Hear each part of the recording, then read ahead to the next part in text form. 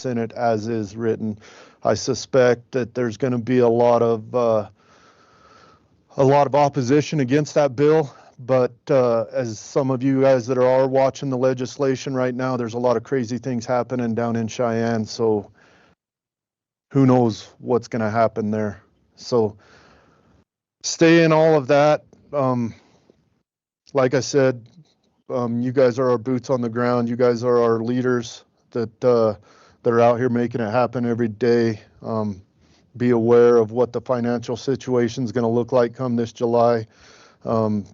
Be aware of what you guys are spending currently right now. Make sure that it is a need. If you guys come back and say, hey, a hiring freeze is a good thing, a hiring freeze is not a good thing, please communicate back to us as a commission on any thoughts that you may have. Any questions for me?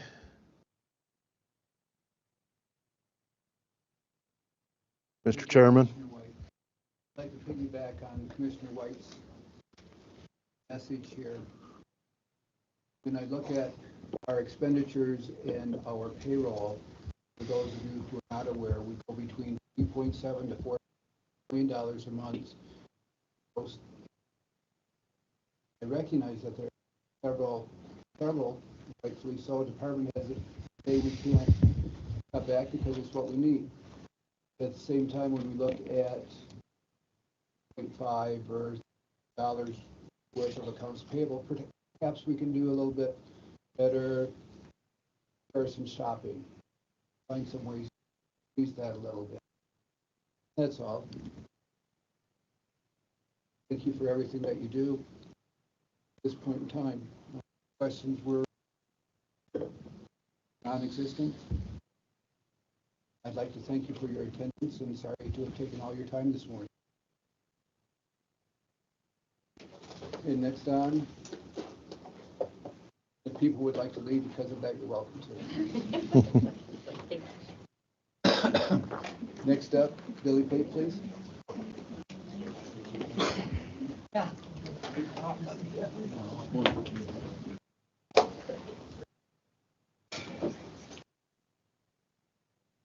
Good morning.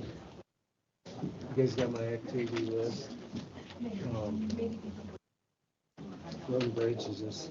Eric, you want to turn that mic on too?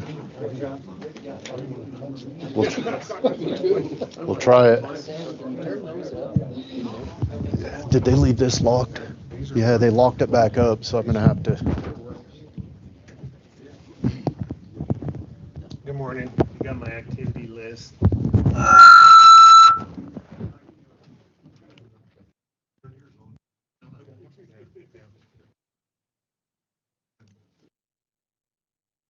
We're just business as usual, just plowing snow.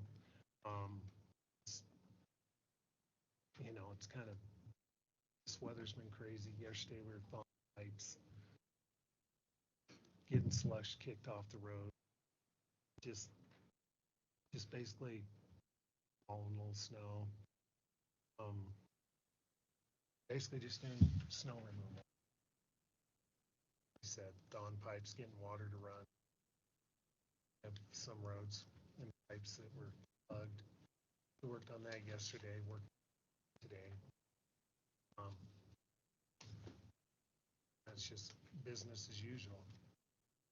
Kind of a slow season for us. Snow. Just got a couple of things. Yeah, I don't have much. Just the industrial side project. The cattle guards are out to the potential contractors, so we've got some interest in those. Haven't heard anything back, but proceeding. We open those bids at the end of this month, and they'll present at the first meeting in March. And I got the landfill reports done for emissions. Pretty standard. We didn't go over any of our limits or anything, and I'll send that over to you, Commissioner White. I know you asked for that, and I forgot to send it, so I'll send you those so you have access to it. But other than that, that's all Rio Verde's got. Waste management, like Eric said, we got those done. We're just kind of been slow, kind of slower than usual. but but we're still shredding, baling, everything same as normal. Everything's looking good down there. We're doing some of my stuff and all that, which is stand to right, doing the having to renew my Raven permit, doing that, just that's the type of stuff we're doing. Getting all that stuff done. Nothing major there.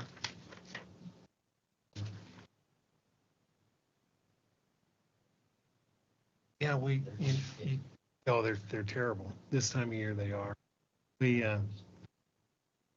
we poison them. And so many. Then we got our cannons that are, but they're smart. They get so used to them cannons. You move them around just a little bit. Yeah, this time of year they thick.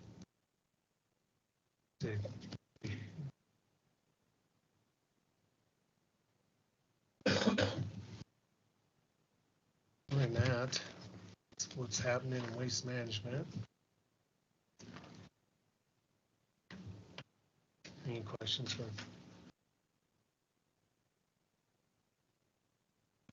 Last thing I got is golf course. We're getting closer. And cleaning we had pipes freeze. We got them fixed. We got all that. We had some leak in it. We're scheduled to get a new roof this spring. Has the bad spots on the roof, just ice jams. So yesterday we got the ice jams all. We got snaked all the drains. We got the drains all cleaned. Got the building cleaned. It's coming along. The Dave and Cynthia who wanted to lease it. We got the lease here. It'll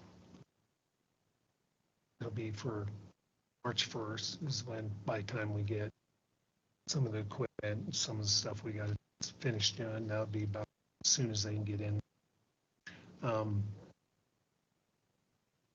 I just need to, there's Clayton's looked at it. It's basically the same lease we had the prior. The only difference is we made it a 3-year lease, which every year can be, we still have outs on that. The only thing that isn't on here is that, you always, once you get them done, you notice stuff that you think you might, is, we don't have like a deposit. We've never done it. But, spend a lot of time and money cleaning. So I don't know if that's, I'll never let it get that bad ever. Checks and stuff like that. So I don't see that big a problem, but that's the only thing that isn't in this. I don't know if there's anything else you guys wanted to. It's $1,600 a month. That's just it. We pay everything.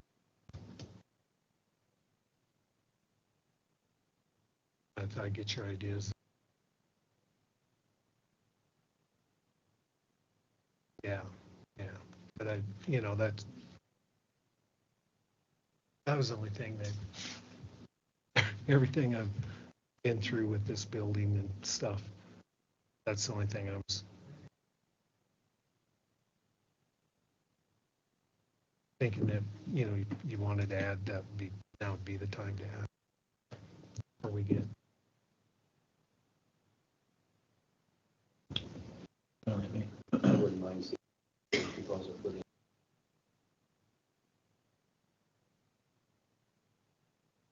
You all the time. It's gotten out of one. Right. Mr. Milinkovich, what's the parameters of a security deposit? Maximum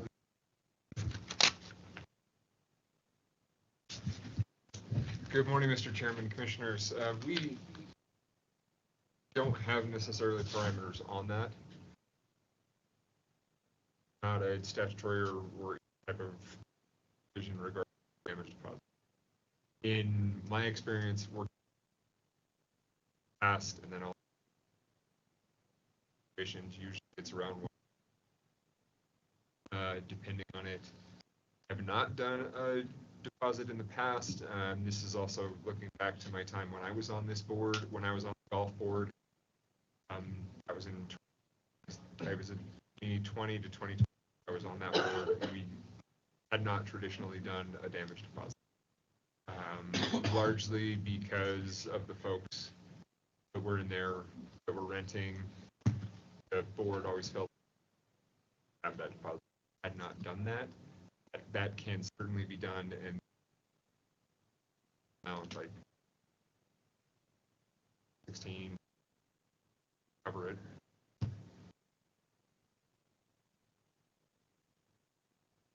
I mean, I haven't talked to him about it yet. We have, we've gone over, I've had him look at the lease and everything, and they're good with everything. That's, I wanted to come to you guys before we go any further. I mean, what's been bad is I feel bad for him because we've had, like I said, we had a lot of cleaning issues and drain issues and stuff. So it's taken us a lot longer to building. So we were, I know they've been hoping to get, they were hoping by the 1st of February, they didn't make that. So they're, I know they don't, they have, they're already out of where they were. So I know they have no money, stuff like that. So I don't think they'll have a problem with it. Maybe they can get payments on that or something. That's totally up to you guys. I just thought of everything we've gone through. I mean, just in cleaning. I mean, I had 2 companies come and bid it. And the one company out of Jackson, their bid was $54,000. That's how bad this building was. So, the other ones were, it's going to be $10,000 to clean it. Just, and it was just from, years of not, there was a lot of stuff that accumulated. Yeah.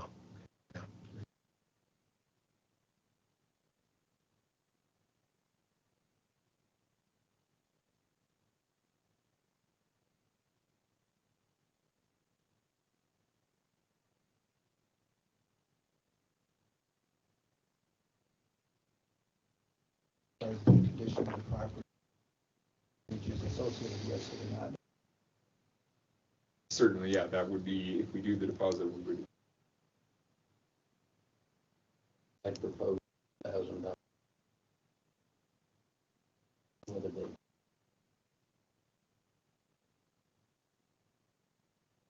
On a security deposit for the golf course by Commissioner Bradley for $1,000, either some or workable monthly. Second. Okay, we have a motion and a second for deposit of $1,000 to be worked out. All in favor? Aye. Mr. Chairman, we are making a list of, everything will be inventoried and everything, and both parties will agree, and so we don't have any issue. Yeah. We'll get this changed and I'll bring it to you next meeting to sign. Will you be here for a 2 o'clock discussion? If you want me to. Okay, I'll be here too. Mr. Chairman, you guys want to try this mic? See if that one Thank you. provides. It's not on right now. It's not on.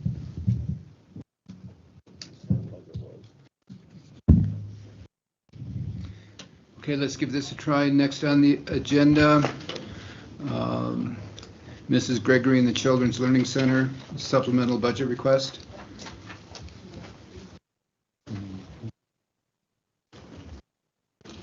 Mrs. Gregory et al. I'm here. How are you? Okay. Remotely is not working. Okay. I know we had our board secretary, our board treasurer was going to join remotely, but it sounds like there might be some technical difficulties. Good morning, Chairman Bernard, Commissioners. Thank you for seeing us again. We are here to officially make our request for amended funding for this fiscal year. I took all of our information from our last discussion and updated the budget narrative and sent the budget in an Excel spreadsheet as requested. And so I would just love to open it up to any questions or things that you would like to know more about. Mr. Chairman, I had one question. Without this complete ask, will a Band-Aid, so to speak, help or guarantee anything as far as That is a great question, and it would be hard to make a guarantee. There's so much uncertainty right now. I don't know if you have heard or been following some of the movement at the state legislature, but our external cost adjustment was denied by the Joint Appropriations Committee. We're now seeking an emergency supplemental budget amendment for the child development centers across the state. And so, as I mentioned last time, we're continuing to do everything we can to advocate at the state level for this funding system that is not sufficient. But even a partial approval of this request would certainly help alleviate the deficit that we're currently facing and could buy us some additional time to figure out new models that would be more sustainable.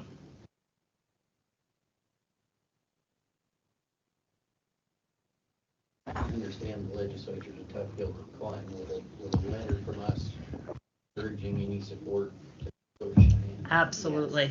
Yes. Your support would be huge. I have reached out to contact all of both Sublette County and Teton County legislators, but it is an uphill battle, like you said, and I think having the support of local government officials is huge for that. So other county, small county. We are definitely not the only county. So as I mentioned last time, counties are divided into regions for this particular service. There are 14 regions across the state. There are several regions that are facing not signing their contract with the Behavioral Health Department. I think you asked me about, what that would look like.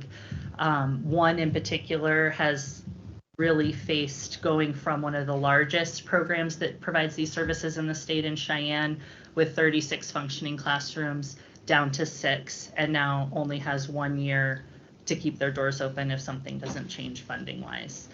There are a couple of counties that get additional local government support. They are able to do that based on their local government funding that have a little bit more stability, but many regions are facing their last year if something doesn't change. The state's not required to supply these services in every county. The state is They are. required. They're going to have to do something if every county gets signing.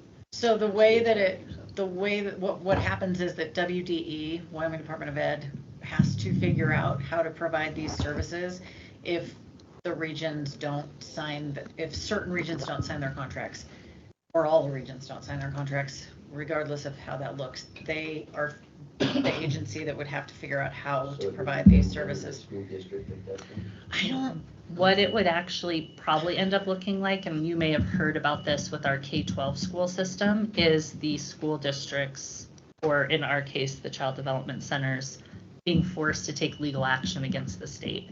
Our K-12 school districts have been in what I understand to be a pretty continuous lawsuit against the state of Wyoming because of chronic underfunding that's mandated by the federal government, which would be unfortunate because lawsuits are expensive for programs that are already facing this, but that is one potential course of action. But you're right, the state is required to figure out how to provide these services, but they have not been a priority. on their list. Figure So out how to school provide districts these services in most if counties do the not have the regions don't capacity to provide provide these these services. But they there have are a not few been a across the priority state that would be on their willing to list. take Figure so. out how to My provide- understanding in discussions with both Teton County School District and both Sublette County School Districts is we don't have the resources in our school districts here to provide these services on top of what they're already providing. And the unfortunate thing, if the state doesn't figure out, you know, the external cost adjustment and we can't get other funding sources, then there is likely to be a gap in these services, which would really put families in a terrible position. So what would your business look like if you guys don't sign the state agreement? They're gonna change your. If we were forced to not sign the state agreement for early childhood intervention services, it would close down the Pinedale School, it would close down the Big Piney School, and we'd no longer be able to provide any special ed services in Teton County either. So we would only be a Teton County program, and we would only have childcare and Head Start and early Head Start as of now. Although if you all have been following the news, we did have a brief scare with the federal grant freeze earlier in the week where we thought we were also not going to have the Head Start funds. But so far, those are fine. So we would be forced to not provide those services in both counties. Yeah, I mean, you know, all along, you know, I'm concerned about the, and just keep getting these vibes that just assured it's going to happen. Talking. Makes me hesitant to know funding that facility. I'm not getting assurance that it's going to be there. Well, that's why we reached out to you after that October meeting when it became more clear that we needed to have a more transparent ask and be clear about what we were facing. This funding request would ensure that the Big Piney program would stay open because this is what would close the gap. We would be able to continue services in that way. And as I've said, we know that it is not the county's responsibility to fully fund this program. It should be a fully state-funded program. However, the way it's set up in this particular state, it's a state-local partnership is the way it gets funded. And we have worked to keep that program open. We are not trying to close Big Piney. That's not our desired result. We believe in the services we provide right now, and if there is any way for us to sustain them internally or add other funding sources, I mentioned a few private grants we wanted to pursue and other things like that, we're going to continue that. It's heartbreaking for all of us to think that we would have to discontinue any part of our program because it's been part of the community and Children's Learning Center for so long. I understand that, but you know, when it went way back, you know, this figure that you brought to us the last meeting blew what we were thinking out of the water, you know, so I mean, changed my attitude. Money, just throwing it out. Toward what I don't know. How everybody's gonna do it. So I think what it does is, so there was a long time in Wyoming where people were like, there was a cliff that was coming as far as the way that the CDCs were funded, but not a lot was done to try and advocate for, lobby for, look at a new model that would fund the CDCs in a way that is more sustainable. And so right now, I think all the CDCs are dealing with trying to close the gap, look at new funding. The governor has been supportive at looking new funding models. The legislature, I think change is slow. Government change especially, and especially when there's money involved, is slow. But we are lobbying at the state level. I think that there is a lot of support among legislators around the CDCs and knowing what an important part in children's lives and school districts we play. But when they have to spend money to do it, it takes longer. And so I think it's a long process, but I think, like Nicole said, is what it does if you fund us now, it buys us more time to get the changes in the funding that we need for long-term sustainability. It's very fractured around the state that some school districts want to take on these services, some don't. And I think people are starting to see that the CDCs do a really good job offering these services. School districts are starting to advocate for keeping the CDCs open because they know they can't take it on. So I think, yes, we don't have all the details of long-term funding worked out, but I think what this does is buys more time for us to get, because there was never even any asking for funding before, what, 2 or 3 years ago, and then all of a sudden it was all of the CDCs are in trouble. And so I think there's the movement gets stronger, and I think the discussion around sustainability for the CDCs gets a lot more, the more time we have, the stronger chance we have of getting sustainability across the state for these services. I'd like to open this to public comment, and if we could, see how much you're requesting at this. The full cost is $188,755. The Children's Learning Center is looking for an additional $189,000 approximately. On the district over in, that's where it's. Well, Big Piney and Pinedale. They're outside of budget constraints, and so this will be additional spending. I open it up to public comment, please. So all the daycares got 90,000 last year, so this extra 100 of what we all got last year. Yes, thank you. So, yes, that is correct. A little bit more to the story. Based on my understanding, they were treated as jointly one business, so only dollars rather than there 90,000. Ask is That is correct. this doesn't open.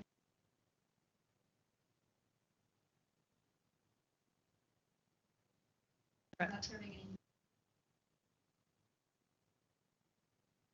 Trying to maintain.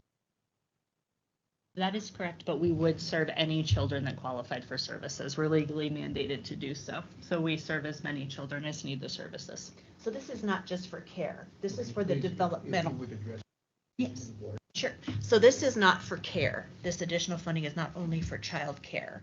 It is for the developmental services for all of Sublette County children that would qualify from birth through age 5. So it is just not care that we are asking funding for. As we talked about, we are different. We provide the developmental services that are very expensive to provide to families who qualify. And so, Special education. yes. Thank you. That's where I was trying to get. Yes, it is special education funding for every And child birth through includes 5. the services we provide to children in the other preschools and childcare centers in And then Pinedale. this is a state mandated, Yes, sir. so mandated. I'm sorry.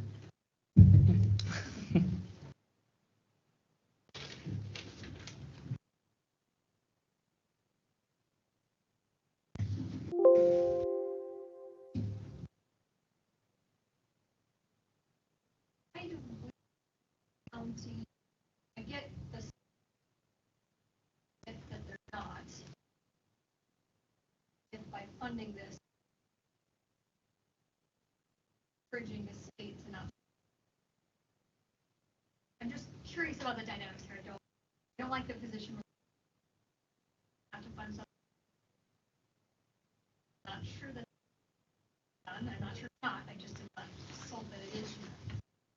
Just like. Can we speak to that? Please. Yeah. The dynamics are certainly very complicated, and it puts local governments in a very challenging position, because I think that that is a great point. However, the reality that we're facing is that those that are going to be the most negatively affected are the children and families in our community. We've heard time and time again from families who have children who are requiring these special education services that they would be forced to leave the community and a lot of times the state in order to get support for their child.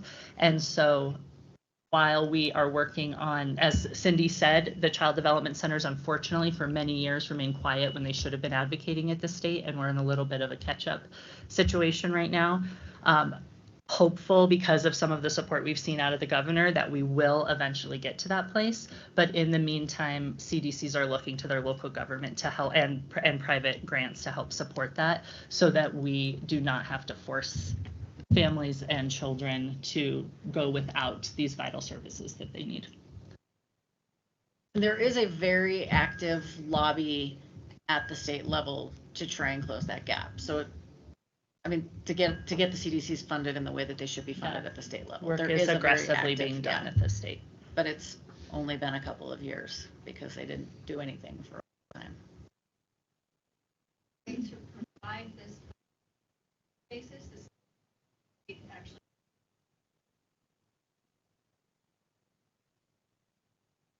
Yeah. Mr. Milinkovich, correct me if I'm wrong, please. I believe that if we entertain this and move option to the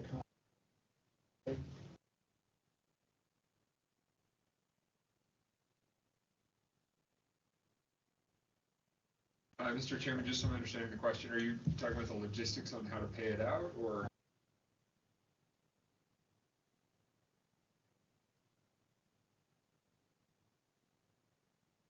Certainly, and this may be a question that's more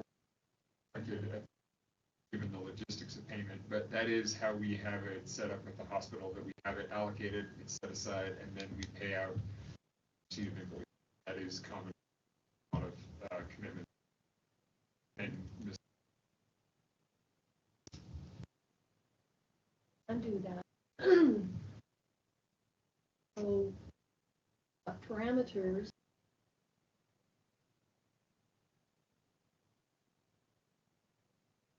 Guidelines on. And who is going to be, who is going to, right now, district has made our several layers. So, that would be my question is, what's your criteria going to be, whether or not? And who is going to?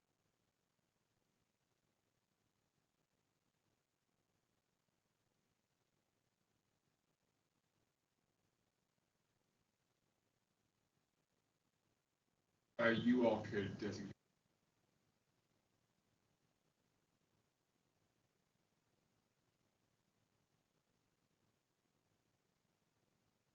Just to make about the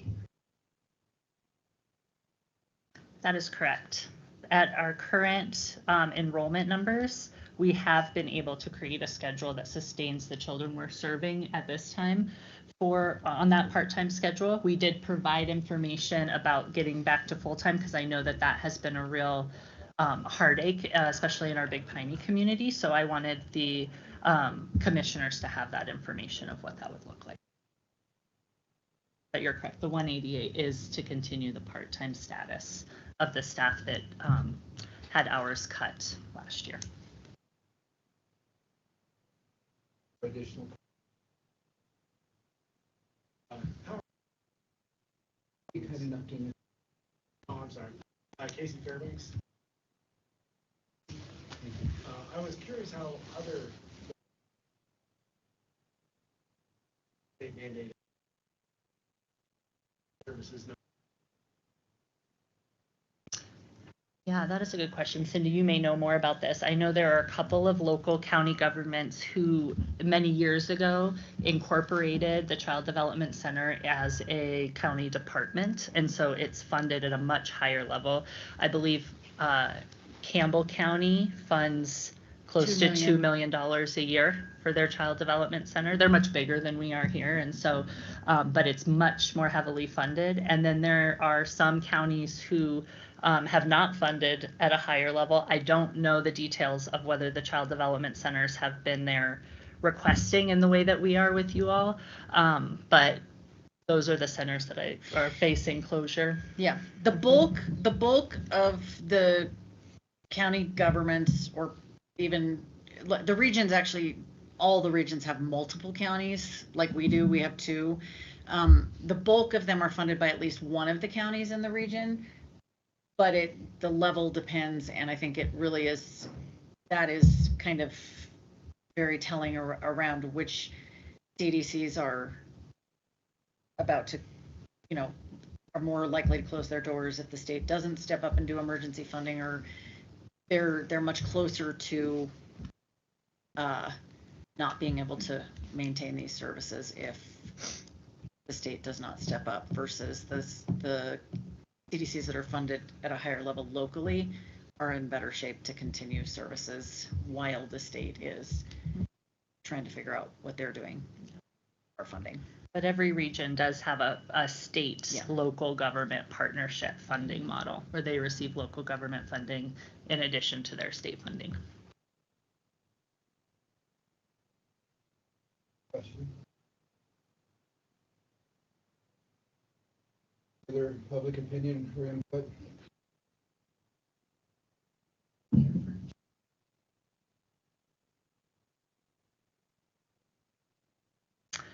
That is a good question. The majority of funds are for special education students. The bulk of our expenses come from our mandate to employ fully certified staff members to provide those required services, including some of the contracted services we discussed last time, which include things like a speech language pathologist when we don't have one on staff. And so the bulk of these funds are for the children who are receiving those specialized services. Some of the children not receiving special ed are funded by the TANF funding that you see here. And so those are for families who qualify based on income being at or below the federal poverty guideline. And then we do have some who pay tuition, and that helps fund the children who are not receiving special education services. And then the other thing to keep in mind too is this, the kids that are receiving services do not pay tuition. That is part of their individual education plan, and what the state mandates is that they get an educational placement. So a good chunk of the kids in both the Pinedale and Big Piney Center don't pay tuition if they're on an IEP, if they're on a if they get special education services. We don't get tuition for those kids.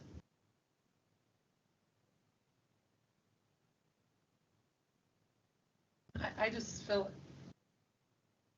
Please. White. Sorry, go ahead. Okay.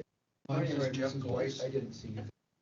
My name is Jeff Golds. I'm currently Discovery.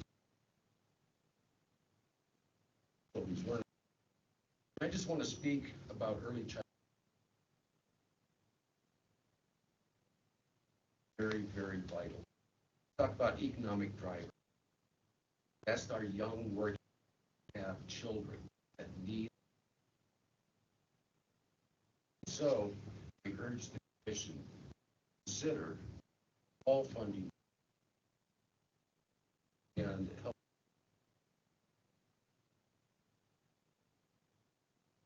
Right now, vital service necessary. I would speak in favor of.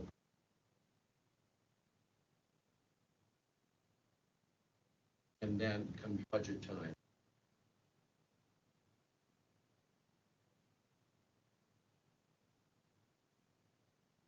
I'm sorry. How many of the special ed kids attend other preschools and pay tuition there but get services? So they are paying tuition somewhere else, but they get free service from you guys. Is there about 12 kids that are? Right here we have it. Yeah. So in Pinedale, we have 8 children that are served outside of our classrooms. And in Big Piney, we serve 10 children. Some are served in other centers, some are served at home, depending on their age.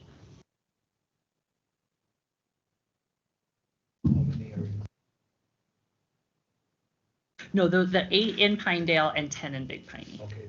Yeah. I misunderstood. Yeah. Sorry, Mrs. White.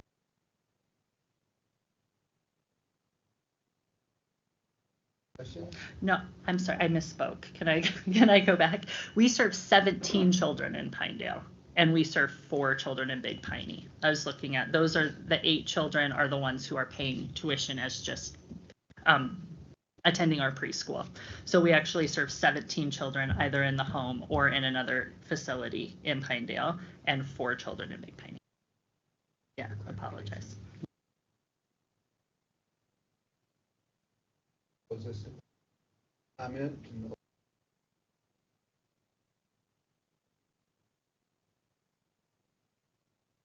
Half going forward. If you get nothing out of here, can you operate? Until the 1st of June. I mean, that's what basically it's. Yes, we would use the fundraising that we do in Teton County to be able to finish out the year.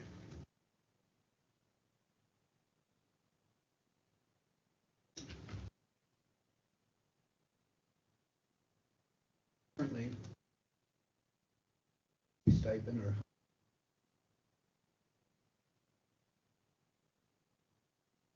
For our facilities here.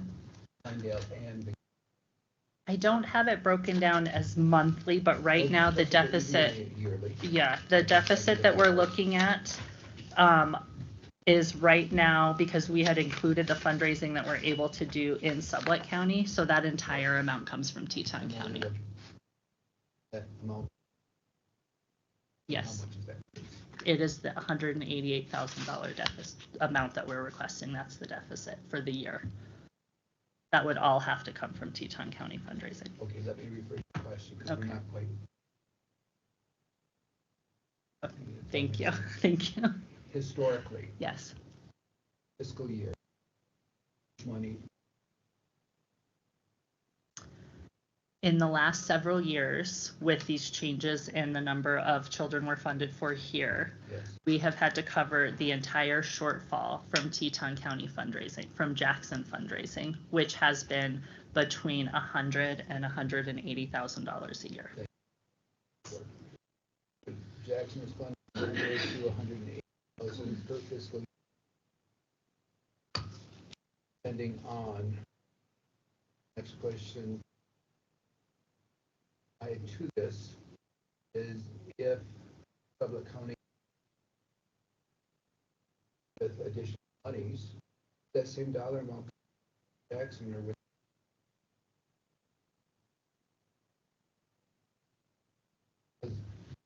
I do I want to That is a good question, and I would challenge the assumption that that's supplementing Jackson to ask you to consider that Jackson has been supplementing Sublette County.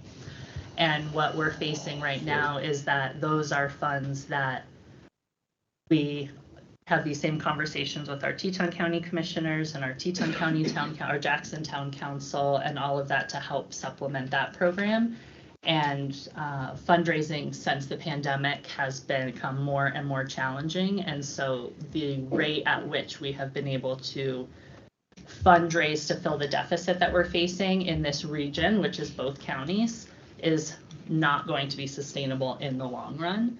And so I wouldn't look at that $100,000 to $180,000 as losing, as Sublette supplementing Teton. That has been our required need to supplement Sublette County out of Teton County funds. And then back on that, if money were to come from mission, what kind of assurances do we have that that money doesn't flow up to Jackson? No Sublette County money goes to Jackson. An innocent question, but For of course sure. I have to ask. I'm glad that you did, because I know that that's been a real concern over the years from both the town council and the county commissioners, that money coming out of Sublette County is going to Jackson. And I can assure you that the budgets are kept separate. We obviously are a region that covers both counties. And so when necessary, just as in this case, to keep our Sublette County programs running. We have used not the state money obligated there, but the private donations to make sure that all programs are running. But we do not budget into our Sublette County money to go to Teton County. I don't know what kind of assurance you would like other than my word, but I would be happy to provide whatever. I trust your face. Fair enough, but I'm happy to provide whatever you would trust, whatever would feel like an assurance. However, can you give the same assurance to me in regards to Jackson money until the end of this fiscal? I can give you the assurance that Sublette County programs are part of our mission and are a very important part of our program. And we've always been. That's a yes or no answer. Yes, Okay. like I said, we'll continue to the end of the year. Okay. Go ahead. So yes, it will continue, complete Yes. assurance? Yep. Then, Chairman, how much of this ask is a backfill? This is the current fiscal year deficit. Backfill what?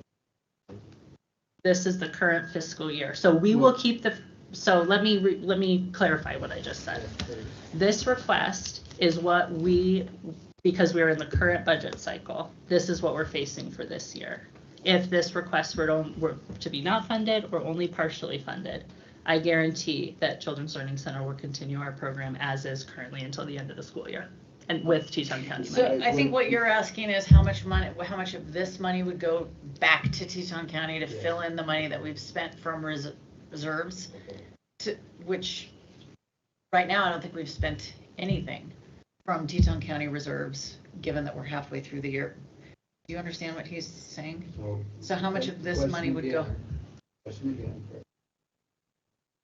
If whatever the dollar amount any is presented to you, would that go to? No. But it may reduce the amount of money we need to take from Teton County donations until the end of the fiscal year. Yes. But none of this money will go to Teton County. So I'm confused because what I asked was if this were to occur, funding remained consistent from Teton. You said yes, and you said it may reduce. I have two different answers. Melanie, do you want to jump in on this one? Maybe you could speak to it better. I just want to make sure, like, tell me where the confusion is. Like, what are you understanding that we're telling you that it's creating I like confusion? that. The feedback is if Sublette County buy money, carry $10,000. Okay. That $10,000, I believe one is staying in Sublette County. Yes. Second part of it is where the confusion comes in. If the $10,000 comes here, will it reduce how much money you are currently receiving from Jackson, Down County? Said no, and then you said it could reduce how much you. I have two different answers. I exactly understand what you're saying, but I don't know why it feels confusing. Okay. Can I jump in again? Because I think that this is where when I clarified my answer before, I understood then what you were asking. When I said it wouldn't reduce the flow of money into Sublette County from Teton County, I was thinking of the question that that Commissioner Bradley had asked about whether we would be able to continue running until the end, which is our commitment with that money out of Teton County. However, if we were to be granted this request or a part of this request, it would reduce the need in Sublette County for that. So we would not need to move as much money out of Teton County. Does that make sense? That does make sense. It doesn't reduce the commitment from our entire Children's Learning Center budget to keep the program running, but it could reduce the need of what we would need to pull from Teton County. For instance, if you awarded us $10,000, we would need $10,000 less from the Teton County funds.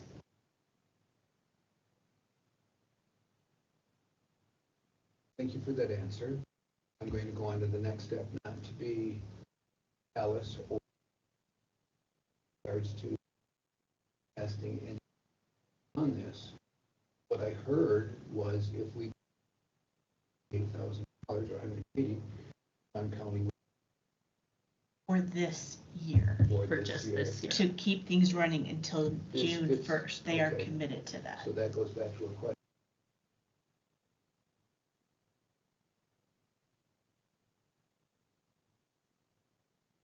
And then you also brought up the AL, the town council, I presume.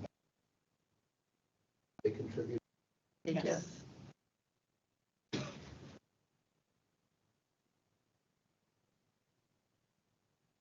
Questions based on this comment? What I heard, and please don't misunderstand, but I think I heard correctly, that if we don't, you're still going to receive. Well, our board has committed to not putting children and family out of services for this year. So what does So- that mean to me? If we will not close our program during this school year.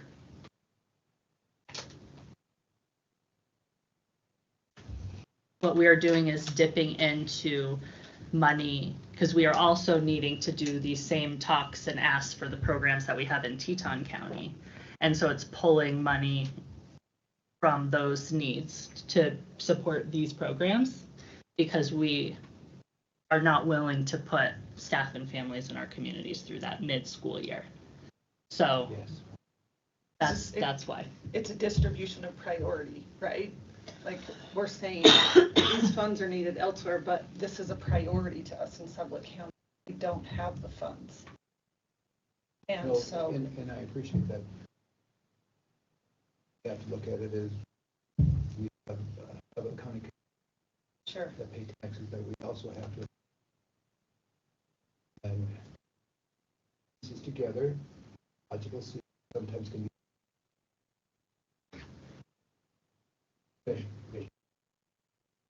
Guess I'm gonna head down. Let me tell you this. I hear daily from Sublette County School District. Great job, you guys. Going forward, I struggle with your ask. I struggle with a lot of numbers in your budget. That, aside from where we're at today, you got money to get till the end of the year. My suggestion is you come back with fast at the end of the year. I feel we made a mistake. I made a mistake at the last budget session. We don't want, so to speak. You've heard the financial crisis that we kind of in. So I sat here and asked for a spending increase. Same token, that if budget or a dire emergency, let's wait until the next budget. Commissioner Vickery? Well, the only thing I have to ask is, comment on is if I heard say we can't do it. What is that? That is correct. Every part of me says, let's help. And the next part of me that's not part of every part of me says, it's going to catch the devil regardless if we help or don't help. Because, well, priorities in my life sitting on this commission of guys and their self. Yeah, I'm one of those. But I've seen some of the things that services help. You know, it's, I don't know how to answer these questions. You know, if it was up to me personally, I'd say, okay, guys, we're going to help you get through this. It's not up to me. It's concerned. Listen to what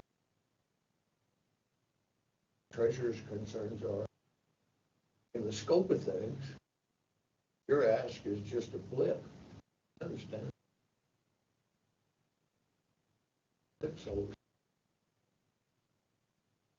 So, Mr. Gold. So, this leads fast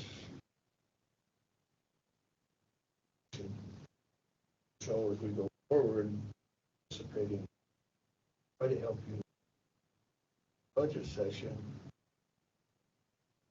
bigger ask here, ask the other child development.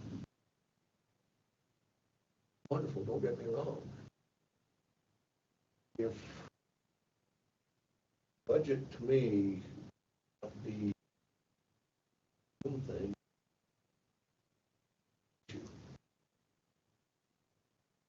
that's me. So integrity. I do have concerns over budget need. So right now, Mr. Brad, process, if you've got enough to get through now.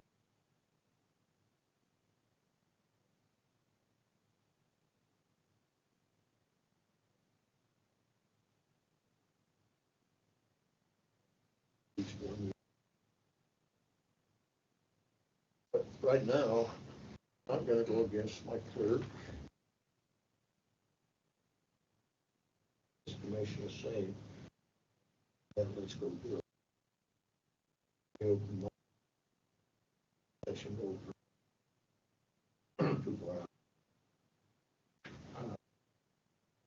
The information you brought forward, I understand most of it. I understand the intricacies. Understand in this day and age, out there, specialized person. Some of these kids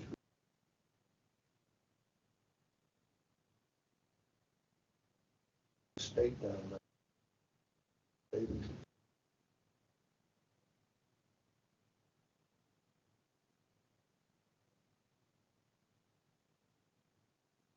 I know, that's kind of where I stand. I understand.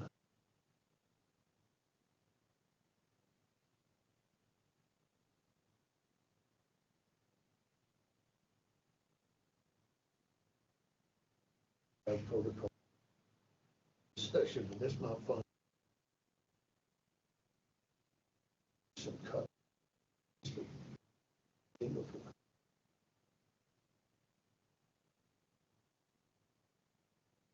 Back, I'm gonna.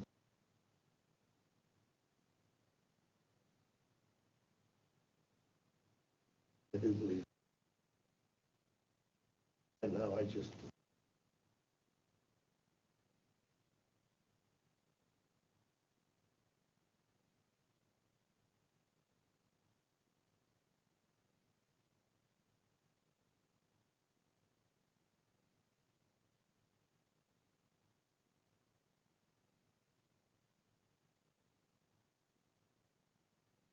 Commissioner White?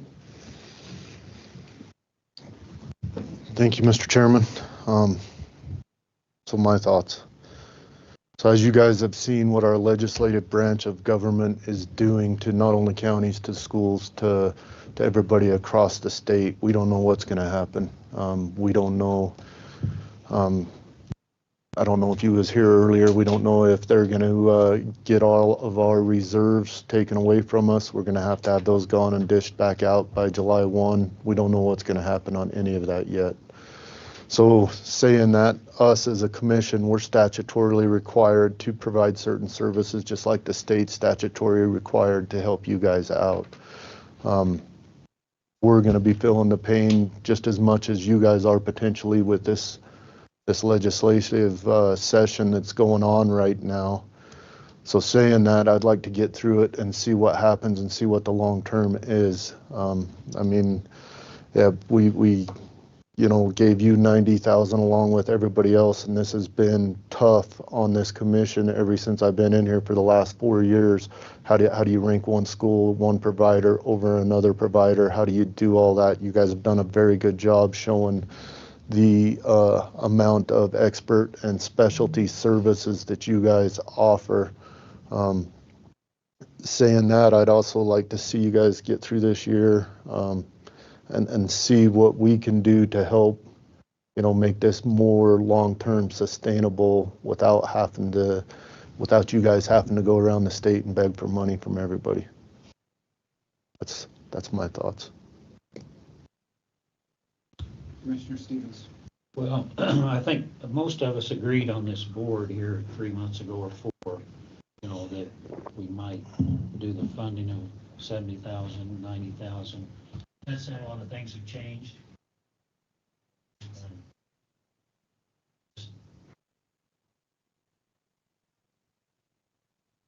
I think county last couple of months, we're going to have see.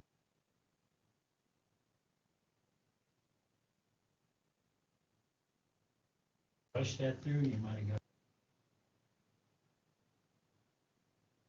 Appreciate you coming. And so.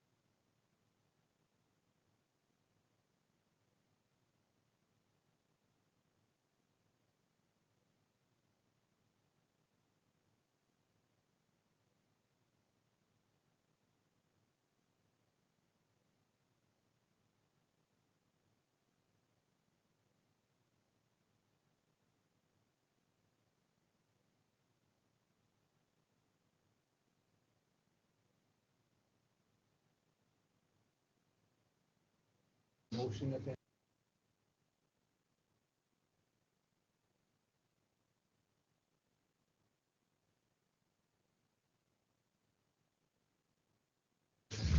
Thank you for your time.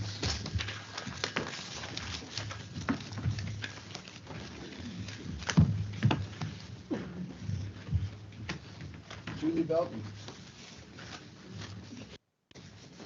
Mr. Chairman, getting requests for you guys to please pass the mic around. From here.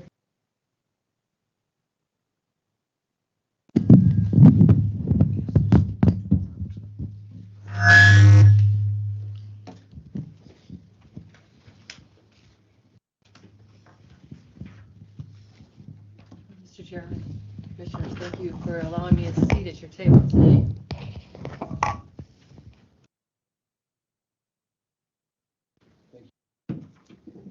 I'm Julie Belton. I'm the owner and director of the Real Center, the Red Zone Early Active Learning Center here. I've been doing it for 12 years out of a building over on Cole Street. We're a full-service childcare. We serve infants all the way through school-age children. We feed those children nutritious meals that we cook on site. We allow these children to participate in the ski programs, ice skating programs, swimming programs. We take them around to museums and all the attractions that we have in Sublette County. We go do the rendezvous activities that they have. We try to participate in as many things as we can. If mom and dad didn't have to work, what would they do with their children? We would go to the park. We would go up to the ski hills. So that's kind of what we do. We teach preschool so that they don't have to take the children anywhere else. We do the library programs. We go to the fair. We try to provide these children as many activities as we can. I am for profit. This all comes out of my pocket. There is no charge to my parents. We serve families of single parents, foster children, children receiving Department of Family Services child care assistance, and parents that work non-traditional hours. We've been open at 5:30. We stay open as late as 9 o'clock. I've had kids on the weekend. I've kept children overnight when they had family emergencies. I have picked up children from homes and brought them into our center because those parents didn't have vehicles, and served those kids and then took them home in the evening. I'm getting ready to retire. I'm on a 5-year plan right now. And because I'm a for-profit, and as you just heard, it's not an equitable business to sell. I'm not going to be able to sell it. But I serve many families that need us because we don't make anybody fit inside the box. We ask them what the box is going to look like. If I should close my childcare down when I retire, it would be a disservice to Sublette County. I have children from Big Piney as well as Pinedale, or Daniel, who serve the entire county. So therefore, we are going to transition the Real Center into a nonprofit. We're going to call it Mountain Sprouts Childcare. We are 3/4 of the way through the process so that we can continue to serve Sublette County and yet allow me to walk away from the business. Well, good morning, Commissioners. I am Bree Burton. So we have just newly formed a board for the Mountain Sprouts nonprofit, and I am on that board. And we're excited to be coming forward to kind of open up the opportunities for the Real Center Mountain Sprouts. I keep going back and forth on both names. So we just had our first board meeting in January, kind of getting us all together. What is this going to look like? What is our fundraising opportunities? What exciting things are we going to make sure that our kiddos have? So we're really excited to be moving forward with that.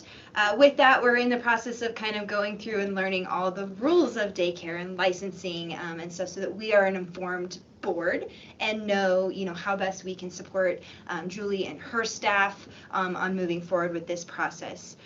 With that, as we kind of look forward, there's a lot of potential changes coming to our county. And as Julie mentioned, one of the things that the Real Center has always been, and something that we benefit for, my daughter goes there, is that non-traditional hours, serving just kind of outside of that box, which is so beneficial to our working families. And with that, the Mountain Sprouts is prepared to, if the school should go to having no school on Fridays. We already have it, a facility available to accept, kids to be able to fulfill that, should that need become need available. With the hospital, and whatever that may look like, new working families coming in with children, maybe some non-traditional hours there, depending on what that's going to look like. We're preparing for, being able to offer services for that.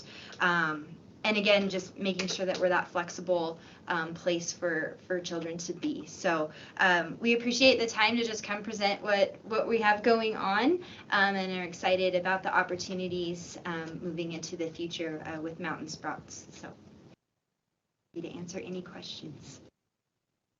What does it mean? 501c is what we look for. Still. Sorry. I would have to go back and talk. Yeah, it's in process right now, so I have to go back. And are you, years ago you were on your home? Yes.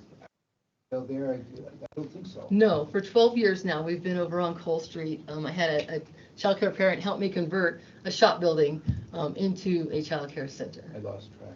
Yes. You're We are only closed outside of weekends right now. People can, if they need us on the weekends, we'll open. But right now, we don't have any weekends. Nobody's required it. We only close 9 days out of the year. We're licensed for 36.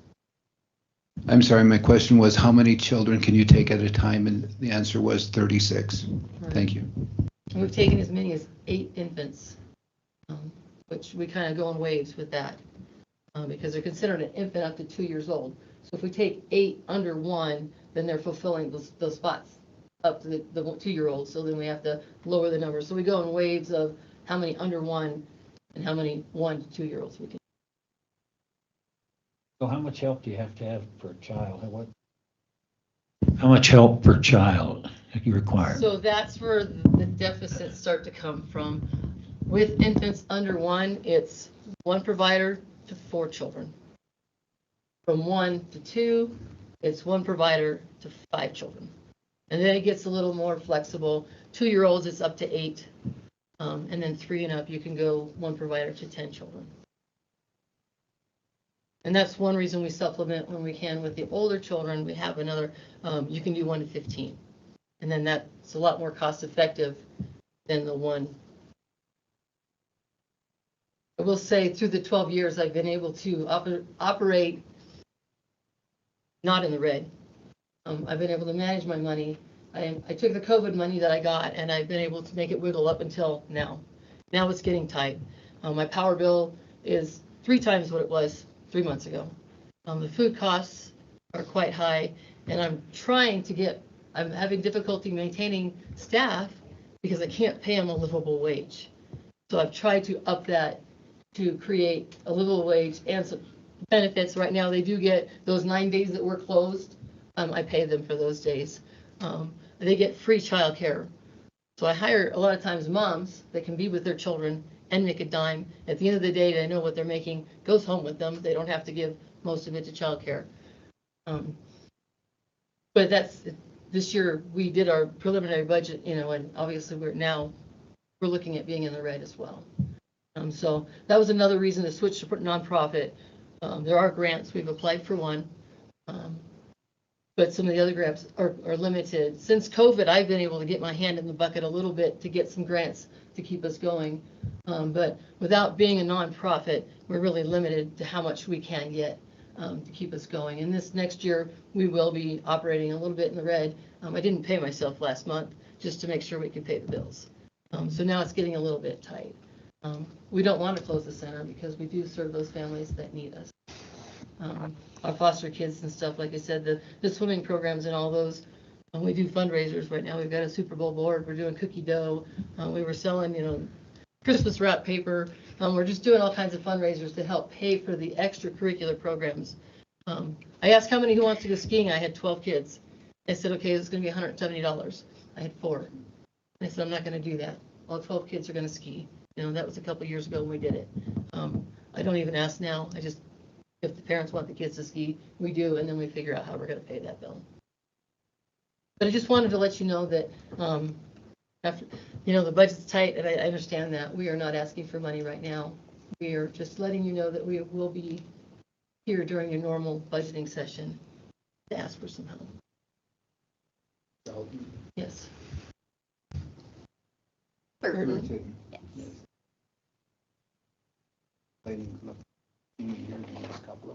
Right, thank you. Mr. Chairman, can I make a couple comments? Thank you, Mr. Chairman.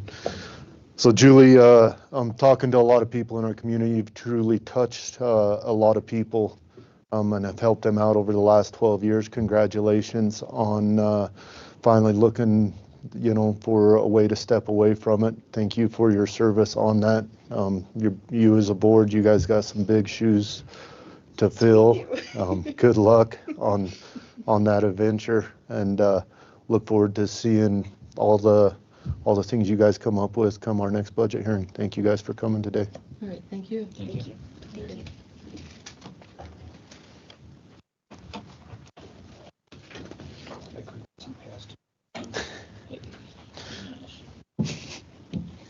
Next, please, Janet Winslow.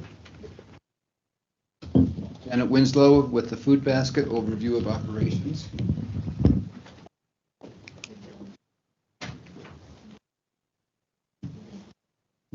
Good morning. Okay. And I have with me Carrie Bausman, who is my counterpart. She is in charge of the food distribution. So good morning. Thank you for having us. And like with the ladies who were in before us, we want to kind of present to you who we are and remind you of who we are and what we do, because we've been in the community. The Pinedale Community Food Basket and Thrift Store has been around since 1980s. Yeah, I'm trying to think when it was turned into a 501c3. I want to say in the late 80s, 86 maybe? 96, I don't remember. In 1996. Yeah, it started as Neighbors Helping Neighbors. In the 1980s, everyone came together collecting cans at every community event possible. And then they incorporated in 1996 as a nonprofit organization. And we're actually 3 entities under one umbrella. The thrift store operates as a retail store and a retail business. We provide funds that we generate to the food distribution center. The food distribution center purchases and receives donated food items that they give out every month. Every month, we feed probably, in January was 65 families. That equivalates to about 157, all of Sublette County. I just looked on my numbers. We have about 13 neighbors, like clients, but neighbors from Big Piney, Marble that come up and receive our services. And they receive 7 to 10 days of food each month for each family. And then the third piece of that is the resource committee, and that's a benevolent service that helps with emergency needs or unforeseen circumstances. And so we'll have families who run into a hard time and reach out and need an emergency box of food or gas, or there's a ton of things that they provide. Right, right. And another thing too, along with the food, providing the monthly supplemental food, we are collaborating with Becky Crow, the Sublette County specialist, and with life coaching. So our neighbors, our clients are able to come in, receive their food, and utilize the life coaching services that Crow provides in the same building, same time. So these families who are strapped with time, money, you know, they'll be able to utilize that service. Plus, we are also providing our clients with school snacks for their children in elementary. The elementary asks for parents to provide a snack for their kids every day, and we're able to get a grant to be able to provide that. That's been half. We've been able to continue that program through the grant. And the way that we operate is on kind of a loop back feed. So basically, out of the generosity of the community, we're given donations, and then the thrift store sorts those donations and resells them. And we take that money, we pay our staff. So we're creating up to 15 jobs within this little ecosystem that we've got. And then the rest of the money goes to the food distribution. And Carrie has done a great job with writing grants and finding other forms of money, partnering with other organizations so that they can provide services to the people in our community that are in need, who need a hand up, not necessarily a handout on a regular basis. And we are in a county-owned building, and we are on city land. The thrift store is. The distribution store is a building that's 100% paid for and owned by the community. Correct. Yes, it was last who was in it was the Ultra building. So Hillcotton is the old Ultra building right next to the thrift store. So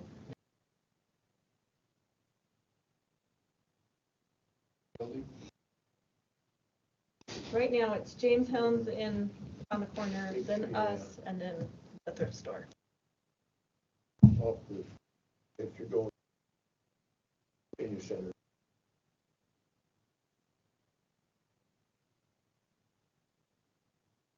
Yeah, well,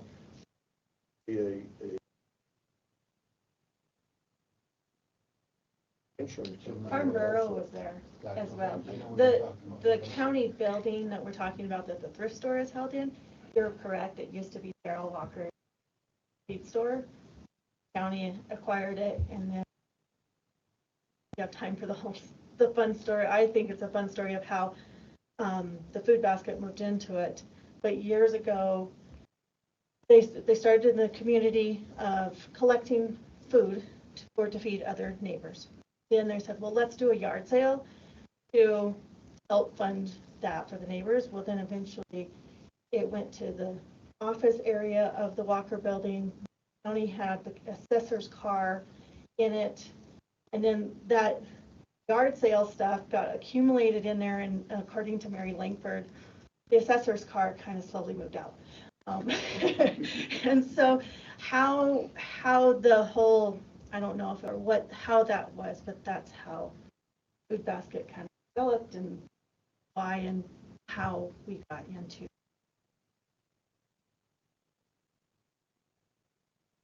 So now we have a county building, and I don't know the age of it, but it seems like that there is quite a history of it. And at this point, we're not asking for money, but we do want you to remember who we are, because we will come back and ask at some point for maintenance funds for the building, because we do have leaks, and we do have other issues that may cause problems later on down the road that we would like for the county to be aware of and to work in partnership with us to address.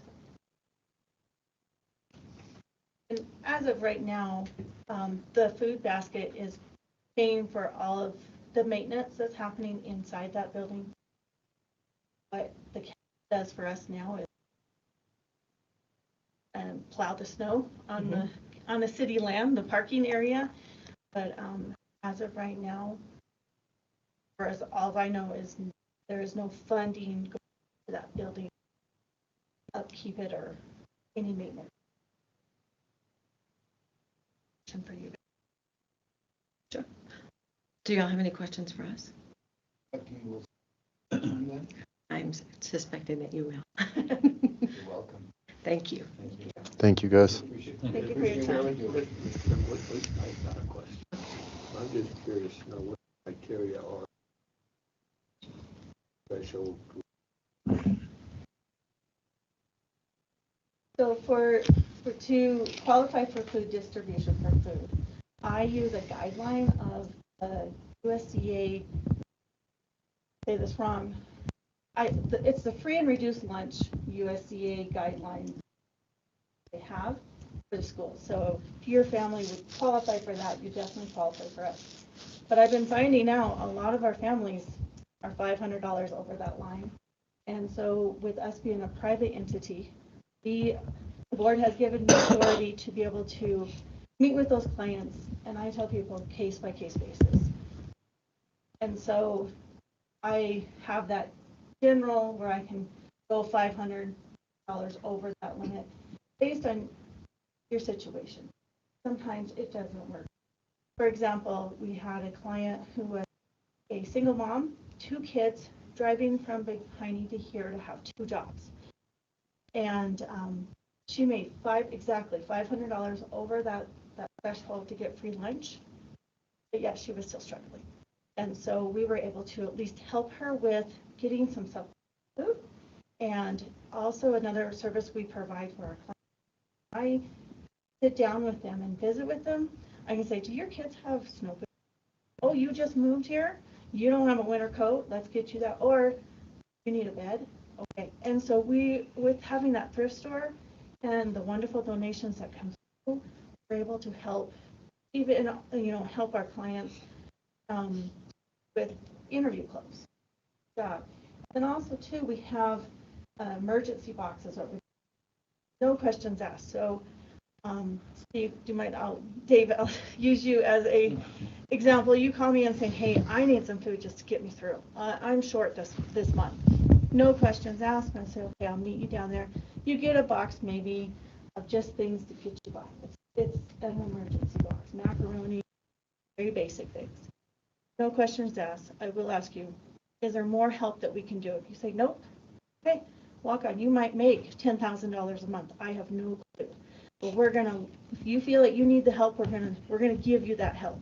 We also have a free shelf at the thrift store where our extra food that comes in, sometimes it's produce that I can't hold till our next distribution. We have a refrigerator. That food goes over to the thrift store. Anybody can walk through there, no questions asked, and take extra soup from there, cookies or bread, like that. So we have a wide range of clients. I hope that helps. Answered your question, long-winded? Thank you very much. It was very. I have one here on the interstate, Bob. association? They help us. So when the Wyoming Mobile Food Bank comes, they are organized and through the Rendezvous Point. But where it helps us is if they have extra food, they bring it over to us. So they had so much extra milk, I was able to freeze it, give it out at my next distribution, and that saved us money having to milk. So officially on the papers, are we affiliated and partners? No, but we've still been able to work with each other, and a lot of my volunteers are their volunteers. And so we work well together on, hey, we got this. Can you utilize this? Can you back and forth? Thank you. Thank you, guys. Thank you. Mr. Chairman, can we take a quick bio break? Motion for a 15-minute break. Second. Will do.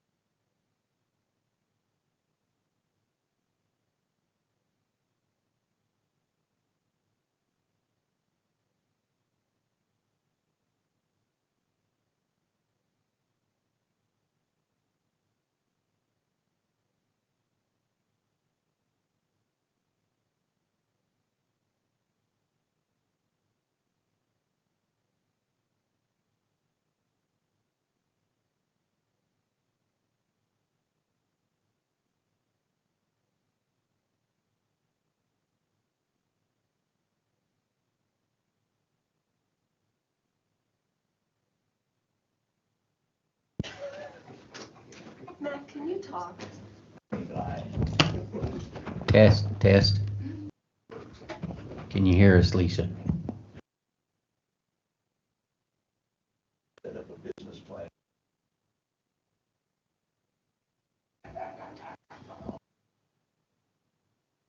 I had hard working. Did it?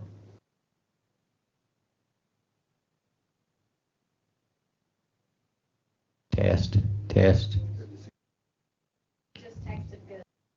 Okay.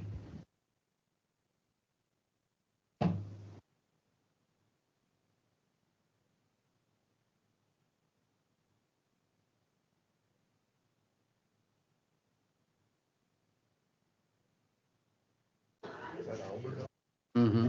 Sounded like it. Yeah. Okay.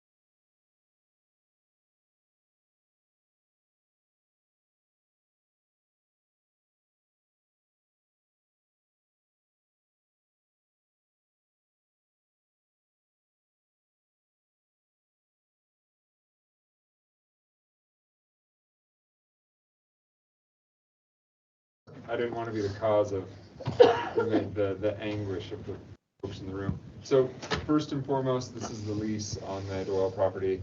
We talked about it last time. It's updated. It's ready to go. Or not last time. It was like, but this is the hang lease with Daryl Snyder. And once I get your signature, assuming you all approve it, then I'll get his signature. Okay. So questions on this? Yeah. And so this was it's $1,500 for the year, and it comprises the entirety of the 65 acres. Motion we approve the Snyder lease, down $1,500 annually for the entire parcel. Second. Moved and seconded. All in favor? Aye. Aye. There's no initials on there, so I'm just rubbing. Oh, it don't matter now. I know, I'm just rubbing salt in the wound, just letting you know. After giving me carpal tunnel, right? Yeah. Perfect, I'll get that updated. The other thing on the agenda for me is the Highland Irrigation District. So this has come up a couple of different times. And just, I think this is in your packet, but the history on this is, the history and context on this. Spoiler alert, I don't have any degree signed today because we on this. And I actually have been meeting with excuse me, I've been communicating with Ed Wood, the town's attorney, so Abram Pierce on this. So the way that this shakes out is Highland carries the permit on the dam at Freeman. They do the dam, they manage it, they do all the things, they pay the permit. And in the past, that has not been a significant amount. But now that is increasing to about $15,000 a year. Then the idea is on the water users agreement that everyone would pay their portion of that to Highland. Highland would manage the lead, would manage the permit, so on and so on. Boiled down to, well, what is the county's chunk? So two pieces. There is a chunk on the Lee ditch, and then there is also a chunk on Colorado ditch. Colorado ditch appears to be the more complicated one, and the majority of our time to iron. The Colorado ditch is 7% and change of the entire water storage at Fremont.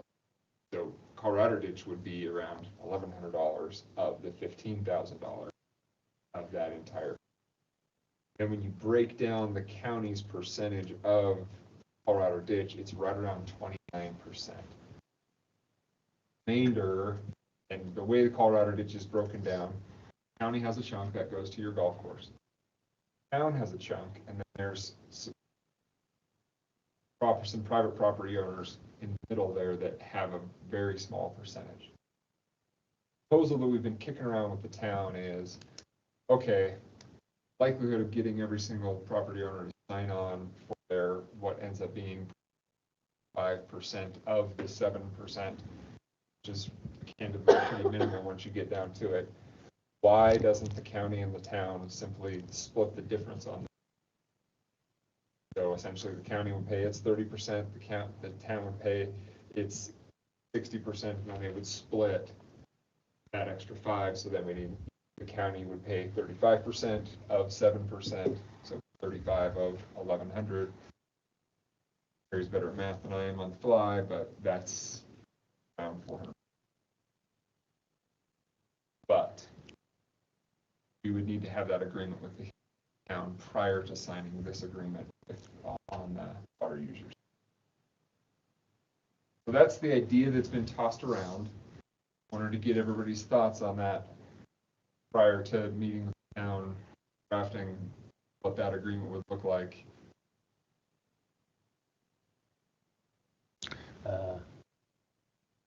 So 3 holders. If you didn't agree to pay that and it goes over time that those were delinquent, push them away from those rights, then in turn pick them up or whatever with them.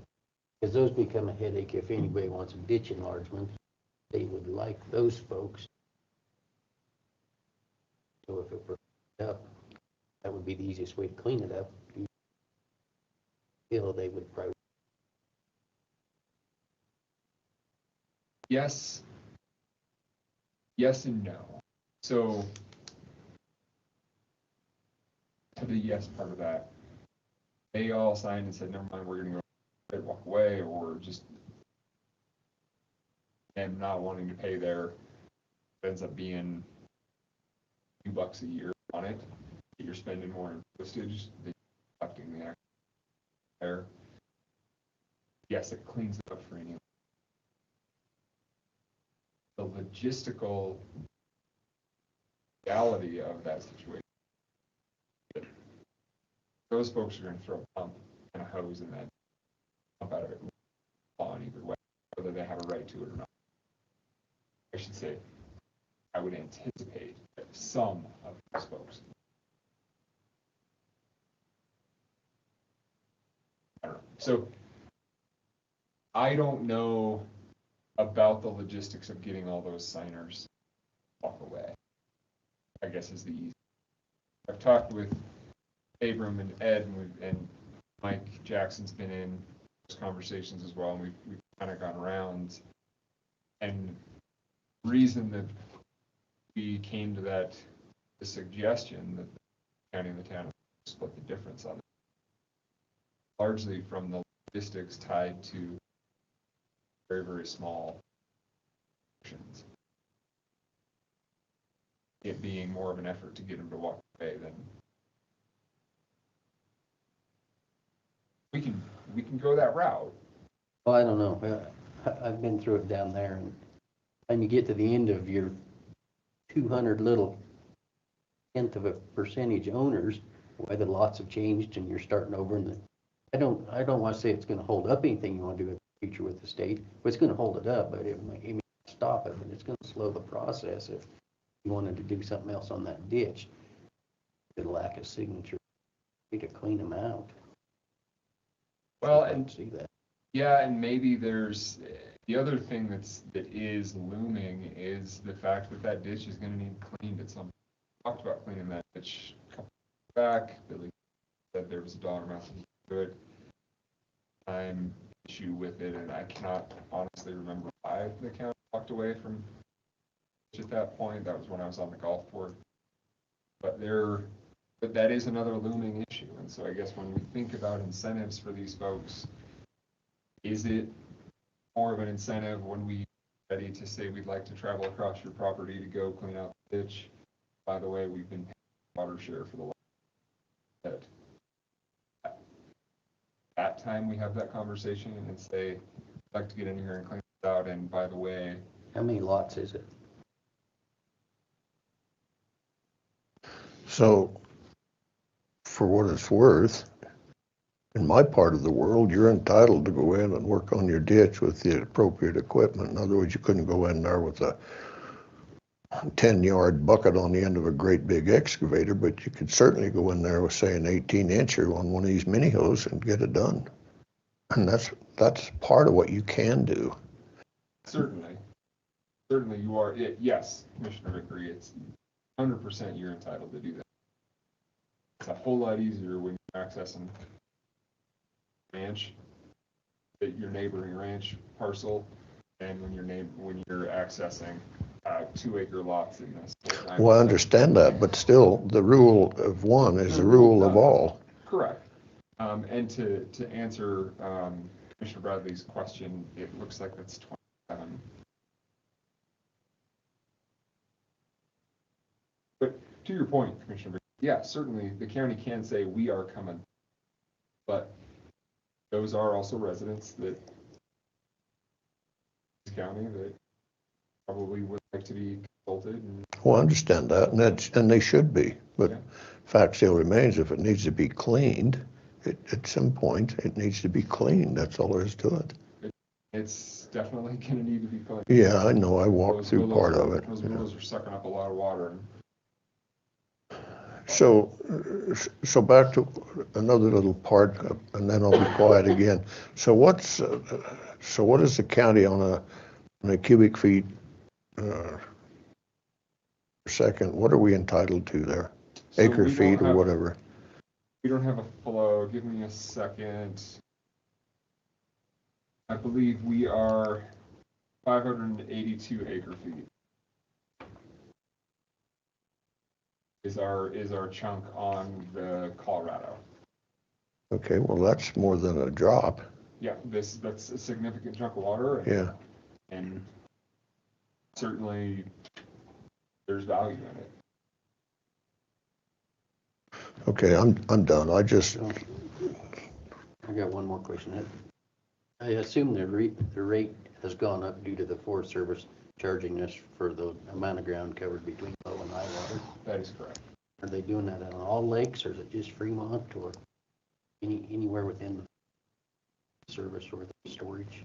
It is my understanding that that is broad reaching. I believe that's what the new Forest District dealt with a few years back when they changed that, and given the fact that the Fork Lake are a little different from the Fremont, then I think they're from 30. This one is 50. So yeah, the county's chunk of it ends up about 400 change if the county just splits the Partnering with. You know, I can't really, I don't know the answer to that. That has come up before at the meetings, and I'm trying to remember back. I don't think there was a modify that. I know that the new Fork District went round and round to try and bring that down because it was a significant. I don't know where they ended. I remember right, they went litigation route for, and it hired a lawyer, outside counsel, asked us to get involved or something. Oh, yeah.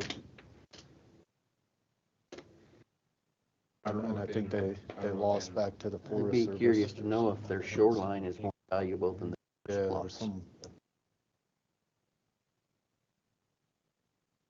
I'm not disagreeing on that question. It's a significant chunk of money either way. And for years and years and years, there wasn't that high of a fee on. But it is increasing.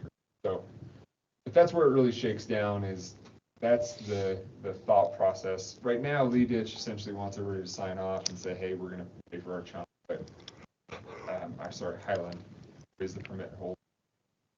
The idea is everyone's going to sign off, but we need to allocate how the town and the county and the other property owners split up the 7%, which is the cost. So I guess. Oh, sorry. Say Clayton, to me, I think I'm comfortable giving you the list, doing some sort of cost share agreement. Shareholders on the Colorado side. This is just me. That's the commission. I'm good with giving you the list. Cost share agreement.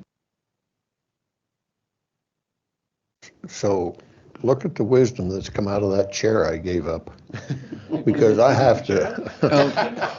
I'll accept that as. I have to agree with what he just said, so. I'll accept that as a motion, and I will second it. All in favor? Aye. Aye. Aye, motion passed. Okay, I'm setting up a meeting with Ed and Abe, and we'll figure it out, of course, before anything goes to paper. Great. Thank you, Mr. Milinkovich. Questions on that? No, sir. Okay. We will go to recess, executive session. Yes, we can do that whenever you're ready. Want to do it now, or you do it after lunch, or? I'm just following the. Yeah, so.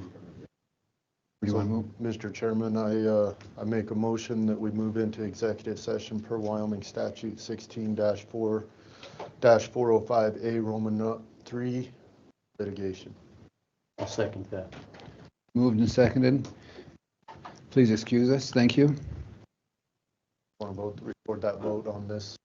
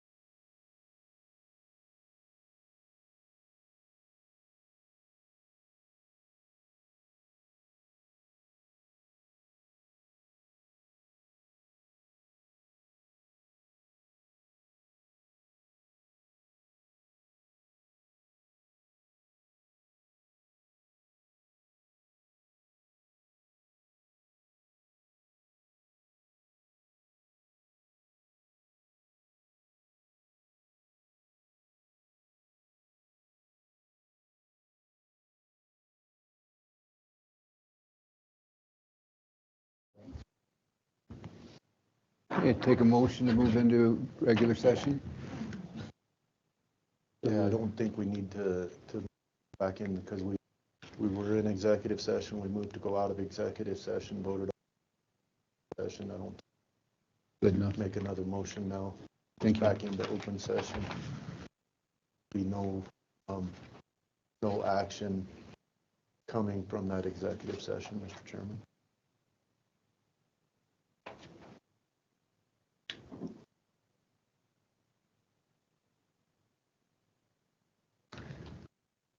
Up next, monthly reports.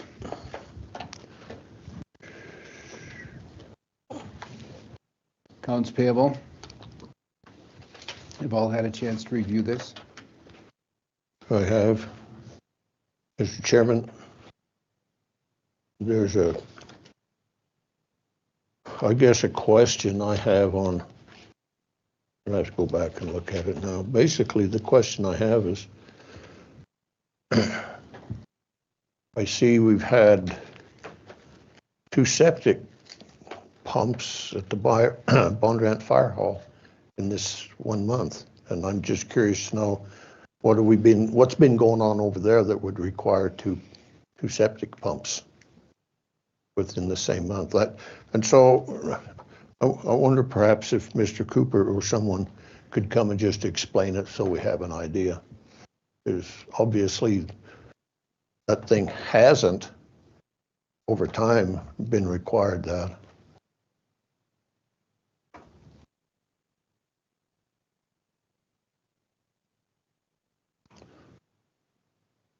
And I guess that's the only thing that I see that needs to be asked. You can see if he, Pardon? you're thinking if he's able to come and talk to you? Well, I think it's fine, either that or we don't honor that portion of it. I mean, I'm just not gonna, without an explanation on. Carry somebody on the fire hall on there. Text me. Okay, email can call in. Just gonna tell her to call my phone. Well, she could come here, it's not very far. She might be at lunch. That's where we should be too.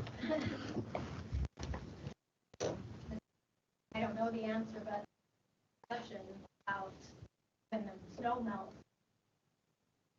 they're hoping it's not a natural septic system, if I remember correctly. So water was running into it and they haven't had a pump. So I don't know that that's the answer, but Well, that's fair enough. I'd just like to know, because $600 a pop, not a big deal, but if it's only necessary once a month. That's melting. Yeah, that's true Well, too. didn't that transpire a month or two ago when the conversation came up about locking the door? that's when I Yes. believe was that. Correct. So there was water flowing through the fire hall that went into the holding tank at that point. Well, I in don't time. know. I see, it just looked to me like 2 pumps in that same month. I think it was the 2nd, 26th is what I want to say of January. I want to say that's what it was. I have to go back and look. Email. Hi, can you hear me? Yes. Okay, I have asked to have the Bondurant septic pumped every month because on days like this, when it's 40 degrees and there's water running, that septic is going to fill up and overflow into the station. So the septic is being pumped on a monthly basis now because of the way it works, or actually the way it does not work. It's just been flooding, and until Andre comes up with a solution for us as to what to do, I feel that's what we have to do to keep everything in working order. So Emil, this Yes, sir. Commissioner Vickery. So there's 2 toilet facilities, is that correct? There's 2 toilets, yes, sir. Okay, and so explain the flooding. I guess I'm somewhat confused. Andre's gonna do what to constrain the flooding?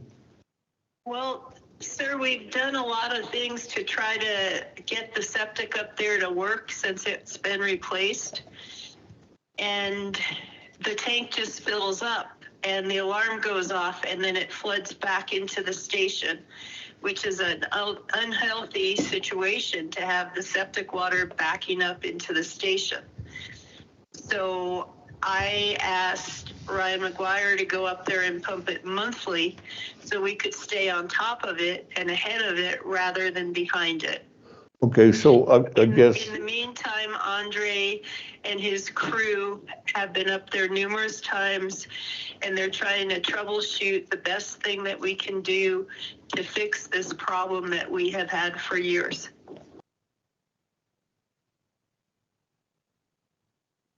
Okay. So I guess has nothing to do with it has nothing to do with the facilities and inside. It's just the outside elements that is creating the issue. Is that correct? The septic, yes, sir. When the snow melts off of the road, the way that the station is situated is downhill to the road, and that water melts down and it comes into the station, and we're working on some sort of a French drain issue there, but there's also some of that water that goes right into the ground by the septic, and the septic won't hold the water, and it's not necessarily coming from the toilet, sir. It's groundwater, but we have had cameras in there. Josh Harbour has been up there and inspected it, and Blake has been up there. I think Blake's been inside of it. They've been working really hard to come to a solution, but right now, I don't know what we can do. But in my mind, we have to keep it clean and sanitary for our volunteer firefighters, and we have to have it pumped. Right. No, I don't disagree with that. But I was just, my concern was, and you've addressed that. My concern was why it's being pumped that often when I didn't think there was much usage there. But you're saying that, let me get this straight. You're saying that the water runoff from the highway or from the snow melt off of the roof, what have you, is creating that issue. Is that correct? I don't know where else the water could come from, Commissioner Vickery. The toilets just are not used. And I was up there the beginning of the month and used the toilet, and I had to turn the water to the toilet on with the faucet behind the toilet, and then I turned it off after I flushed. They've taken measures to do everything they can to keep the building water from going into the tank. I don't have an answer. I'm not an engineer to tell you how the tank is filling up, but I know that it floods the station when it's full. I had an alarm the beginning of the month. That was the first pump. And then I talked to Ryan and agreed to put it on a monthly pump. And he was in the area, I believe it was like January 30th or 31st, and he went ahead and pumped it. But it's going to get pumped about the first of the month, every month, until we can find a solution to fix it. Okay. That answered that question then. So he's going to pump that monthly then. Is that correct? Yes, sir. Okay. Fair enough. That answered my concern. Thank you. Okay. You're very welcome.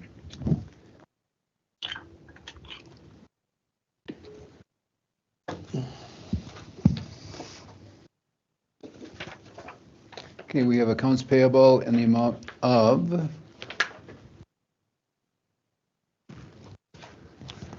$1,960,542.49. I have another sheet on your desk that is the accounts payable with added up and the payroll again. Yeah, that's the 2,699, Carrie. And the bills are at the upper right corner. Added vouchers are things Friday when I send your I stay on top of the voucher. Let's Bank, if we don't pay it as soon as it's $75. That one. Then payroll liabilities, health insurance, everything that goes along with payroll itself. So the total vouchers.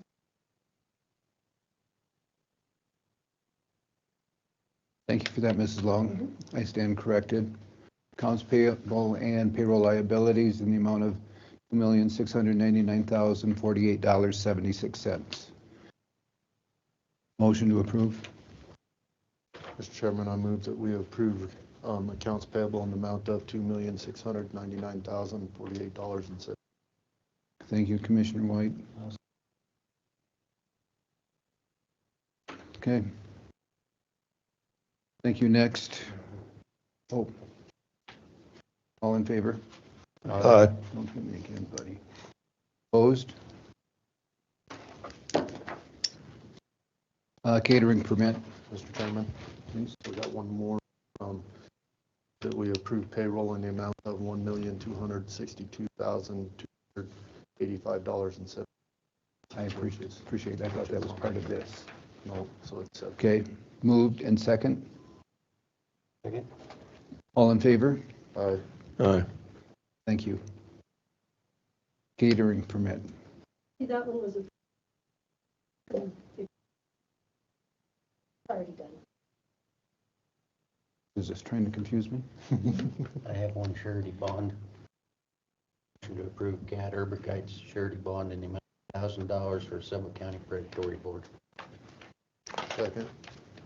All in favor? Aye. Aye. Aye.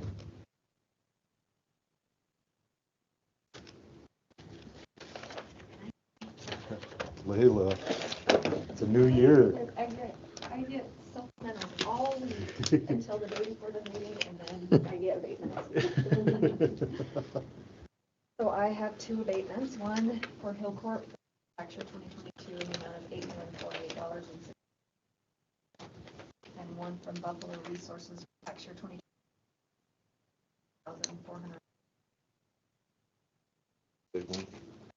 Buffalo Resources? The word buffalo perked you right up.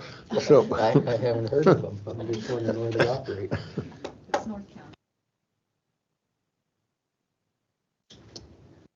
Make Clayton, motion Mr. Chairman, should we move into Board of Equalization to approve statements being as one pretty significant matter? Do you know? You know if we have to convene as We usually don't, but I think technically.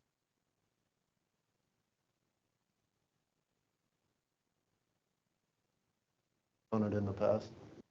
I mean. It hasn't been our And habit, it is a but state, doesn't. Our.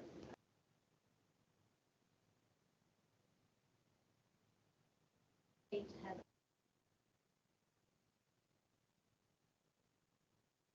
Oh, yeah.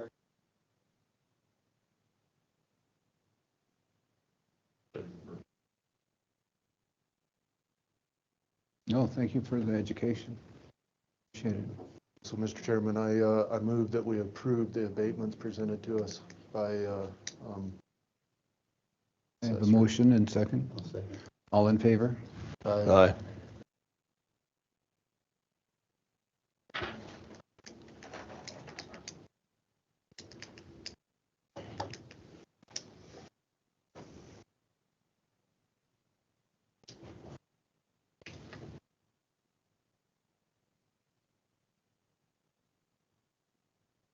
Thank you, Mr. Dillaway. Bond approval, is that what you just had, Commissioner Bradley? Yes. Okay. At that point in time, I'd like a motion to break for lunch. So moved. All in favor? Aye. Back in 45 minutes? Whatever it takes to eat. 1 o'clock. How about back at 1 o'clock? Yep. Pardon?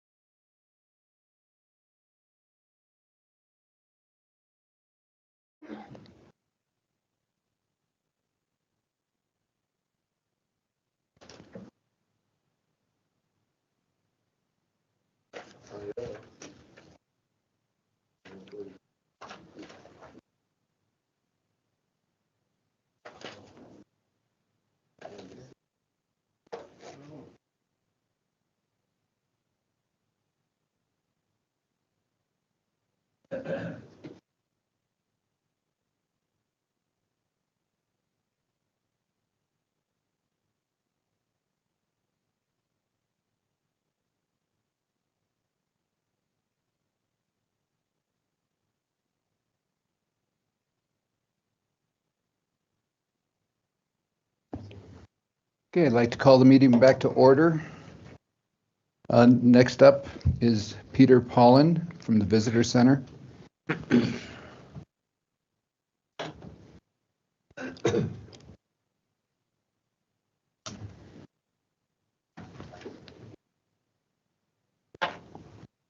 guys turn Hi, those how are you mics back associated? on. Oh, okay, thank you. I was confused. Thank you.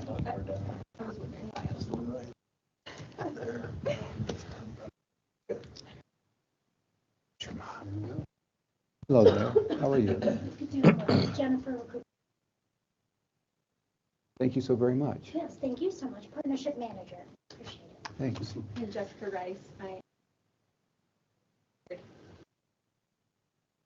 Chairman Bernard, I'm Peter Ballin. I don't know if we've met before. But, We have not. It's a yes, pleasure. Yeah. You and Commissioners, thank you for your time this afternoon. Just a quick update from my department. We got some final numbers in from 2024. At the Visitor Center location here in Pinedale, we reported 19,217 visitors, up about 13% from 3. Total direct referrals, and we discussed a referral program that we try to track what referrals our people are giving here at the Visitor Center throughout the county. And we're down a little bit from that last year, but we're looking at about 26% referral rate when it comes to the top 5 states visited from 2024 was Colorado, Utah, Wyoming, consider anyone outside the county as a visitor. Texas and Idaho came in at number 5. We did get some year-end numbers of interest. Countywide numbers came in. Countywide leisure and hospitality tax collections came in at 989. And for the lodging tax revenue, 313,000 came. Both of those are up over 23. Kind of corresponds with a little bit of increase in visitation, but with inflation, we saw some more revenue. Attached in your packet, you'll see the report from the Wyoming Office of Tourism, a lengthy report there that shows all those numbers and more. Typically, I just try to highlight the numbers of interest. I do a county-wide kind of lodging occupancy survey. I have not received my October, November, and December numbers yet. As you can see, as I take an average for the county, and +% of our lodging is in Pinedale. Most of those are from the town here. So we saw numbers 24 versus 2023. September came in almost 20%, close to 20% higher than 23. So I'll get those numbers to you later on once they become available to me.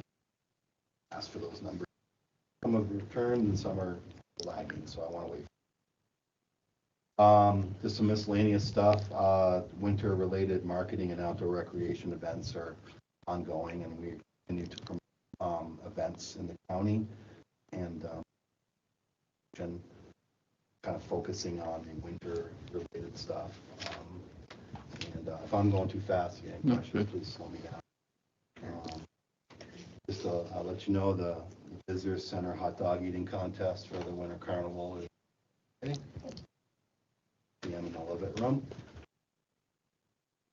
Hear that Commissioner Steve will attend this year. No, he was not. Commissioner Vickery, are you in this year or? Say no. Just say no. Say no. Okay, I'll say no. That event we put on, we have sponsors, and it's just another part of the Winter Carnival. We work closely with Pinedale, and so we're looking for second annual. Progress, I checked in with the Green River Valley Museum recently, and progress continues on the Big Piney Visitor Center project. They have a grant matching fundraiser coming up.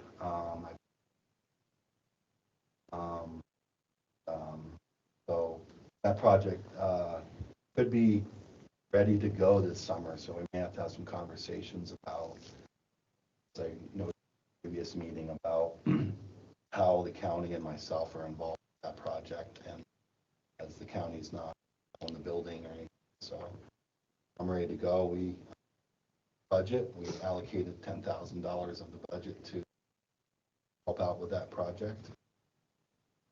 Still there. Of that building. Currently working on and coordinating on a multi-season shuttle service for the area through a private provider. Found some needs here that having a shuttle service that would provide services to trailheads and White Pine and benefit area. Also help mitigate some of the traffic and some of the parking up there. tons of people, especially the trailhead summertime that we provide. So I'll have some more details on that, and mainly that's, wanted to be able to do that by also using a private entity, as in they would take care of they need to take care of insurances and a vehicle maintenance and all those things. Private entity, that they would be business out of that. So we were talking to a couple different points. So, the other reason I'm here is to talk about our reappropriation of the lodging tax budget funds to fund the Friends of Bridgener Teacher Ambassador program. Things have come to light with the big cutbacks on the U.S. Forest Service budget. Funds. I have Jen Recuperi here from Friends of Bridgener. Give you any background or information that you may need in regards to this. My end here, the ambassador program to me plays a very important role for us around our county. Now, this program fund is responsible for providing ambassadors and camp hosts. Normally that's sponsored by the U.S. Forest Service. Those funds will probably not be available.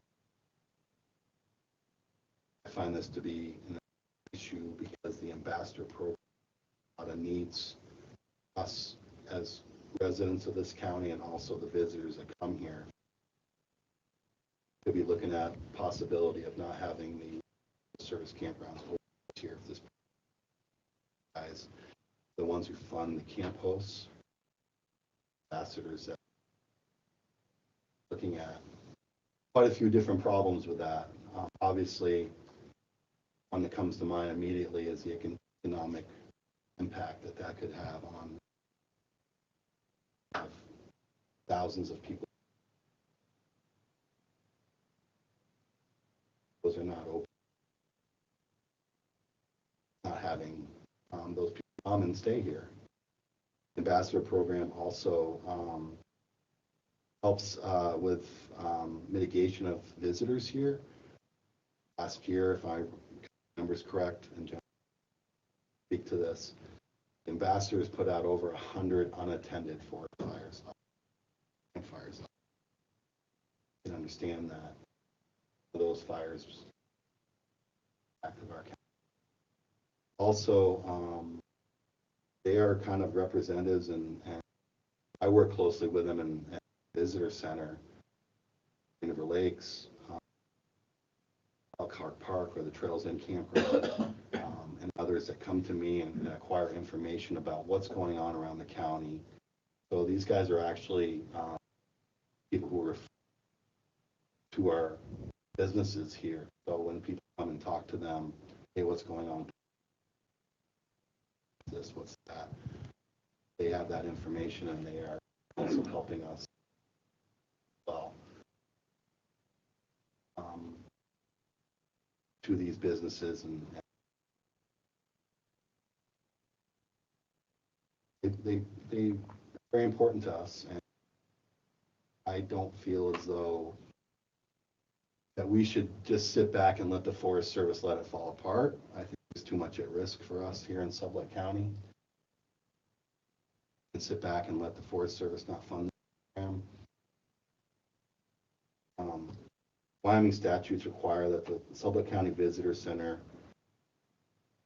budget and allocate lodging tax dollars towards expenditures for travel, tourism, promotional material, as well as events, educational material, other specific tourist-related objectives, and those as identified as likely to facilitate tourism. So, Jackson Hole Tourism Board, on their side of the forest, $600,000. What I'm doing here is looking at trying to put a little patch on this year. I gave you guys, and I need to give you a kind of updated version of this. This is the lodging tax budget worksheet. and you have a copy, but I think I had a little error at the bottom, so I really, the reappropriation of these, there's two more copies.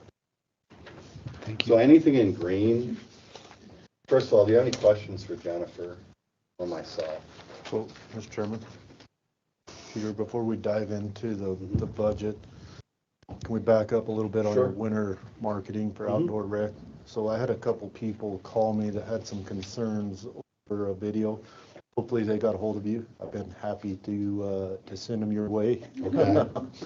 But I guess in this video, and I have not seen the video yet, but I had a chance to see it. Question is that it portrays some snow machiners possibly chasing some elk. And want to know, one, how that marketing video works coming through your office? Do you guys vet? So it did not come from. So I believe that's put out by the town of Pinedale. I also researched that Researched that. extensively with Mr. Milinkovich yesterday, raising the same concerns, and it's not pointed back here. Perfect, even better. Now I can tell them to go to the mayor. Absolutely. But it was four-wheelers running with herds of elk, taking your four-wheeler up to Baldy and enjoying the solitude. You have solitude because no one's supposed to be up there, right? So there's a number of misleading emotional items there. Yeah, so just to touch on that briefly, if you look at our website, visit sublettecounty.org, all of our material has responsibility links to it. So anything that we put out, I recently put out a picture today, we have permission to film on Forest Service land, but required to attach that responsibility. I think that's just anyway, this area we need to do it responsibly. I spoke about that in previous meetings. Anything I put out, I want to make sure that A, is it good for the county and it's good visitors here. And so when we talk about what this money is spent on and how we promote our county, I always look at both sides of the issue. I have people on this far side and this far side. This far side says promote the county, I need money and need the restaurants full, hotels full, go, go, go. Then we have the other side which says do not promote anything. We don't want anyone coming to this place. We'd rather close the gates. I find that to be kind of self-serving and self-interest. 80% public. We have a responsibility not only to our residents here or businesses, of course itself to take care. This program to me is vital to helping out with that. And so what I would like to see, and if you look on the new one I gave you at the bottom, anything in green would be Friends of Bridging of Teton. I would like to appropriate about $7,800 for this fiscal year to help support that program. And then also $23,680 for next year. That will be by my board, which we've already approved. That'll be coming to you guys for approval. We've been extremely frugal with our funds. I'd like to thank Terry. When I first came on, discussed the lodging tax funds, about left those in that account for just a year and a half, maybe touch them. You guys know the lodging tax funds come from lodging tax from the state. 10% goes towards tourism, 10% goes back to the general fund. So we've been extremely frugal about using those funds. With the new revenues or increase in revenues that we took in this year, I feel as though we have an opportunity to make an impact, boots on the ground type of, well, not only our people here in our county, but also visitors that come here that have that support by having the ambassadors program funded through this summer. That other 23,000 would their fiscal year end summer, so talking about summertime. So an overall funding of about 31,000 or so.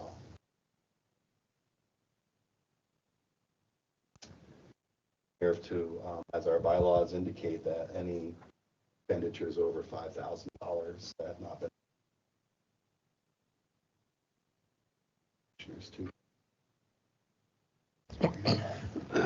So, Mr. Chairman, if you Please. would. So I'm gonna take Commissioner White's comments for just a moment. I don't know whether it's enhancing or not. This just seems to be my day. And sometimes you get up in the morning, you don't want it to be your day. It just happens sometimes. Giving this chair back. Just what it is. Not comfortable. So, now, Mr. Paul, I want you to know, I think since you've come on board, you've done some great things to bring both ends of the community together. So, but when you, I'm going to read a couple of things that, actually 3 things that Mr. White referred to. And this is down at the bottom, it says contact phone number is Sublette County Visitor Center, 367-31419. Now also, I'm going to preface this with this statement. Some days when I get up in the morning knowing, gosh, I hope this is not my day, I realize also that I've been around quite a lot longer than most people. And so I've seen things, experienced things, and then I see things and experience things, and oh man, why are we doing that? Having said that, here we go. Bear with me. I'm not pointing fingers yet. Says, while riding through Dale Creek, you may see some wild elk that you can race across the plains. Now, those folks who live here probably understand that statement. But the folks we're asking to come in here look at that and say, wow, I got my 4-wheeler, I got my hopped up Can-Am, I'm going to go look for the elk in the plains, and I'm racing them. Here's another one. Rocket through McDougal Gap. Now, I do know where McDougal Gap is. I don't know, I'm sure quite a few folks here know where McDougal Gap is. On your ATV or ORV and take in the scenic mountains. You may startle some fishermen in South Cottonwood Creek as your ride roars through to Bear Mountain. I know where Bear Mountain is too. You just run livestock up there.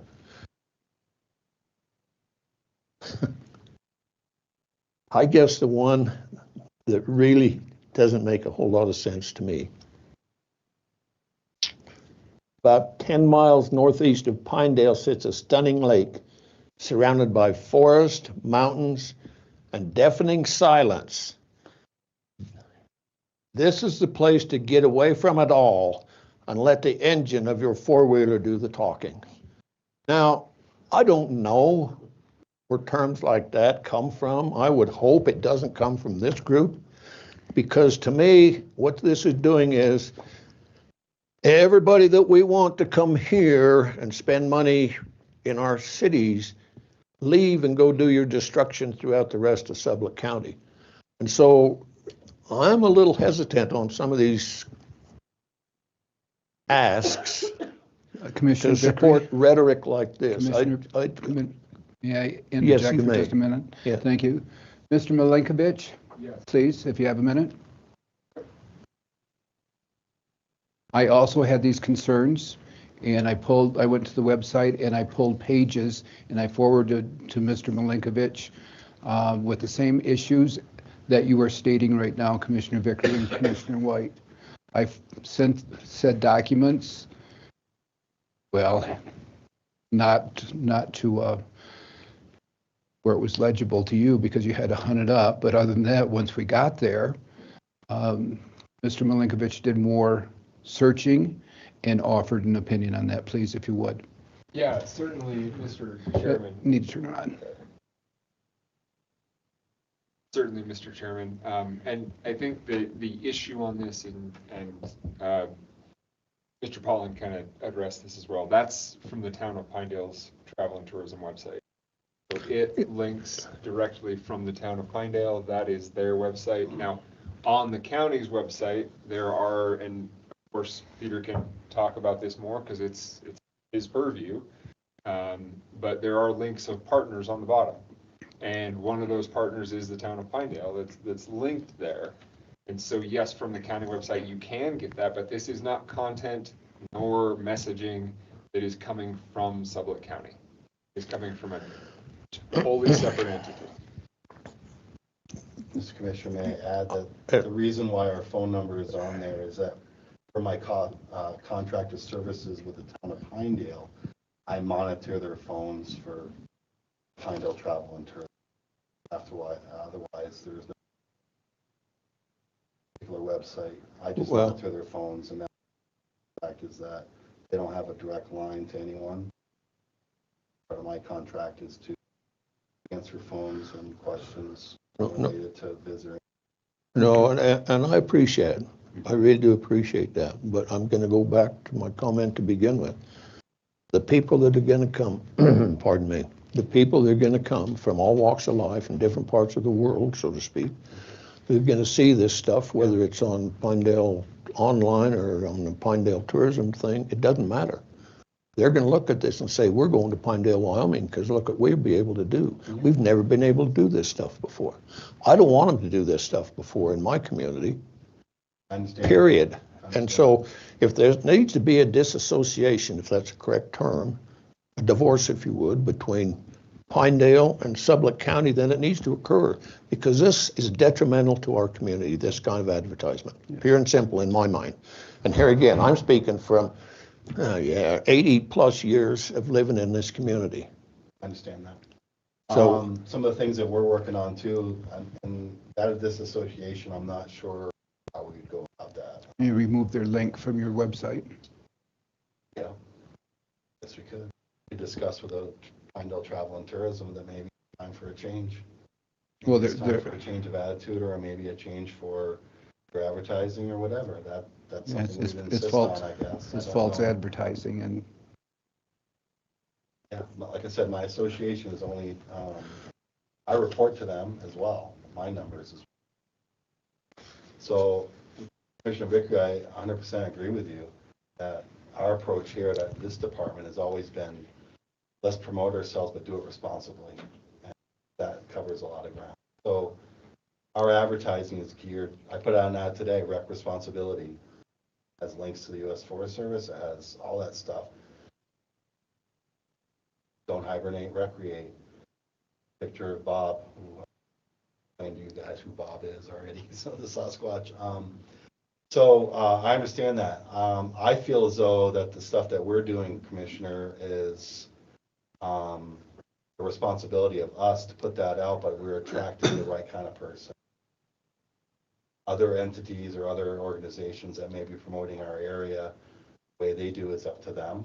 And Commission feels as though there should be a disassociation, and that could possibly occur. I would rather go the route of what can we do together to, we all know it's important. I live here too. You know, I don't want to see these things happen. I know I have an obligation under my position here is to promote Sublette County as a tourism director. And if you've ever been into the visitor center, spoken even to my volunteers and work campers and the people under me, the approach is always that way, that we give accurate, responsible information at all times and giving directly to the businesses that need it. Tourism dollars is important in this community in this county. The way we go about promoting that is up to us. So having a responsible link to everything, those are the kind of people that we're trying to attract. There's always bad apples on every tree when you shake it, and I feel as though that the advertising that we do, which is very limited, by the way, comparative to the other organizations, that we do that very responsibly. Okay, Mr. Poland, I appreciate what you've just said.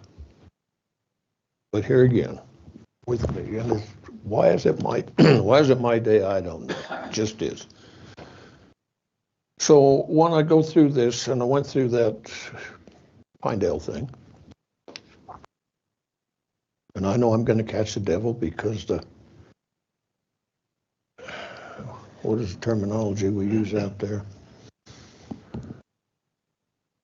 The folks out there that are not afraid to get on their keyboard, I guess they call them keyboard warriors, and they'll so this is all going to show up again, but here's what I'm going to tell you. Everything that I saw coming out of Pinedale represented what you can do in Sublette County, not in Pinedale. They didn't say come trash our parks here, run that round in your four-wheelers here. No, they said come to Pinedale, spend your lodging money here, eat your meals here in town, but then when you've got a feel of this small community here, branch out and take on the whole county and see what you can get done out there. These kind of things, regardless of what kind of requirements you may try to put on, we've got folks going to come in here, and I've said it again, I'm going to say it again. They could care less about what they leave behind. And the reason I know that is because I experience it with the Fisher people that go right down my county road, 100 yards past my house. I see it every year. They come and they take and they leave. They come and they take and they leave, and they leave a lot of stuff. And I don't want to see that happen in Sublette County. Tourism is fine until it gets to the point where it's not fine. And so where do we draw the line? I don't know that line. But we need to be looking at a line where it says, maybe kind of like eating a raw onion. Maybe you've just eaten enough of that onion to where it's not settling well. And I'm not the one to figure that out. I just know as a longtime resident, ads like this, I don't care where they come from. They're saying, come to Pinedale.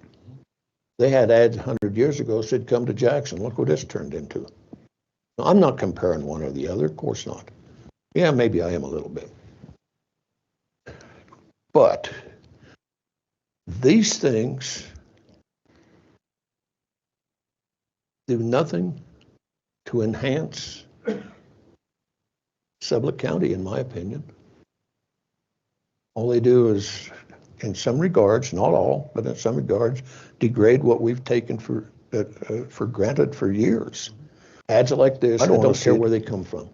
Exploited a lot more. They're saying, come to Pinedale. And is that selfish? 100 years ago said, come to Jackson. Like I say, it's selfish. I'm not comparing one or the other, of course not. Yeah, maybe I. Put a gate on 191 above Farson and one in Hoback Canyon, and we'll put a gate on 89 just above LaBarge, and we'll just let anyone in here.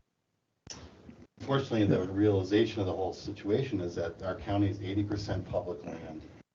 And I feel as though what we can do as an organization, we have lodging tax funds that could provide more boots on the ground mitigation for that. And also keep the other side happy too. These conversations being had with your business owners as well. Hotels are built here. Restaurants are here. Stores are here. They rely extreme amount on the tourism. So there is a happy medium somewhere. We need to get there. I feel as though you can stick your head in the sand and let them run you over, or you can do something about it. With the limited amount of funds that we have here for the lodging tax funds, okay, we're able to maybe make some impacts like the ambassador program. That I feel is very important. Good enough. Good enough. I'm not sticking my head in the sand. I know what I can see. I might be into it in my shoulders. But here's the other issue that I would have then. You've come to the county for help to fund the Friends of Bridger. Have you went to the town merchants and asked them for donations to help do the same thing on the $30,000 that you're requesting? Well, no, I have not. My department is funded by the lodging tax. Yeah. So I'm not sure what help they can provide. I'm here to help them. So I guess that would be maybe some support from them to understand that, yes, we are here to help you make as much money as you can, have a viable business, and on the other hand side, we just don't want people treading all over the place.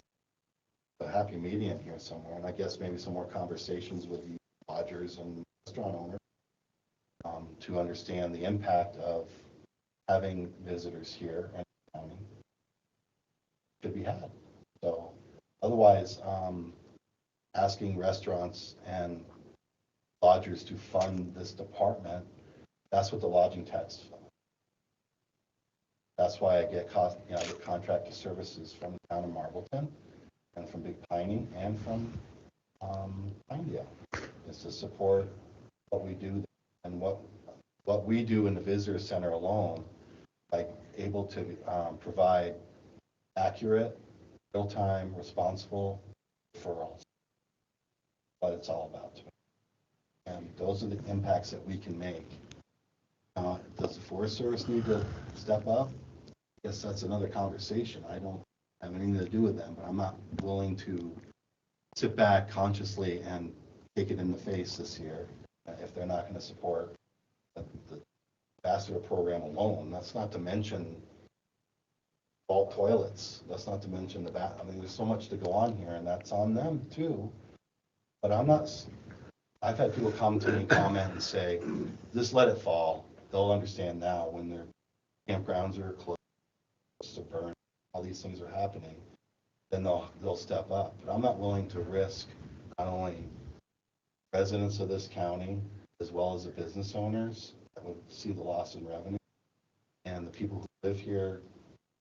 I'm not willing to sit back when there's funds sitting here that could be used to at least help out. At least put a patch on the situation. Also what the Forest Service feels. I'm just not willing to put Sublette County at risk. Residents, businesses here. Talking about $30,000 summer. That's the bare minimum to help these guys do. And the benefits of the ambassador program is just a touch of some of the help that I think we can provide. Well, pardon me for, Mr. Chairman, so pardon me, Mr. Paulin, because I thought you were here to ask for county support through more funding. That's not correct then? It is. It's coming through, it's coming all through, funds. it's coming through all the visitor center. The lodging tax account. So lodging taxes come in from the state of Wyoming. Yeah. We're We get our minuescal share, I we get your understand. 10%, gentlemen. Yeah. And the other 90% goes in the lodging tax account. I listed the applicable uses of that. This is real boots on the ground help. I can take money and do more advertising and that money, which is no problem. I feel as though this is something that really affects us, something I think these funds could be used for.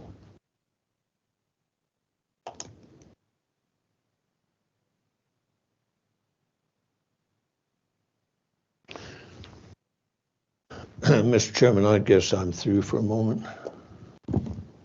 Thank you. Somebody else? Thank you. Mr. Chairman. Please, Commissioner White. So Peter, I like what you said when you said if we could all come together, you know. I really like your principles of, you know, yeah, you're welcome to come here, but you got to be responsible. You got to respect our home. I'd commit, you know, if you wanted to start working with the entity that put out that video and say, hey, look, guys, is this the best way to advertise this? I would commit helping you set that up on anything you do to come deliver message from, and maybe another commissioner would like to join in that, come deliver that, hey, this is the responsible message. So, second, thank you. Question on your budget right here, your projected balance at the end at 7,125. That's what you're saying after is what you would still hold in reserve after paying. At least, and that's a projection based upon where our lodging tax revenues come in. So year to date, we've taken in, of course, our fiscal year runs July to July, $34,916. My projection, because obviously, I guess I didn't figure in inflation this last year, we projected 36,000 total. We're close to that, and we still got 6 more months. Right now, our current lodging tax account balance is $110,912 as of 1/28/25. So far, I've spent roughly about $2,600 of projected $59,000 that was approved by this commission prior. So we still have, I've projected to spend about $30,000 when it's all said and done. And the projected extra right there is $29,000 there. So we still have to, we provide the work campers. Yeah, that includes the $10,000 in support for the Big Piney Green Valley Museum project. And any county events that we, we want to support, another $10,000 still have been spent or committed to. So proposed reappropriations of lodging tax funds for this fiscal year that I would use, we would use $7,896 in this fiscal year, and another $23,600 continue this program summer. Fiscal year is split. So we have to fund separately. If I had my way, I'd write him a check for $30,000 right now. Those are so important. And Jen's here for any questions you guys have about this. I got a question. Sure. Friends of the Bridger Teton. Do you answer to the Bridger Teton any, or are you a private group? What's your affiliation with Forest? Yes, thank you. So we are a nonprofit that supports the 3.4 million acres of the Bridger National Forest. That's our official mission. And so we are partners with the U.S. Forest Service as we are with any other entity that supports. So we partner with conservation districts, we partner with feed and pest. So anyone that we can help increase their capacity together, that's what. So partnering, you get funding from Bridger Teton? No, most of our funding comes from private donor support as well as grants. And so we are continuing to build that in all the districts. We're just staff of 4 for all this. So we're only 5 years old. So we're looking to, as the question came up, where private donors could be a place to help. Look forward to seeing that increase, which is why we're asking for the patch this year for support from the Visitor Center. The U.S. Forest Service gets funding for a program. That programming, hopefully I can answer this, I apologize. That programming funding can be allocated to the Friends of the Bridger Teton to get their mission across. So their campsites, how do you know they're not opening, or they're not doing this, or they're not doing, they come to you guys with? How do their campsites function? Sure. So normally there's seasonal workers that are hired to support those different spaces. So somewhere like Big Sandy, obviously Fremont Campground, Elkhart Park Campground, and then Green River Lakes Campground, others. That they basically come through. The U.S. Forest Service would hire seasonal workers to support those extra things, hence the seasonality of it, right? Now, there was a hiring freeze on seasonal workers that has come across, and that is official as of last year. So we knew coming in January that we were going to need to start finding support for the positions, and it was not coming from federal agencies. So the Friends of the Bridger Teton is trying to fill a gap where there's a space where if seasonal workers cannot be hired and there's an overall hiring freeze on the entire U.S. Forest Service, no one can even be shifted into a position to support this. So they can't take an employee from even another part of the BTNF and shift them to support these. This is not just a Sublette County issue. This is an issue happening in all 5 counties. So we are looking to find the people that are willing to see this in a bigger picture view and be like, we cannot let this happen. And if you can help us this year, we would greatly appreciate it. Would it help if I described what these ambassadors do at the campgrounds? Okay, great. Thanks so much. So our campground ambassadors do clean and stock the vault toilets. So this is a daily task of theirs. They do daily patrols. So reservation management, so making sure that people are finding their place and where they're welcomed warmly into our county. Within that time frame of when we have a person in place at that actual location, let's use Elkhart Park Campground for an example, they get welcomed by our campground host. They get provided with Recreate Responsibly information right off the rip. So please make sure you use this amount of water to put out your campfires entirely. Please make sure that you pick up after yourself when you leave the campsite. If you're using any of our local lands, please choose to be recreating responsibly on those as well, of which we provide track cards and different information from different counties, bear information, wildlife, as well as just leave no trace principles. They also do data collection. So in Pinedale alone, we're taking data collection as to how many contact visitors are made, which we think is helpful for Sublette County overall, and especially Pinedale, to understand how many visitors are actually attending campgrounds, of which last year the data landed around 50,000 people coming through Pinedale district. That's not Sublette County, that's Pinedale specific district visitors in the summertime, end of May into Labor Day. And then, oh gosh, what else? Conflict resolution. We increased the capacity for our law enforcement here in town to not have to run up there every single second to drive out to Big Sandy or Green River Lakes to deal with a situation. They mitigate it normally before it happens. They encourage people to be more peaceful in the situation. We're about education. We're not law enforcement agents, but what we do is we try to prevent the law enforcement having to be called. And we say, hey, you know what? Let's all play nice here. Let's understand the rules of being in the public and supporting the land that we're on, and let's do it responsibly. So that helps out a lot because they're real people doing it on the ground. They also, in regards to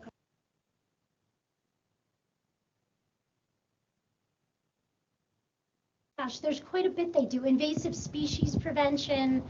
So anything that includes recreating responsibly, they're taking care of, but it's mainly the idea of keeping public safety. They interact with these visitors every day. So every day they walk around just, hey, Mark and Jen, how you guys doing today? Great. Where are you headed? Oh, we're headed to Green River Lakes. Oh, well, just be aware there's still some snow melt in these areas. Make sure you have blah, blah, blah, blah, blah, blah, blah. So, so they just provide that little bit of input as Peter and his crew do. When people walk into the visitor center, we become an extension of that messaging. So we find that our ambassadors do come and visit Peter and get updates, as well as other updates from our other partners. And for approximately $31,000, this funds 6 to 8 ambassadors. They provide their own housing, so they normally stay at the campground they're assigned to. They will patrol other areas as needed. We've had many of them that have been the person who've called on for wildfires. If they've noticed a little smoke somewhere, they've been the first to initiate the conversation with the fire departments. They're also a wonderful resource for search and rescue. So there's a lot of roles that they play, of which we could talk for a very long time, and I'm very happy to give an extended conversation to any of you as a group or privately about Friends of the Bridge or Teton. We find that our importance is being asked more now more than ever, and we felt that turning to one of our biggest advocates, the group that we correspond with the most and collaborate with the most, felt appropriate at this point. To try to get a solution for this summer and then continue to work on solutions for the future, individually and as a group. Thank you. Yeah, thank you. Do you have anything you'd like to add? No, if you had any questions for the Visitor Center board, we had our meeting. Is that on? Okay. Push hard, it goes easy. So when we had our meeting and Jennifer presented this, we were kind of back and forth, and some members were, I'll let the Forest Service deal with it. That's not our problem. But once we talked through it a little bit more, we all decided that we negative impact on if we didn't have the ambassadors, we didn't have anybody up at the trailheads and just agreements with Peter. We just didn't want to risk. So other thing I'll say is that it has kind of steered away from spending our funds on advertising. We have also gone back and forth on that a lot, and Peter presented a budget with advertising, and we have just looking for good ways to spend the lodging tax instead of, he's worked really hard on advertising himself. Instead of using the funds that way, we wanted to put it towards, we all voted yes, except for one. Okay, thank you for that. I appreciate it. Commissioner Bradley, anything to add? No, I guess not. I mean, it's a tax paid by the outsiders, and if it's money we can turn around and reinvest to control the outsiders, it's probably money well spent. Commissioner White? Yes, so Peter, thank you for your presentation today. Heard a lot about Bridger Teton, and I think you perfectly align, and your aligns with the message we as Sublette County want to get out to. And so I'm in support. This money was set up with certain sideboards. This falls within the sideboards of the lodging tax, which was just reapproved again by the voters this last election. I support your decision, Peter. Thank you for continuing your education, and thank you on hopefully staying ahead of proactive, keeping people in with. I'm a sport. Volunteer.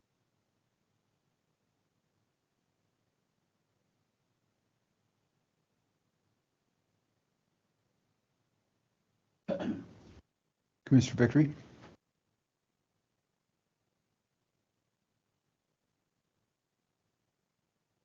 So while you're gathering, I'll go ahead. No, I'm contemplating. Okay, well. So I have a question, I guess. Does the county supply a facility for you folks in a visitor center, an office, I guess what it is? Yeah, I guess maybe just to backtrack, I have 3 budgets. The county is responsible for the director's salary and the, I guess the keeping the lights on at the Sublette County Visitor Center here in Glendale. The Visitor Center also has its own budget that's supported by the towns for anything extra that the county would not pay for. I've had that budget, and I submitted that budget commission prior to the last year's fiscal. Then there's a lodging tax fund budget. So there's 3 budgets that we keep track of. Lodging tax budgets, however, are very specific on comes to what they're used for, and I listed the uses of that. It may seem like it's broad, but it's, it can't be used for capital improvements. Can't put can't pay for Wally World, support something of a structure building. I guess that's what capital improvements are. It's mainly used for promotion of your county, but as we know that anything to enhance the visitor experience is a very broad stroke. And like I said, this type of program falls under that as far as I'm concerned. I really came to realize it when I see that even Jackson Hole is supporting this program in the tune of $600,000 a year to help with the ambassadors and mitigation and for their situation up there. So I guess, does that answer the question? Well, somewhat. I get, maybe I didn't ask my question properly. I do that a lot too. Mm-hmm. So in the visitor center, is there an office for the Friends of Bridger Teton? Yes. And what does that cost? We don't pay for that. They pay us rent, actually, Commissioner. That goes towards the visitor center budget, which was approved. Yeah, that's kind of what I was thinking it Yeah. was. So how much is that? I forgot. It seemed to me we went through. 650 a month, I believe. 650 a month. Yeah, I'll have to look. We have 4 offices that are rented. Friends of Bridgener, Hoback Law, the Chamber of Commerce, and Main Street Pinedale. So all 4 offices are rented, and happily they are all up to date on their. Okay, so just so you know, I'm not quite as forgiving as Mr. White is. Pretty close, but not quite as. So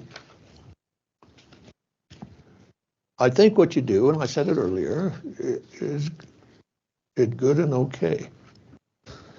But when I see this stuff, and I see those 4-wheelers and side-by-sides running up on part of the world that I can go there horseback, but no other way. And then there was another little deal in there that says, enjoy the wilderness. Well, who in here can take their wilderness machine that has an engine and makes noise into the wilderness? Doesn't work that way anymore. Used to, doesn't today. So I guess try and dig myself out of a hole I apparently put myself in unknowingly. So if you can disassociate with this kind of, I got to be careful what I say, stuff, advertisement, then I could have a tendency to go along with Mr. White's suggestion. But until I can pull this up and I don't see the McDougal Gaps, the Bald Mountains being attacked by people who don't understand this country, then I'm not going to support it. But when this stuff goes away, I don't care what the terminology is, tell Pinedale to do their thing, and Sublette will do their thing. I most certainly will meet with them, Commissioner, by the directive of my, well, that conversation should happen. I believe there's some things in the work already, Commissioner. I'm not at liberty to say because it's their organization, but they understand exactly what you're talking about.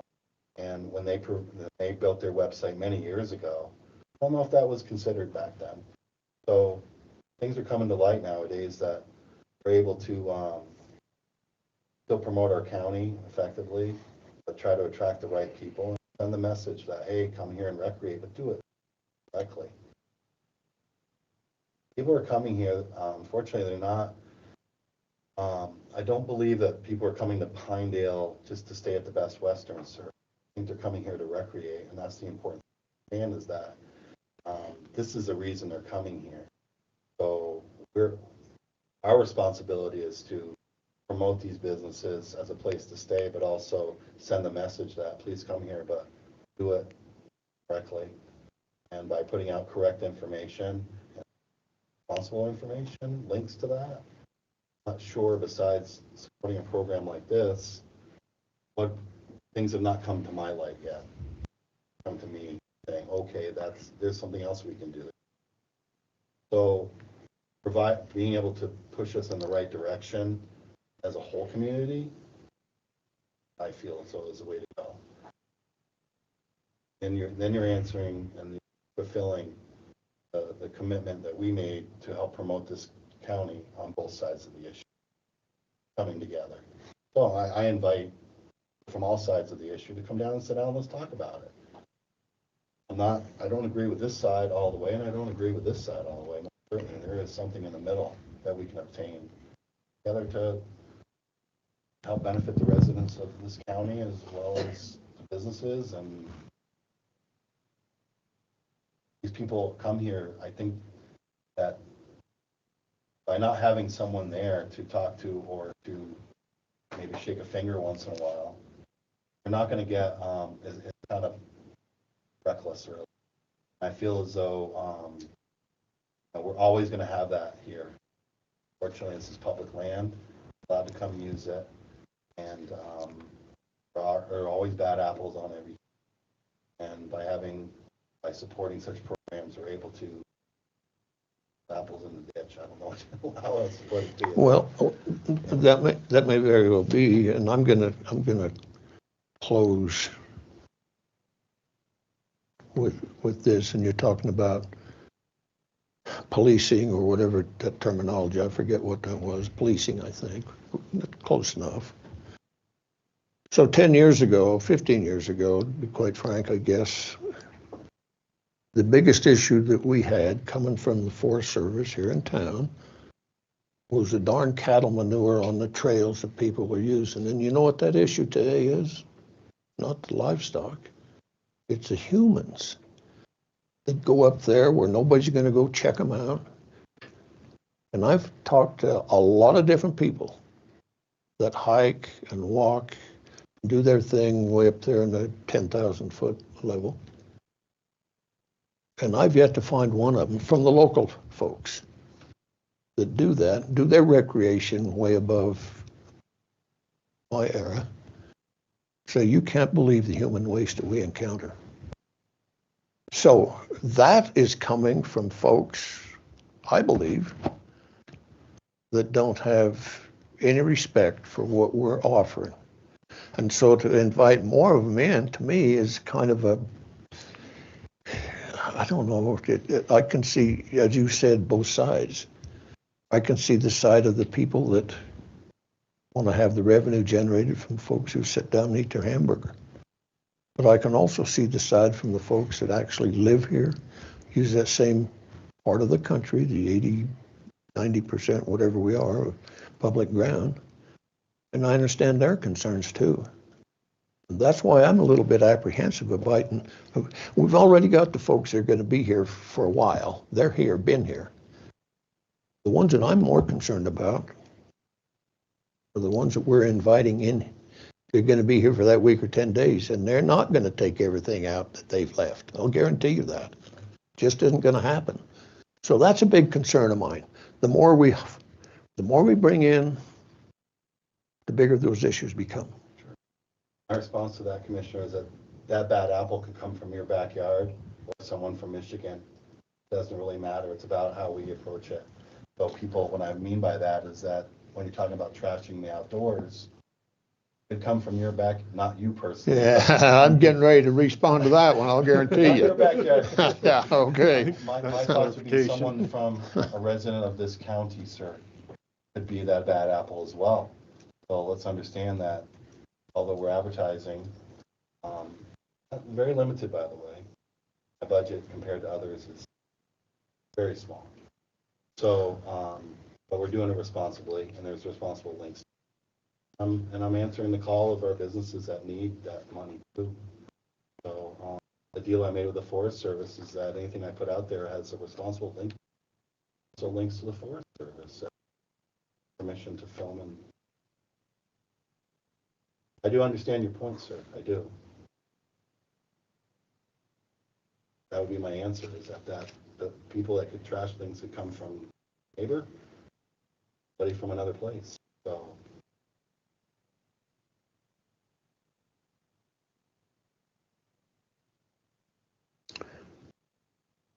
Guess you have to show up at budget time.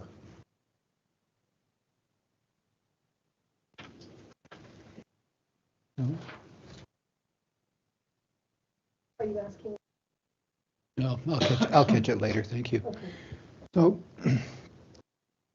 thank you so much, Jessica. It's always a pleasure to see you. Thank you for coming. It's a treat to hear from you.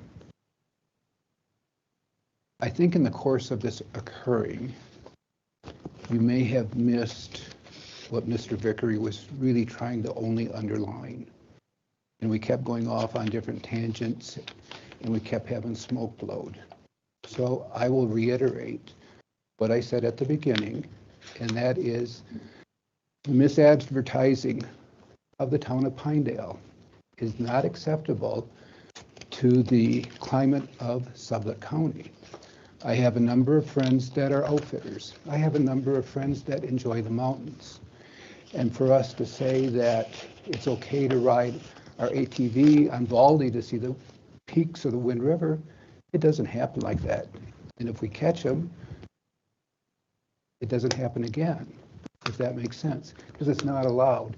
And we turn it into the Forest Service. So the Forest Service is vitally important to us. And then we talk about roaring down Dell Creek and startle the fishermen. That doesn't happen. That is not responsible outdoorsmanship. We talk about racing ATVs in parks, running with the elk. That doesn't happen. You know that, Jessica, as well as anyone else. Poofery. It's misleading advertising. And the board, according to Commissioner Vickery and myself, that is not acceptable.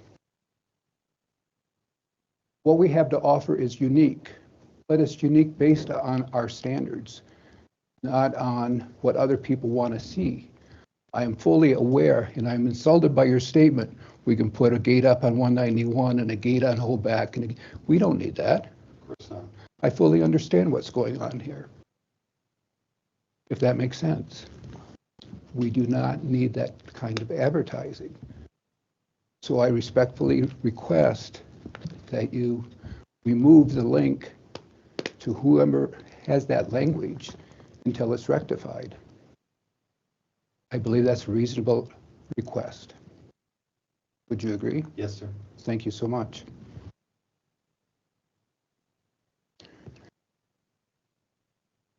And a motion on the table to spend more than $5,000. Is that what we're looking for, Mr. Paulin? Thank you. We have an individual executive director, Mr. Paulin, requesting a raise on his limit of $5,000 for expenditure to the Friends of Teton. Friends of the Bridger. Thank you. No worries. We'll entertain a motion. So, Mr. Chairman, I move that we approve Peter Paulin's budget as presented to us today, partnering up with Friends of Bridger Teton in the amount of $7,096 for the fiscal year 2024-25, additional $23,688.25.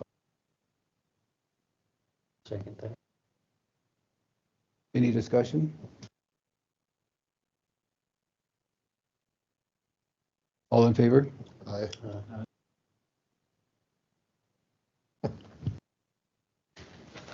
Nay? Nay. Motion passed.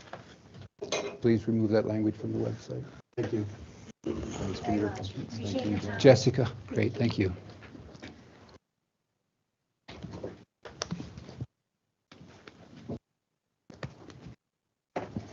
Up next,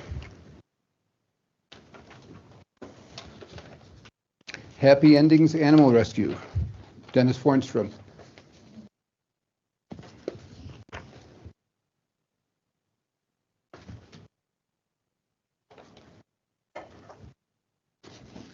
Welcome to the hot seat. I'd sit in that other one. Warmed up, ready to go. Good afternoon, Commissioners. I have two planning and zoning items for you to consider today. Both these were heard by the Planning and Zoning Office and both come to you with favorable recommendations. The first one is a application for conditional use from Happy Endings Animal Rescue for conditional use for a kennel facility, basically. What this facility would be located at 8 South James Lane in an existing building of Claire Faylor's. And this is would be for temporary housing of the Animal Rescue's cats. They are going to have room in this facility for over a dozen cats. They typically hold anywhere from 4 to 8 cats at a time. This location would also provide them an area where people could come and adopt the cats. Claire Faylor is willing to work with them to have this location. They do consider it to be temporary. The Animal Rescue, or Happy Endings Animal Rescue, is looking for a permanent facility. The facility that they are currently renting up for sale, and so they're trying to put together a place where they could go for a temporary time until they find their permanent location. The Planning and Zoning Board approved this conditional use, or recommends approval of this conditional use to you with a 3-year time limit upon this conditional use. Just knowing that moving forward, the animal rescue will find a new home. Thank you. Happy to answer any questions. Do you have any letters or complaints or objections from the neighborhood? No, I do not. Thank you.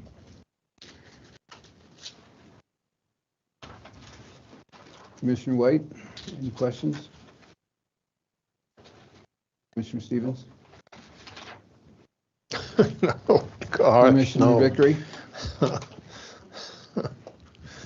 Bring them on. Yeah. Bring them on. I guess I would have one question, Dennis. It's down here under conditional use, says kennels, dog breeder, and up here it says an adult animal, a dog. It doesn't say anything about a cat, but I assume they're okay too, right? There we go. Okay, thank you. I'm considering them one and the same. Okay. It's still a kennel type facility, so, but this is for the purpose of the cats. Okay. Yeah, I'm all for it. I want to be on the winning side today. Good job, Doug. Out of courtesy, are there any people in the public that have any opinions or statements to make on this? Thank you. I close public opinion. Chair will accept a motion on this or not. Mr. Chair, I move that we approve the conditional use permit for Happy Endings in using a kennel with one condition recommended by both our Planning and Zoning Office and our Planning and Zoning Board, that there is a 3-year time period. And saying that, I have considered the 2 findings. A, that the proposed location use is in accordance with the purpose of this resolution and the districts in which the site is located. And B, that the proposed location and use of this condition under which it would be operated or maintained will not be detrimental to public health, safety, welfare, or materially injurious to property's improvement. I have considered the 2 findings, and I'll second it. A motion and a second. All in favor? Aye. Opposed? Motion passed. Commissioners, thank you. Thank you much. The second application that I have come for you today is a proposal for a conditional use from Union Wireless and from Julie Bain. This conditional use would be to construct a broadband tower on the Bain's property, which is located on North Beaver Myrna Road. It would be located within that private property and maintained by Union Telephone. This is for broadband communication, very upper northern end of the Beaver up there. Again, this was discussed, planning zoning. I have not received any opposition letters of any sort to this, and it comes to you on recommendation of 5-0.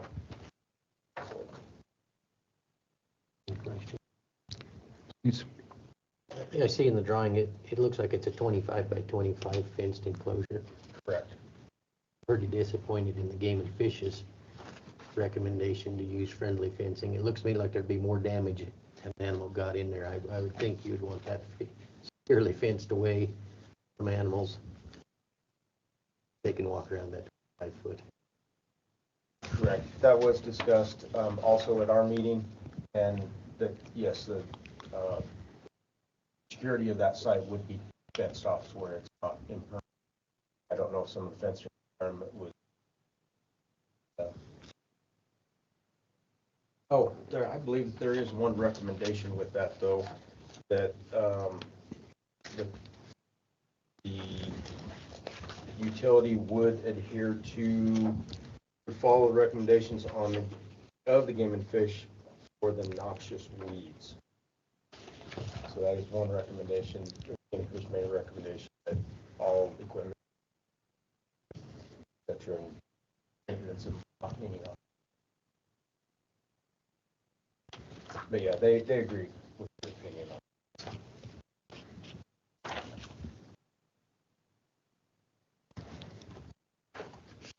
Are there any public comments, questions, concerns?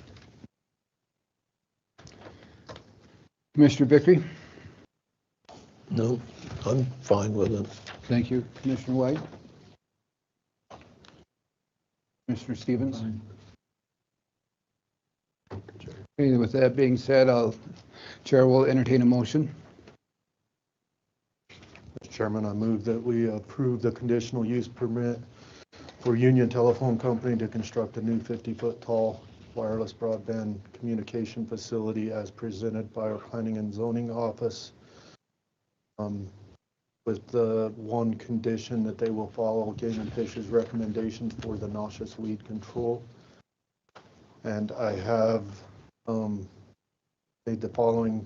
the following findings: that A, the proposed location and use is in accordance with the purpose of this resolution in the district in which the site is located, and B, the proposed location and use of conditions under which it would be operated or maintained will not be detrimental to public health, safety, welfare, or materially injurious to properties or improvements in the vicinity. Thank you, Commissioner White. I've considered those findings and I'll second it. We have a motion and a second.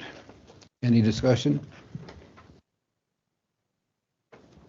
And all those in favor? Aye. Aye.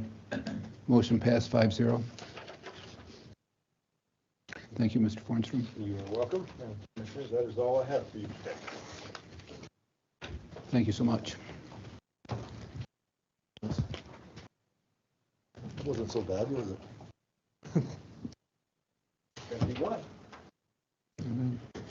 Next on the agenda, Teresa Persinger, Tim McKinney, Michelle Humber, EVRMA, Wild West Road discussion, county maintenance.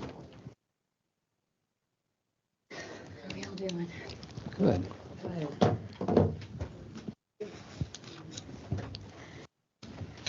Tim's traveling. Is that on? Just tap it. Good, thank you. Thank you. Thank you. Good afternoon, guys. Thank you, Mr. County Commissioners, for having us. Appreciate this opportunity to get in front of you and talk through any questions regarding the Eamon Village proposal. So with that, I do have some You may. appropriate. Sure. Okay. And let me back up and also thank you, but introduce ourselves. So Teresa Persinger, Michelle Humber, and I think Tim McKinney's on the. He's on the road. And so what we've done today. Excuse me, may I have one of those, please? Oh, yeah, for sure. Thank you. And one for. Did I get We will in just a minute. Thank you. And it's basically a recap of what we had provided earlier with the submission.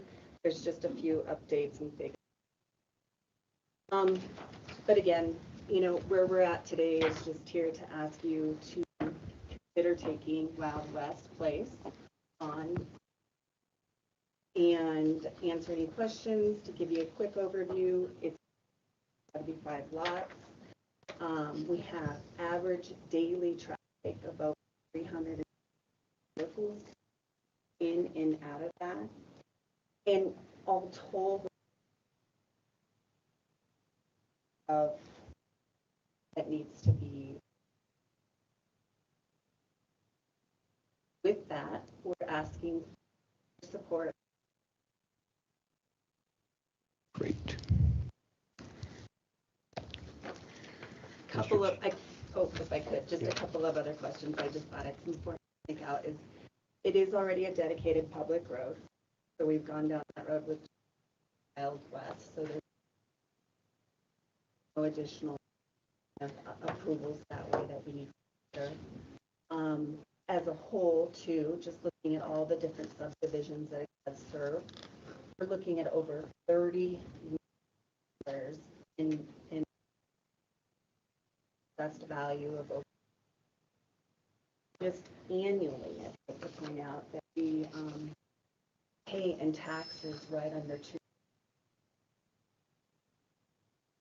So, answer any Great, questions. thanks. Mr. Pape, would you be kind enough to join us, please? Really? Sure, you. Nice to meet you in person. Billy and I've talked a lot, but we've Yeah. never actually seen each other. On the phone, though. Yeah. Here, this one works good. Share. Mr. Pape, would you be kind enough to give a more detailed or elaborate description of what was highlighted for us? Wild West, 2 years ago, in touch with me and started it. And I went and met with, looked at the road, everything, and they had some other listed to it.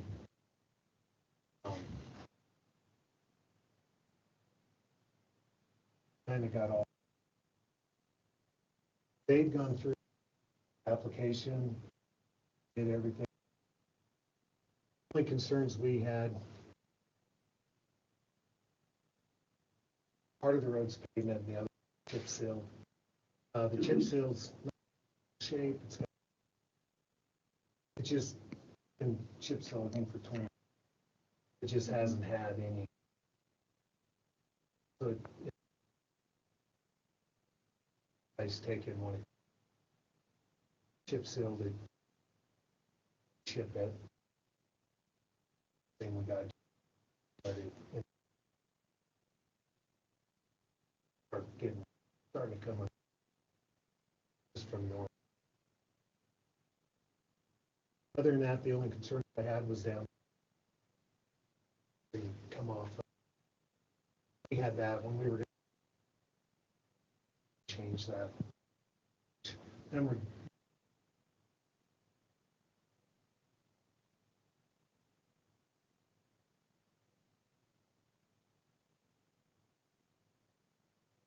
turning that kind of. Other than that, it's a good road. Build it up to county specs. You know, my wishes would, as a loop, it would tie into big loop, which we took. Just so.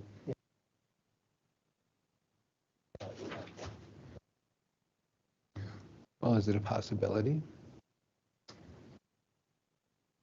mean, there's no one, haven't built houses there. Okay. But somebody'd have to. I understand, okay. They have to give up some easements on They'd some have to give up lots. some lots. Okay, thank you. But other than that, that's I take and work. Chip seal. Their recommendation was to put chip it. So it would need a base upgrade before If we put use much into fabric chips. and So would you be better off to, would it be cheaper to go that route or a traveled mag tech? I mean, it'd definitely be cheaper, just, I mean, chip seals are only 3/4 of, so it's just basically oil. Your base, your gravel, and then chips on top. Chip seal.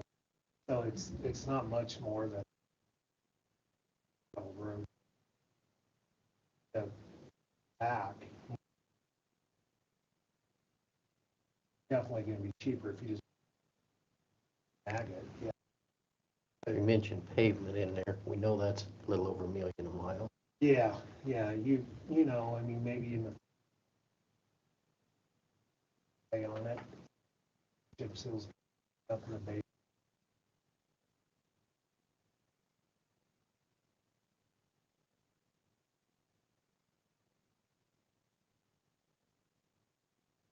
Sure it's cracked. Sure.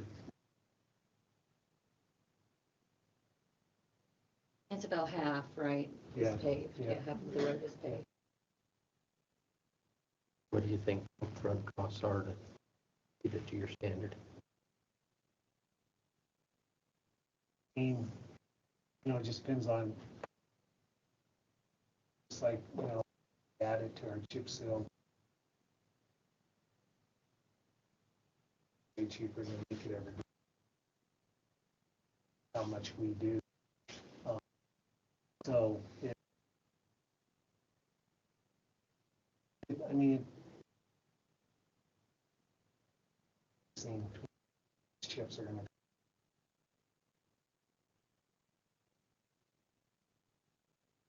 Here, I mean, definitely don't. Do it. You know, that little bad spots there, patch. Give them hard. A lot of stuff is just draining. Make sure you get the water. This one,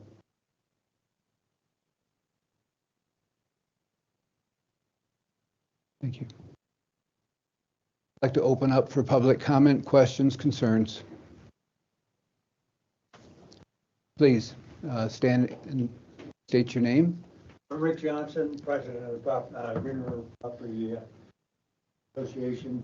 I assume that if the commissioners approve this, will be in the same status as the last two road approvals, subject to my understanding. I've been that Yes, you have. the county's pretty short on funds. So you would accept this road county maintenance, start that and sufficient funds. Wouldn't start it until Mr. Pape is ready to start it. So it wouldn't be subject to county funding because my understanding you're not. I'm mistaken. I don't think anyone on the board has ever given that directive, no. Please. County typically does not take on new road patients and Okay. don't normally take. Great. Thank you for that. I appreciate it. So with that said, and I appreciate that people have come up and I will offer my opinion in this regard.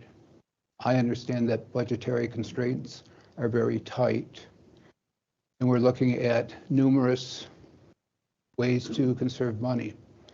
However, this is something that any person in the county, as long as the policies and rules and conditions are met, then we have to take a look at. I recognize we have a reserve and I recognize how sensitive that is, but that reserve belongs to the people of the county. And for us to sit back and say we have X number of dollars in reserves and we're not going to touch it at the expense of residential property owners is something that I don't fully agree with. As far as we're concerned, I'm speaking for the property owners.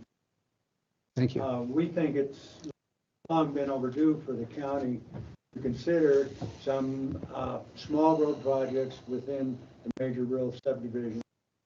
Like ranches, in our case, would be Little Mountain Road, Redstone Warren Bridge, which is already a Class 2 road that meets Class 1 specs. We fully intend to apply for that the next. Is that close? Gary? So, Mr. Chairman, the way Please. the budget works, I send out letters.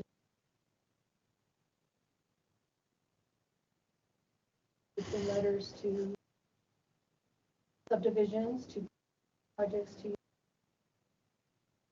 out letters to the non. The only way you can give money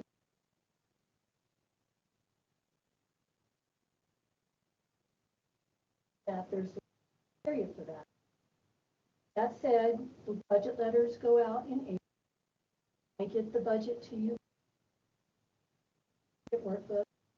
Then you have 2 weeks to look at start meeting with first week of June, going over every single in the budget. So it is a process that begins in April through discussion. Get our number from our carryover number first week of, that's when we operating.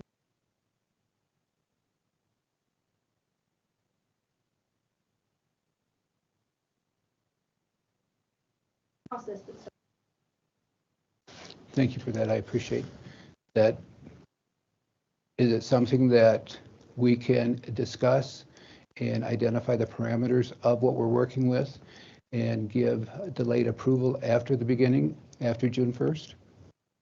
That way it would meet the budget. We'll have a better idea.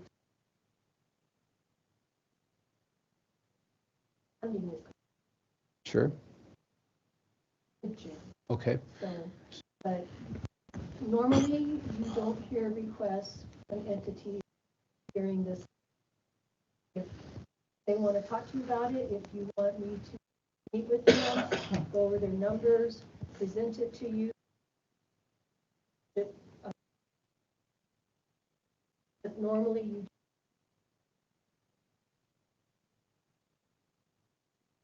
at the request. Thank you for that. Thoughts on that, Commissioner White? Yeah, Carrie's right. So typically, I think prior to the last one before that, I think Billy, during your budget session, you brought us 3 options, and we chose big loop of those 3 options during the budget season, which was right. That way you could plan out on as far as your employees go. You know, that time that they brought a engineered summary of the condition of the road and the water drainage on the road, everything presented before is. Okay. So is what you said, it's typically at the start of the budget year? So it's typically at the start of the budget year through Billy and his department, part of his budget that he would present and say, up on his operating budget, he would say, also, I got these applications to put for you that have come in from different entities like you guys stating, hey, I got this road. Billy has an estimate of what it would cost him to maintain that road, cost him get that road up into Class 1 specs, if it isn't already at Class 1 specs. Okay. Thank you for that clarification. Mrs. Long, thank you for your clarification also. I'm new. So, in your impression, Commissioner Bradley? Well, I'll tell you, I haven't been through one of these road processes either, but I like the idea of them going through Billy and coming forward with a number that we can understand at that point. If we're going to put X amount of dollars to get it up to spec, it's going to cost him to decide which roads we want to take on or how many at once.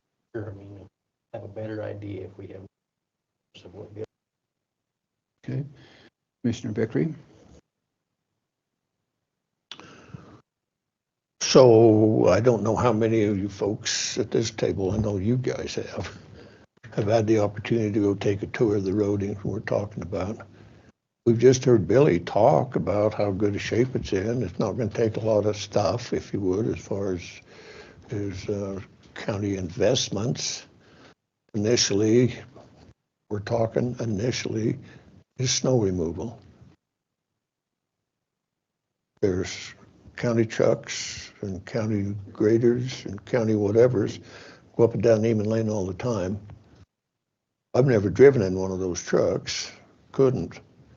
But my best guess would be from the time they leave Eamon Lane to go up to the turnaround that's across from Big Loop. Is that what that other road is on the other side of the draw, I think? Yeah. You know, when they go up and make that turnaround and come back down, I'm telling you, 15 minutes, 10 minutes, 15, I don't know. I guess they drive 30 mile an hour, 35, which they do most of the time. It's not going to take that long. The expense that we're talking about is minimal. It's going to take that guy that's in the truck his half hour at a time, which he's being paid for anyway. Yeah, it's going to take some fuel, but Billy buys it cheaper than I do, so it's $3, probably $2 or $3, $4 fuel. And then down the road, yes, there's probably going to be some expense. We've heard that. But I can tell you the road that these folks have put together up there at their expense, they followed the protocol that's supposed to be there. I said it earlier, got kind of in trouble over that, but I'm going to say it again. When it comes before us in budget time, unless a bomb goes off up there and there's a big hole someplace that we don't see today, I'm going to be in favor of taking that road because it does a lot of, it serves a lot of folks up there that have been there for several years, spent a lot of their own money here again to bring it up to where we can consider it. The consideration is huge. I'm going to consider that with a plus when it gets here. There's some others that I'll consider, I don't think so. This is just the way it is with me. Commissioner Bradley? I don't disagree with Commissioner Vickery at all. I mean, the road is a good road. I'm at the end of it on a regular basis, but there's other roads going to come forward, and I think and keep it all fair and nothing that blindsides us, they ought to come through Bill. Thank you. Mr. Stevens? So how much time do you need, Billy? Well, we got two here that was here last meeting on the road. Two. So how much time are they gonna need? Budget's gonna get here quick. I mean, what all do they have to do? Possibly. Budget. Well, that's kind of one. They have to, these guys did have done that. The only thing they had was that chip seal. The application said it was kind of like you chip it. Or got dropped, we were working. Chipped. It under our, it wouldn't be expensive. But, you know, the way we had it set is, you know, get the application, they follow all the steps, what they need. Had all that. I think to me, I do.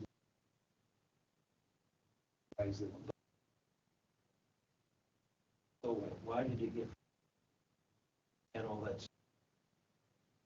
It was just mainly because it was Kurt. Laughlin was attached Yeah, to it. that was the big thing. That was the main reason, Yeah, is that we had some options on because of the road. That's the reason. Yeah, the first time was Kurt and they were the ones that were doing it. They wanted to down McLaughlin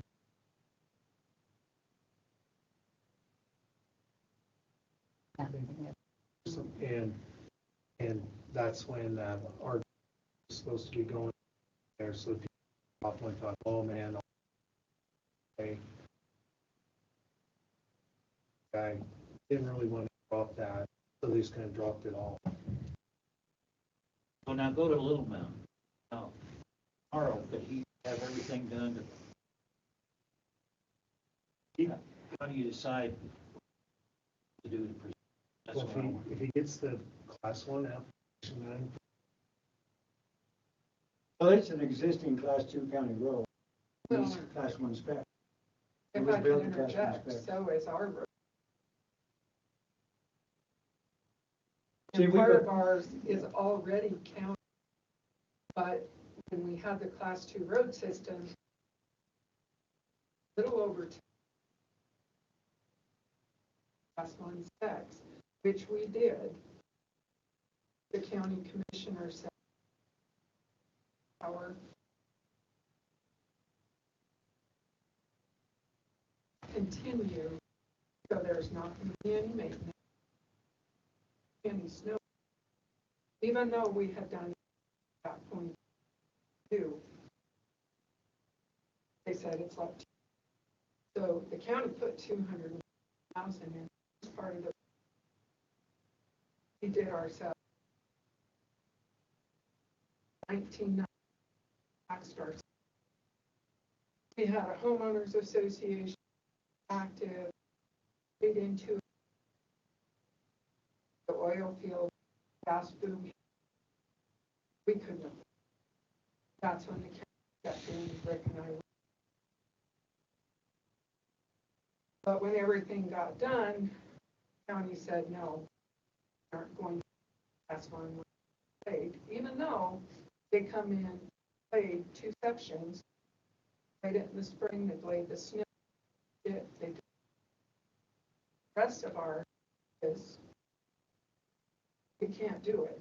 So we do what we can with what money we hire a blade,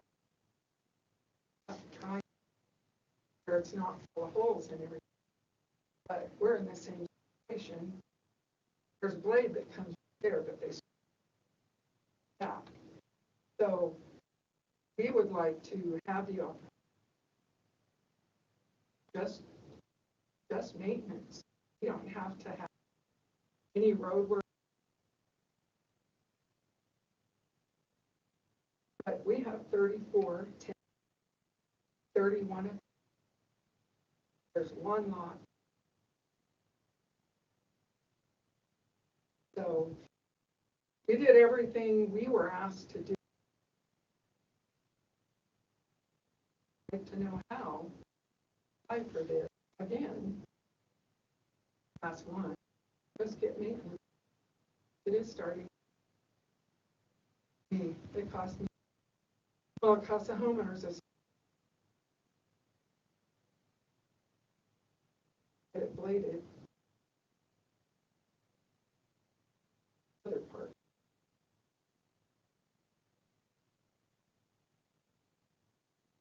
There we have. I'm retired now, but drive that road. You know, both Rick and I would like the opportunity to back and try class 1. So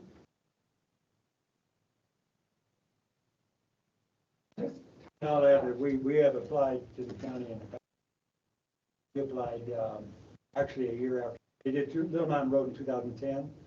2011, it was still active commissioners and make class 1 specs. We asked accepted as class 1 road. That turned out essentially told them not to come back. So that was one of the issues that we always had. The class 2 road, Crystal and Bob McCarty and I, 2 years struggled with the county and says, well, they started the program, it was a grant program.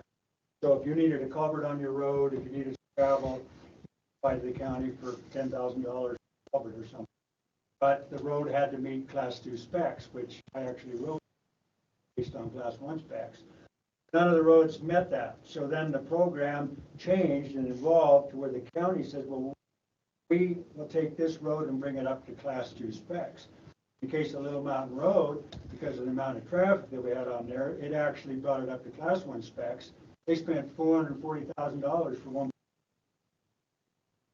Well, you know, Doug had the figures on the class 2 road program. First year, they funded it at 1.6 million, added 1.7 million the second year. We had 3.7, and certain roads, back road being the last one. They actually have monies in the budget to complete the second half of Little Mountain Road. Had a problem with an easement halfway in on it. It was actually supposed to the boundary was being happened because we never get that person to give it. So most of the money in that budget got spent, and the county, of course, terminated the program. But we always questioned, well, you're going to put $440,000 into this little road. You do maintenance, a mile and a half away on paved road. Why doesn't the county just go ahead and maintain it? Because it's a perfect road. I mean, it's a class 1 road. And commissioners just arbitrarily decided that there was going to be absolutely no maintenance. They were going to put the money into the road and walk away from it.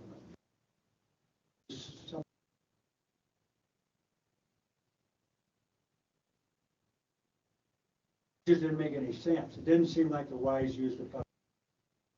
And we're not talking about doing the whole subdivision, like Finger Ranch has 17 miles of platted road. We're not asking for that. In fact, we aren't even going to have this road. We use Little Mountain Road to get to the ranch when access it. So all we want is that the county please just take over this. We can use the funds that we spend on that. The rest of our stuff.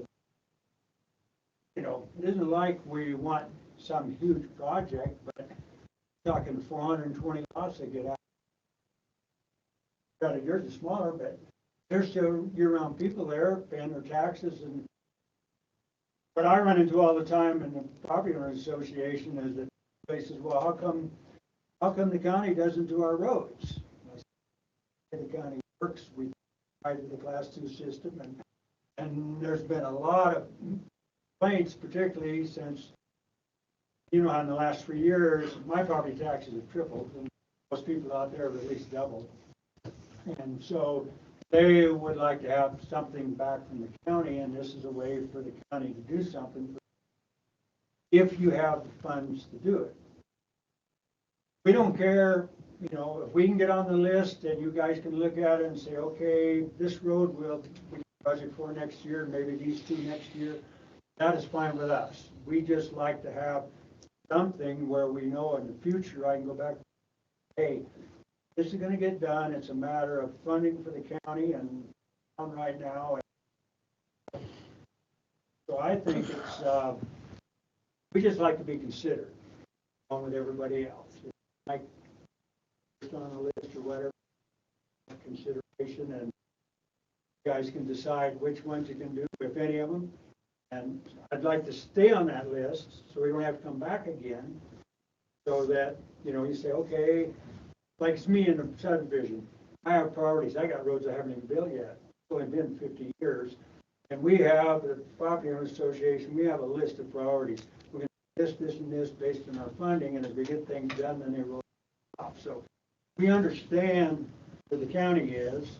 We're not asking you to come out tomorrow and start. We just like to get on the list, eventually get assistance from the I'm the same way. I know that Second North all and we had to have an outlet, so we went through another subdivision. I worked with all those people, and we went out through Wassenberg Highway. So we have a total loop. Thank you. That was one of the requirements with the county. We have to go this way. But so we went through Wassenberg too, and I don't 12 or 14 Wassenbergs attaches to all. And we blade their roads, part of us. But we would love to have apply again, yes, at least be considered for what we've done with roads all of this time. And I'm the same as Rick. You put $250,000 into roads. The county just walked. And, I mean, culverts were put in, ditches were cut. We had so many water problems out there. Have no water. We had water problems with flooding, our roads were flooded to get through.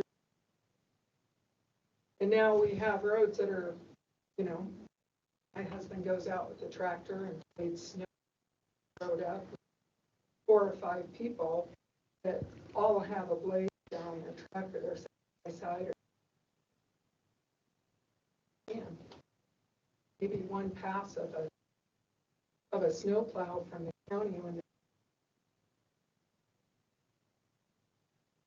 haven't had that.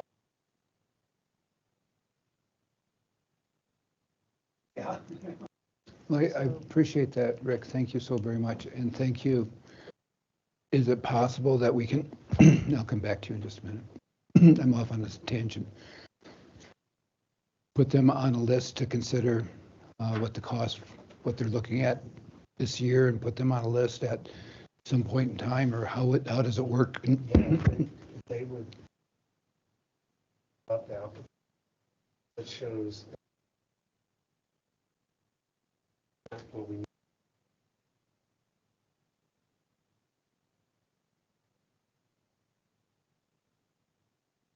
For Blake. Okay. And then They can do that yet this year. yeah. Did you hear that, Rick? Yeah, so do you need a formal application? Yes, from us? that is correct. You'll need to pick up the Class 1 road application package, fill it out completely, and yourself also. I'm sorry, I didn't catch your name. Chris Blair. Thank you. And bring it in for Billy, and he'll go through it and bring it back to the board. That posted on the. Come to a real reading. Yeah. Thank you for that. Thank you. Good?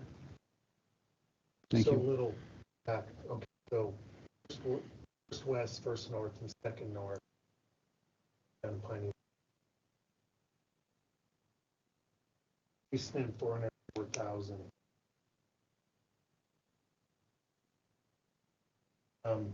It is kind of weird. That is.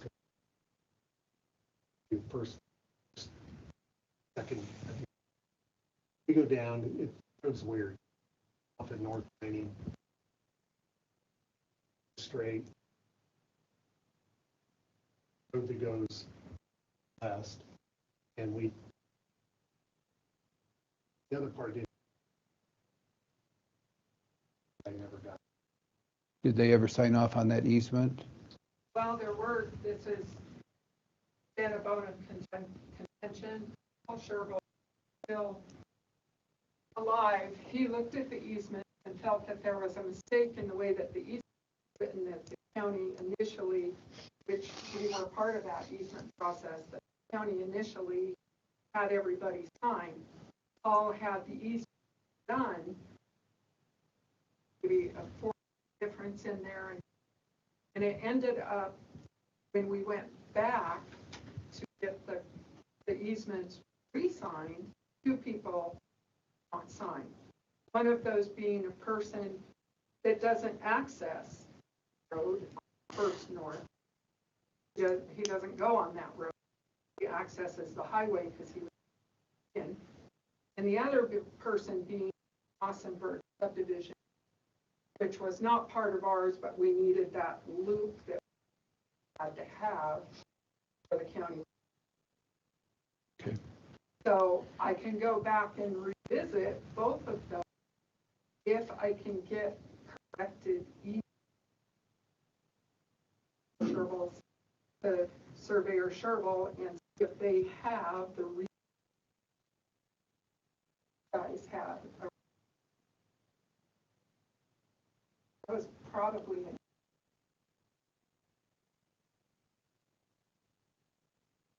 that Paul decided that that wasn't acceptable easement, the first one that everyone. And that's part of the application to make sure everybody Okay. is Good. able. Thank you. So we'll need to get the application and fill it out. Sounds like, excuse me, you may have to address an easement issue there, but I don't know. I'm not that bright. As yourself, it sounds like pick up an application and fill it out, and we'll see what we can do. When it comes back to this, because I don't know, since it appears that the road is already up to specs, yes, all we have to do is what? If we're not going to do a major expenditure, do we have to wait until next budget year? Meaning, can we get it to fit within his maintenance budget for snow plowing this year? If he's not going to do anything to improve the road, I don't know, stop me at any time. It's kind of a process, just like road. It's gonna take a while.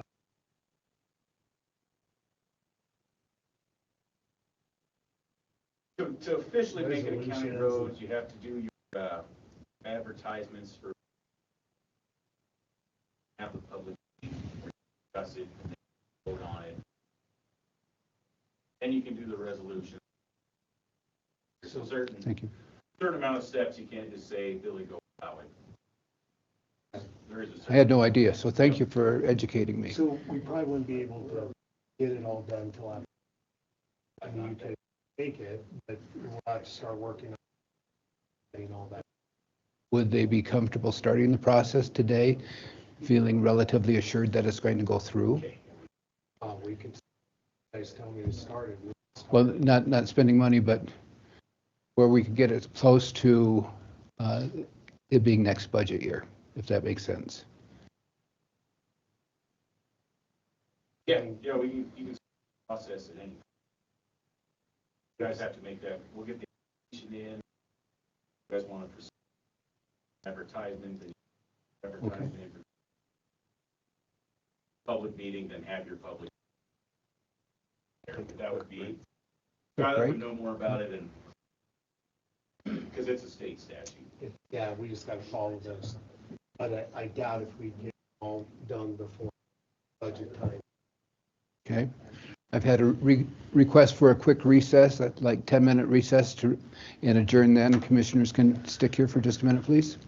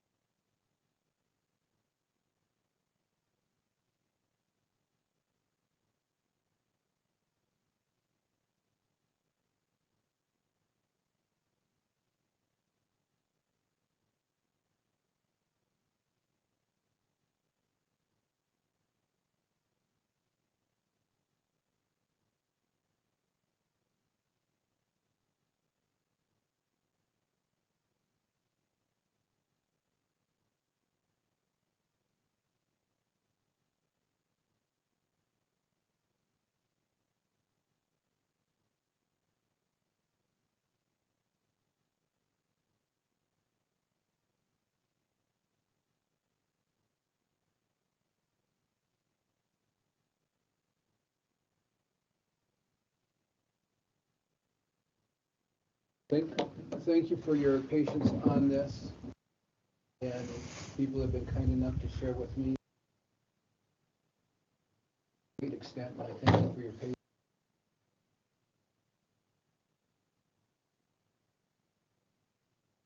And what I was not aware of,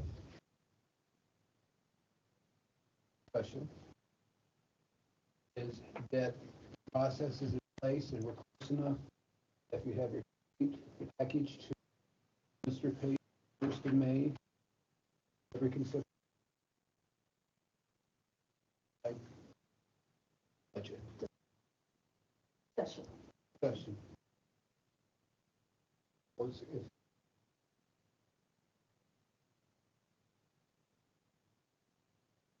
That's what we have today. On this, have to pay everything in.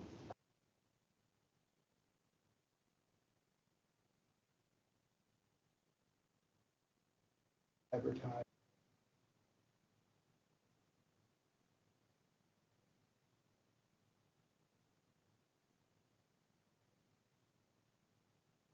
Yeah, thank you. That certainly helps. So from HOA perspective, what else, other action do we, besides just signing the application? Okay. Is What else there, would you require? Theirs is pretty neat.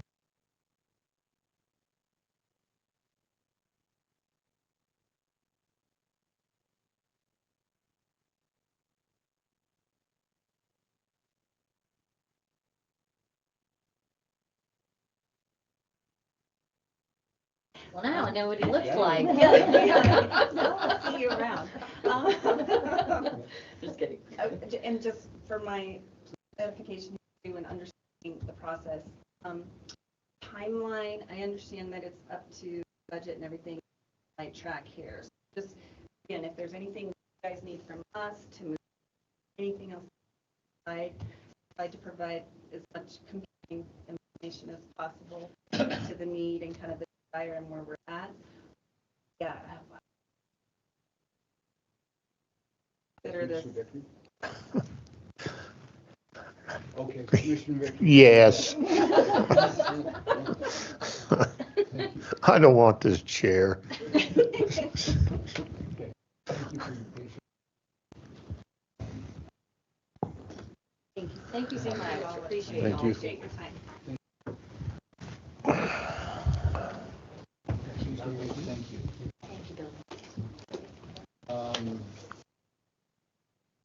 Next is old business.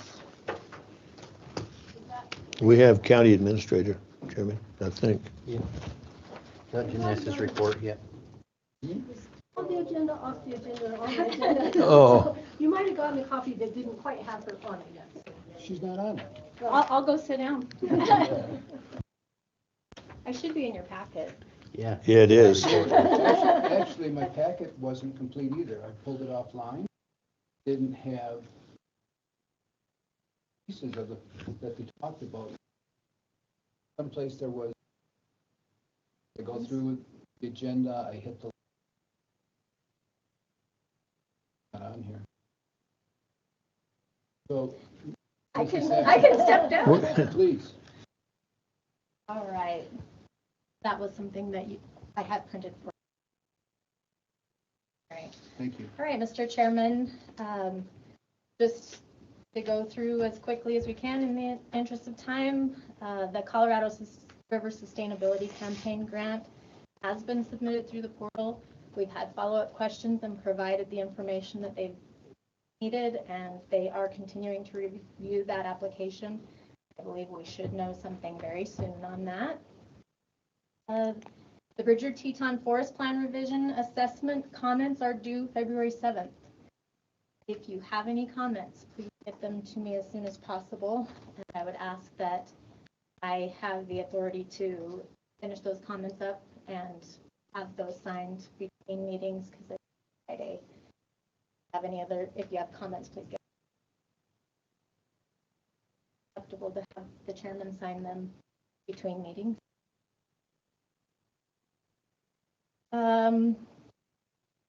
We have a board resignation letter from Brian Gray for the Pinedale Aquatic Center. That should have been in your packet. His term is expiring June 30th of 2025. Here, probably, maybe. I wonder how you'd like to proceed. We have to publish for 2 weeks for board vacancies. I have heard, but have not yet received a vacancy letter from another board for someone that's moving on that board. So I guess my question to you is, do you want to proceed with advertising now or wait till we get that other one and have a Position open again. Brian Gray. Brian Gray's is vacant right now. He has submitted his letter and his term was supposed to expire June 30th.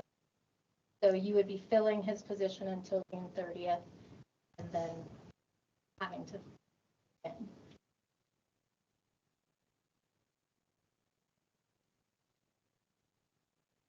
I'm unaware of something like that, but that board does.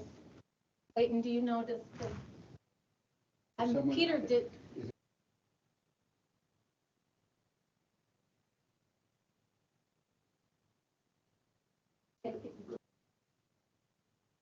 The date of his letter, do you guys have access to the letter? What's the date of that letter? January 17th. January 17th was the date of his letter. Please. So this position relatively, and was the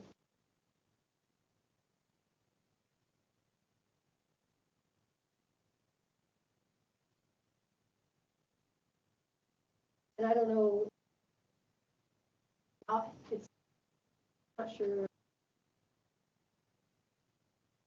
reality of things. So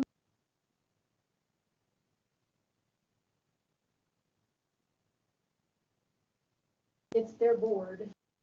They asked at that. So it's not your board. That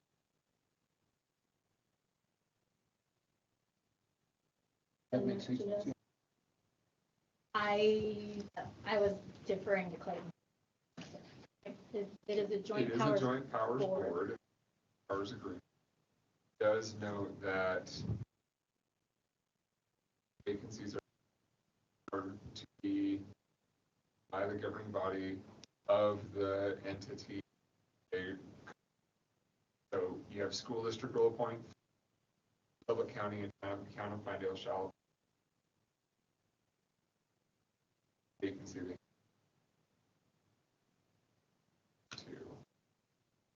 I guess theoretically you could, yes, that would be the theoretically you could walk away from the joint powers and participate. Is that the question? Yeah, if you want to know. so the reasoning for the participation to start with funding from. Anyway, just a little history on that.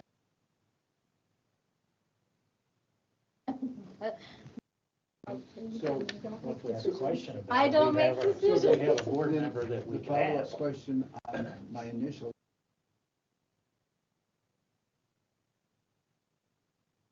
From this board? From the existing. So they're a 5-member board. So if one's gone, then actually that would be just like that person would be filling errors. Oh, did I hear Janess say another one is gonna be? From a different board. Okay. We can, so we'll have the cost for advertising for this one to fill it until June and the cost to advertise for the other one. If there's not anything that says how quickly you have to wait and that other. They are approved budget April. Oh. Well, if you want to have, able to have a stay at that budget. Sure. Get the advertising done. So, Mr. Chairman, couple questions. Joint Powers Board, to come out of a joint powers agreement, we had to do that with fire a couple of years back, right? It's a pretty lengthy process. It's not just call them up if they were done, or is that, what's the process to get out of a joint powers agreement between us, the school district, and the town? Is just to walk away from it? That one, so they have a provision bylaws about in the event that some county should desire to withdraw fiscal year by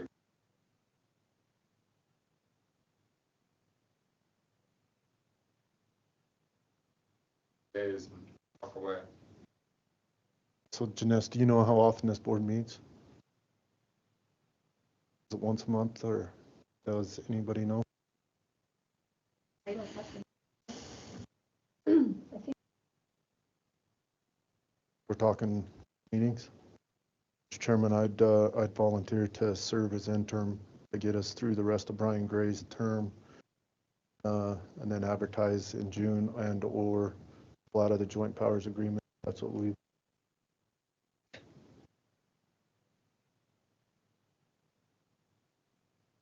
Not me, that seat looks better all the time to me. Thank you.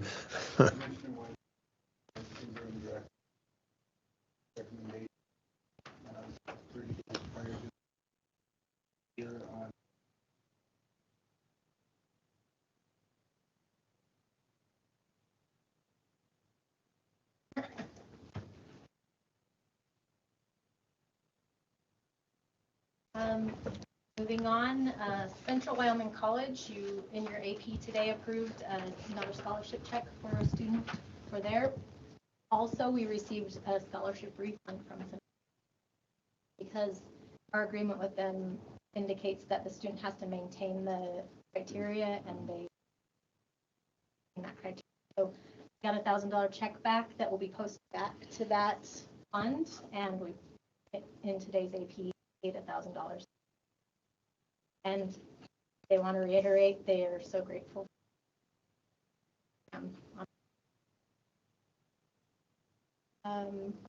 WCCA meeting was attended. A couple of commissioners were there. You guys can discuss that. If you are receiving Jeremiah's emails about the legislative issues, free to call if you have any questions. I try to watch them as well. I have the updated version of the packet that he sends that shows the status of the bills. If anybody wants to see that, if you have any questions about any of that, give me a call. If I don't know the answer, I'll find out.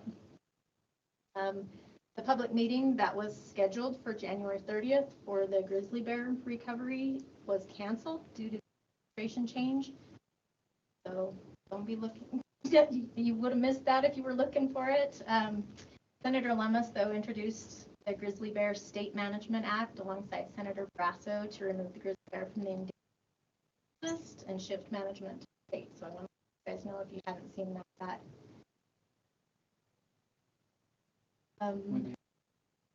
It was supposed to have been January 30th, but they canceled that meeting. So do you mind my put my foot in out there now?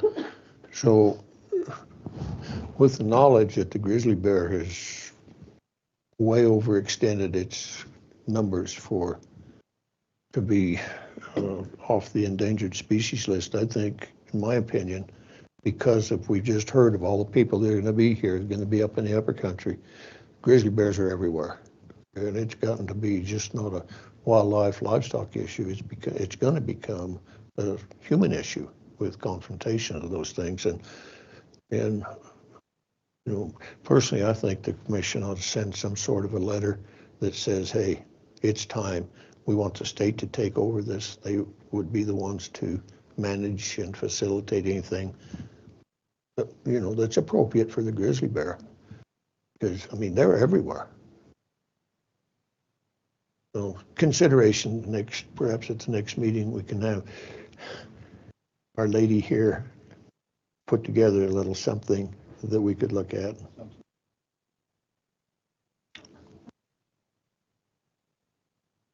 We heard while we were in Cheyenne about Wyoming250.com, which was a funding opportunity to help counties plan a commemoration of America's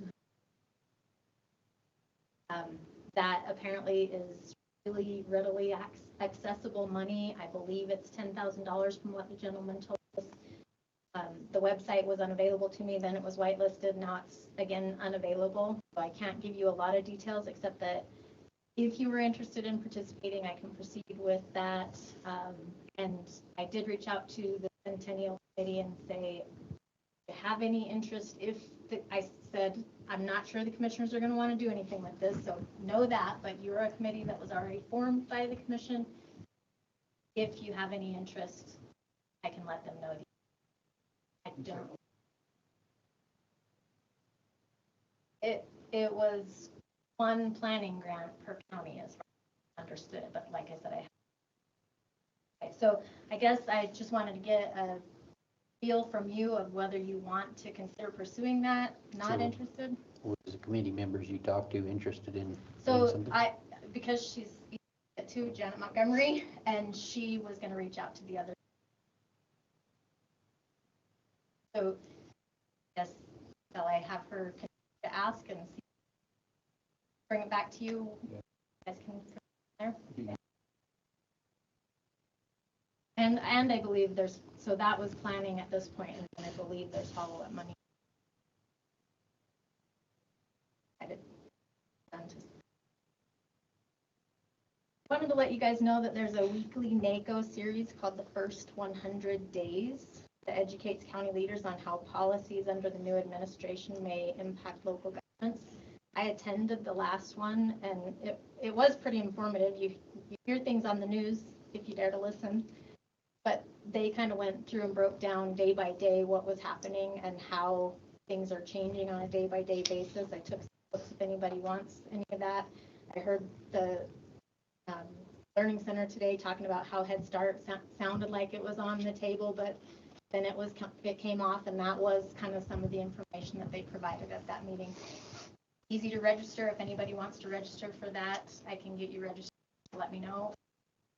Updates as well. Western Interstate Region meeting is in Rapid City, South Dakota.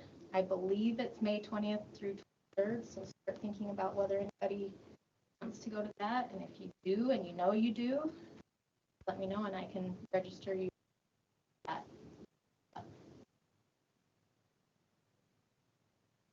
Finally, SRS was not reauthorized. It will be reintroducing it, but they feel it's best to wait until there's time. It's a little chaotic right now, so not even being introduced. How much funding is that? What's that number? You know what That's our pretty big. SRS funding? I can get the that's my seat. I can look it up for you. I don't know if Mr. Chairman, the only other thing that I wanted to add that was not on the upcoming meeting dates was February 11th, 3 to 5. There's a Wyoming Colorado River Advisory. So anybody would like to attend that to your council. Throw that on mine.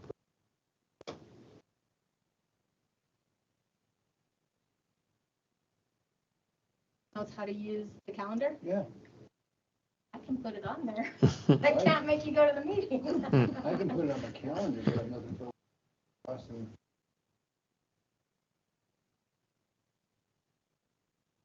My phone doesn't sync. February 11th. Chairman?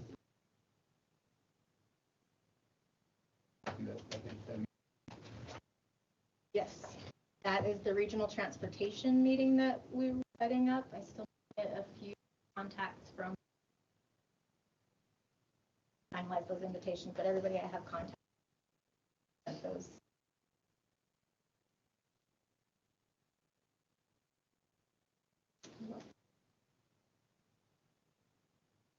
Business.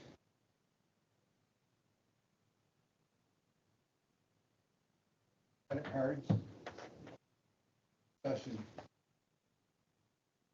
happened when we had not been on a field trip with the commissioners before, and I was appalled to learn people are putting pictures on credit card. And for some items, I can recognize dollar amount, but we have, for example, $1,000 in plain card for county business. And I inquired, where's our county credit card? And we don't have any for partners. What I wanted to do is take a few minutes and discuss, is there any reason we should consider having the cards? Could they continue where we have employees pay for their own pocket? That could be a couple in their 20s that don't have purchase items. And then if we decide possibly policies and procedures,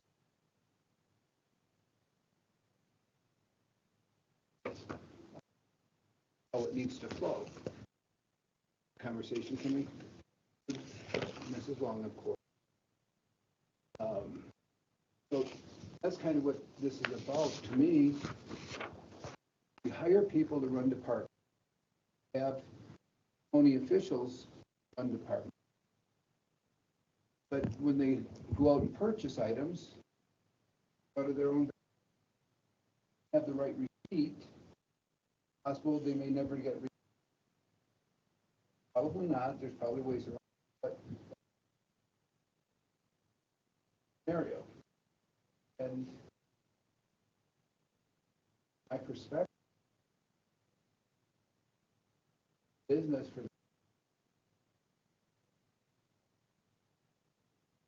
is always expected to finance the company.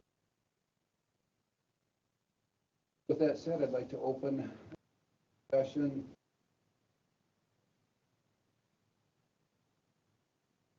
We highly recommend not having. One thing, state statutes, bill shall be. That credit card, paying it. I can't take it back. Like, county does not use taxpayer.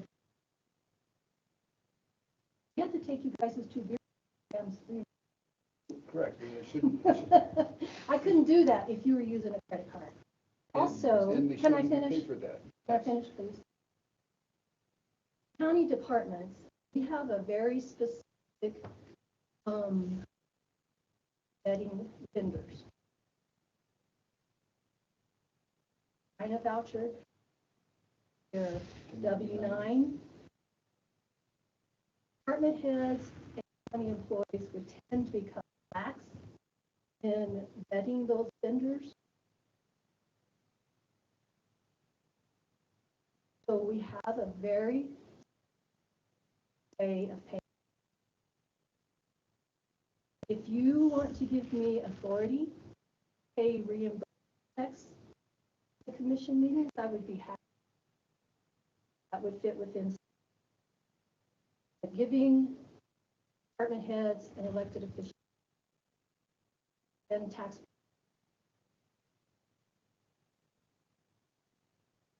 I don't know who.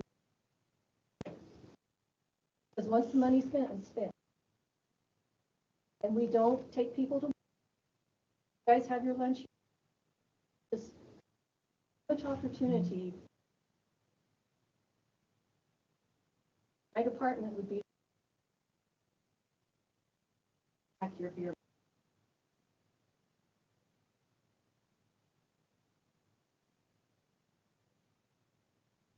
Thank you. My office, I see.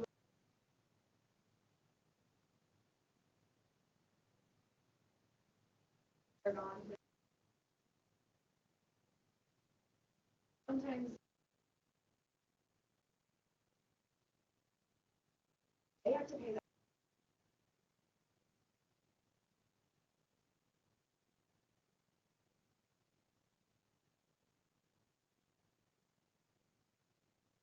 They have to sign.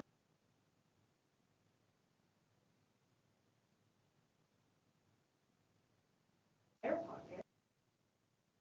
Take care.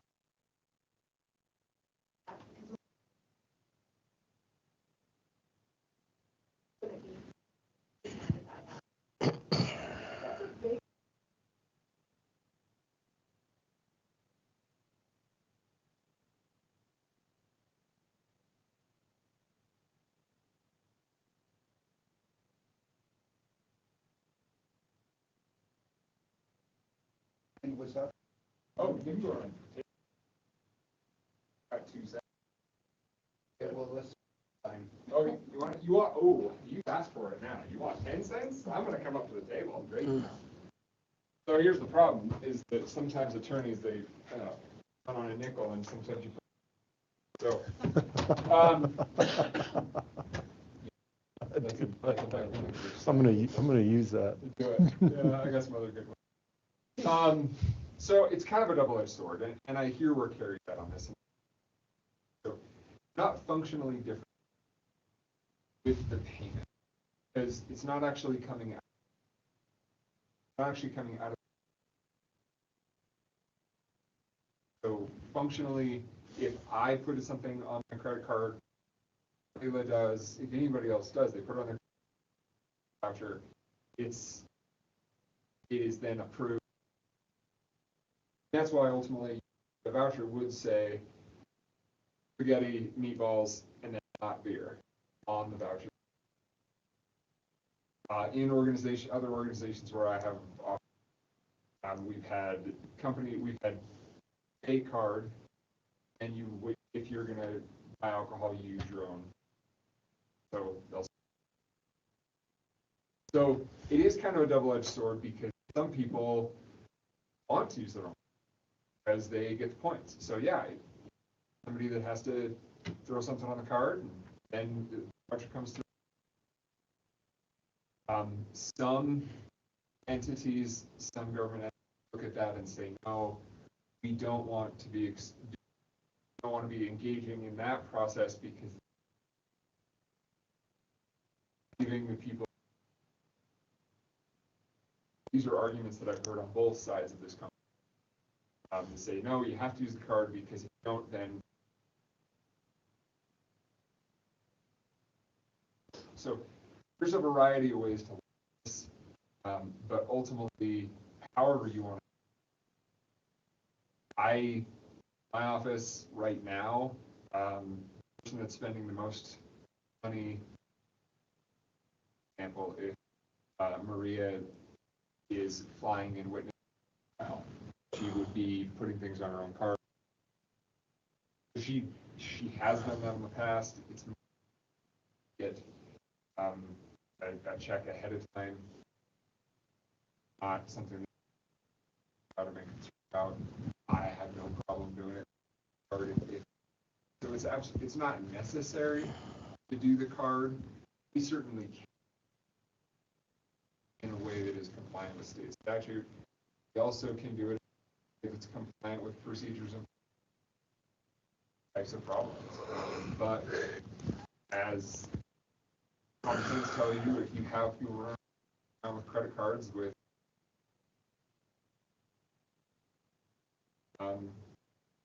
problems down, but again, balance that with any other risk that you take. You can do it. It's ultimately going to be a policy decision.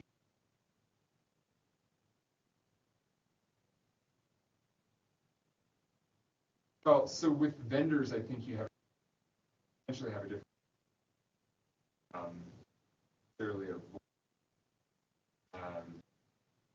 that's when you're actually getting a service that's provided. Your entity is still doing service.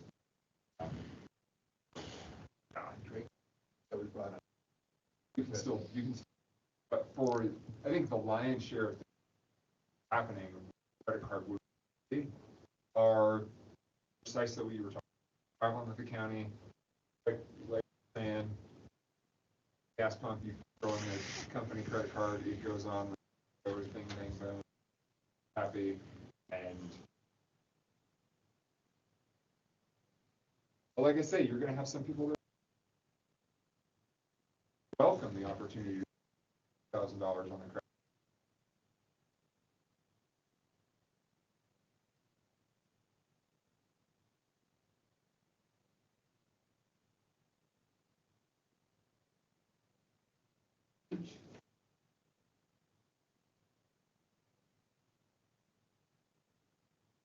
We did that with the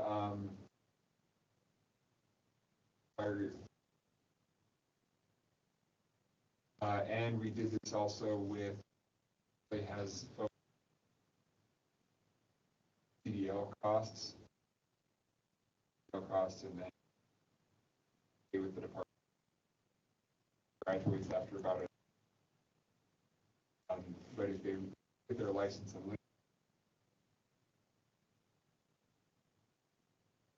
on pay for their license, and if they don't, they turn around and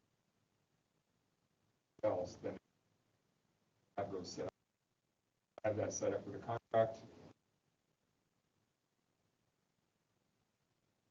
Oh, we did with one person. Didn't we have one? They never had it. But yes, but we took what we, yeah. So we have used it, and candidly, you probably, that could be part of the policy is agree that outstanding. There's outstanding, and there's a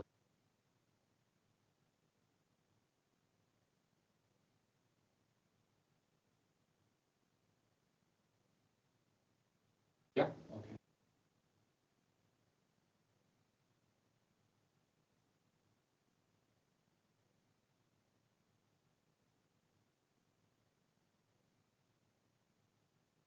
Now, if you just let me reimburse their checks, their expenditures, if it's not a reimbursement. I'd like to continue.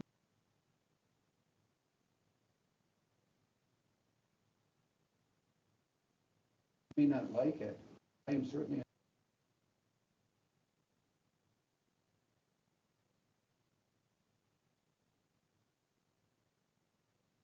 Those are my emails. Yes.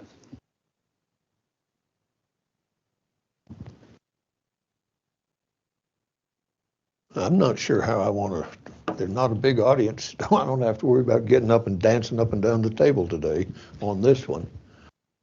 But here we are again, making a discussion about fixing something that's not broke. I don't know why we do that. We do it a lot, really. The system that's in place has been ongoing forever. At least it's certainly been in my 6 years here. It's worked pretty well. So let me give you an example. Let's say the 5 of us, this whole room full, is at a meeting. I got county credit card. Say, hey guys, come on up. I'm going to order in all these fancy liquors, et cetera, but I can show it as meals. No big deal. I'm authorized to do that. Meals for some of my constituents. But who cares about eating if we can drink all night long? And I can show it on meals. Does that happen, or could it happen? I don't think it does happen, but could it happen? Absolutely it could.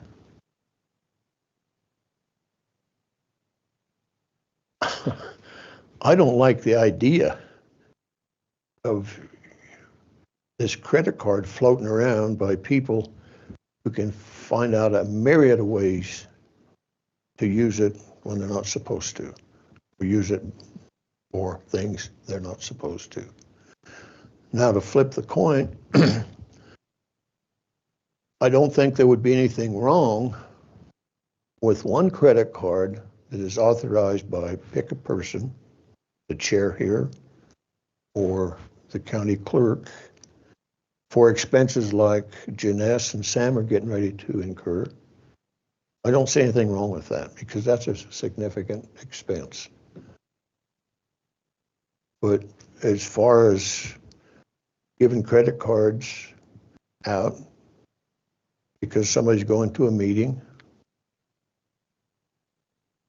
I don't think that's appropriate. I think the way it's doing right now is fine. If an individual needs looks at it and says, geez, I don't have the $300. I'll bet you there's somebody around here, either in the family or a friend or something. Say, hey man, I'll loan you the $300 until you get back, or something like that, till you get reimbursed.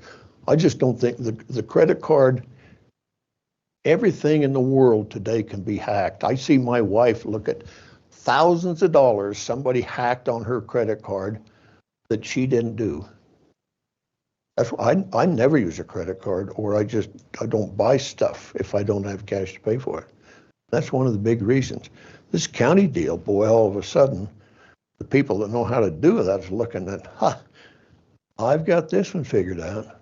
$25,000 later, you're trying to figure out who it was that did it, and he's gone to wherever they go.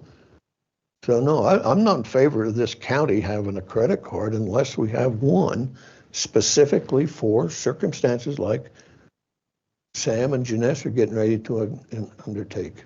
I can understand that one. But this is me speaking, because I've been through the hacking, and it goes on and on and on, and I don't know how people are smart enough to do that. I'm certainly not. So in order for me to be safe, I just don't use a credit card. I don't have to worry about it. My wife, on the other hand, buys everything over the internet, or a lot of stuff over the internet, and virtually every month she gets a call and says, hey, we show your credit card has been hacked for sometimes, $2 just to get into the system. And then the next time around, it might be $2,000 because they figured out how they do it. So I'm not in favor of it. That's me.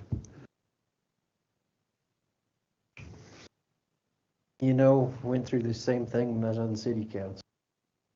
When I was there, we never gave in to credit cards, and I kind of feel just like Doug.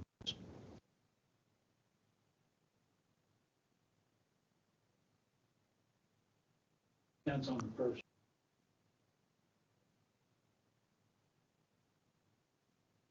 He's got some young. Maybe they're almost their limit on credit. We know what. I don't know a good handle it, but circumstance.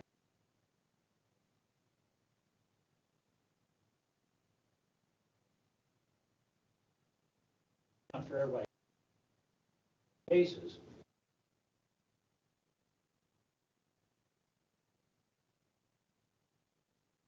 Nothing's getting any cheaper. Everything costs more. No, I agree. I think it could be a tool that could be used, but it has to have the proper constraints and proper sideboards.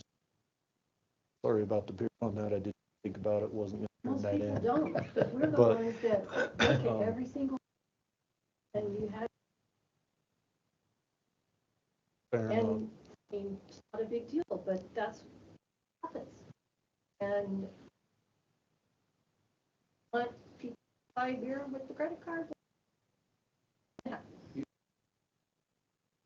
It will be.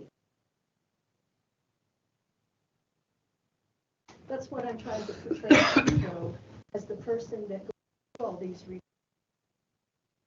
intentional.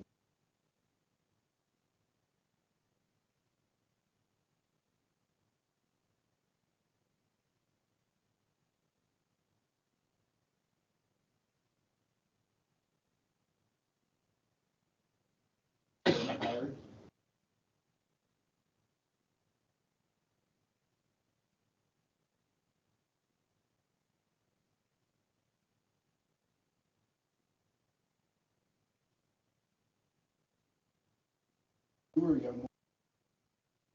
I can get.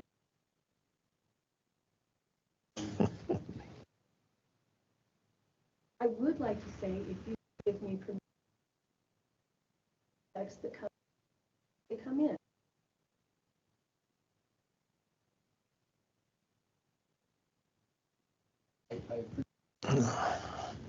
The question that I'd like to address is what Mrs.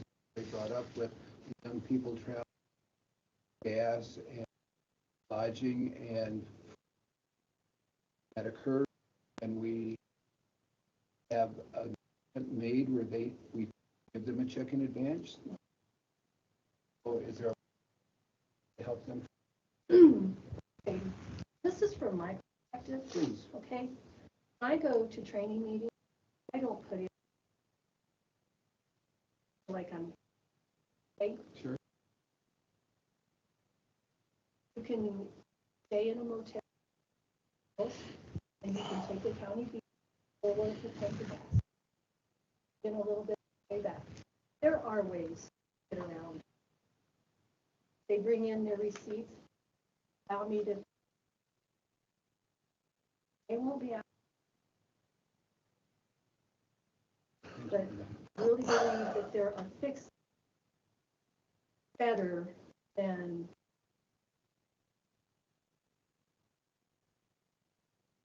So, Mr. Chairman, it's almost 4 o'clock, nap time.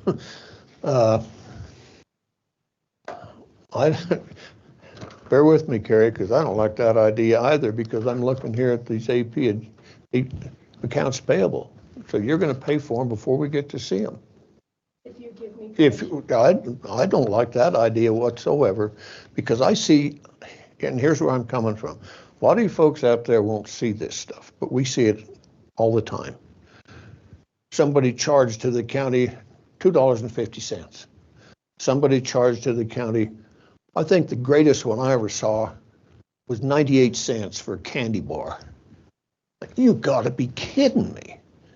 So if these credit cards, or in this case, I'm gonna get some reimbursements, show this stuff up, we don't see that here.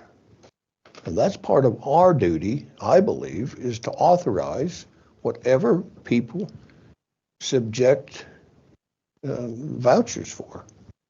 And without that opportunity, you know, like right now, we've got added vouchers for today. At least we get to see them. And if they're paid for ahead of time, we don't get to see them. Or if we do see them, they're already been paid. So what was the reason for putting them on there? No, I like this system. Like I said before, we're trying to fix something I don't believe is broke. And I understand younger people. But if they know they're going somewhere, save a few dollars instead of going and buying whatever it is you buy you probably didn't need anyway. Save it for the trip you know's coming. You've got time. It doesn't happen most of the time overnight. Occasionally it does. I understand that. But this, I've spoke my word, and that's kind of the way I feel. I think if we don't see them, then we're missing a big issue here, because it's just not. We'll see. These APs will show up at some point in time and going to say, "Wow, we didn't see those." The APs still showed up. Not taking anything away from your office at all. We haven't not had an opportunity to look at them. For instance, we discussed a deal at the pumping out the septic in Bondurant. Same scenario could happen. Ask the question, you get it explained. If that hadn't have been on there, we wouldn't have known to ask the question, couldn't have had it explained. And then somewhere down the road, somebody said, "Hey, do you know?" I said, "No, I don't. What do I need to know?" Then they did, and there you go. So I think the system, for me, is just okay the way it is.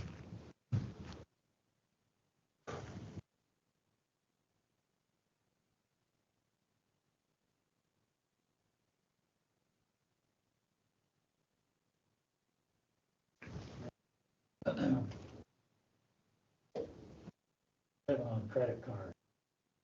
So, you know how to get rid.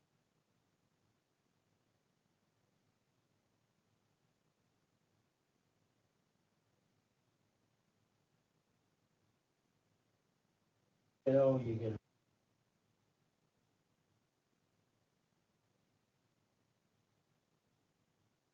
I think there's situations here that Leila probably knows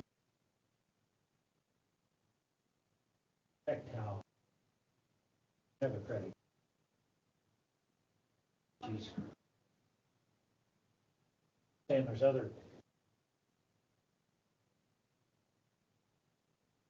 I don't know. Yeah, we couldn't Have one.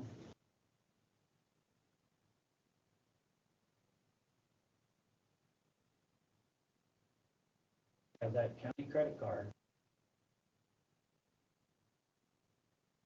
Just think there ought to be somebody take county money.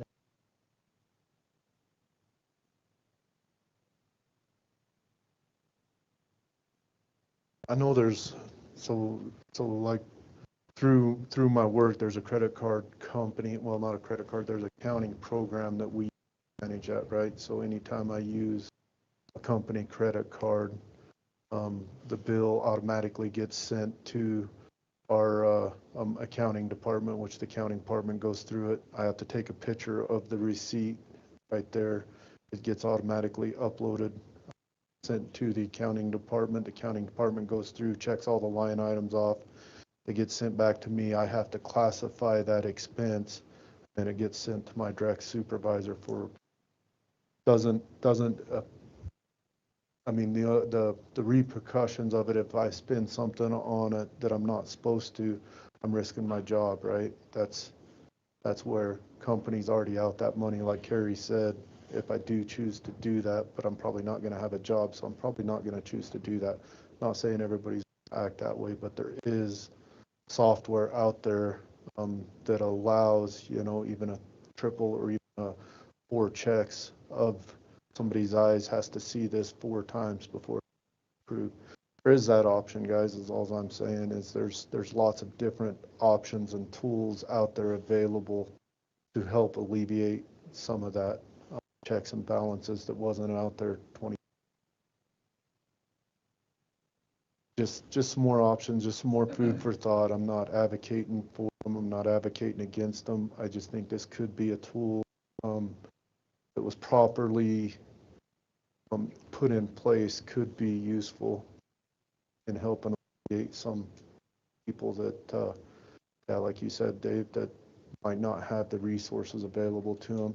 Also, other options is, you know, just, yeah, get paid back immediately. I do, like what Doug says, is part of our statutory duty is to have eyes on that. It's kind of hard to approve something that's already been paid. So I do agree with what Doug said on some of that, but just throwing some more food for thought out there.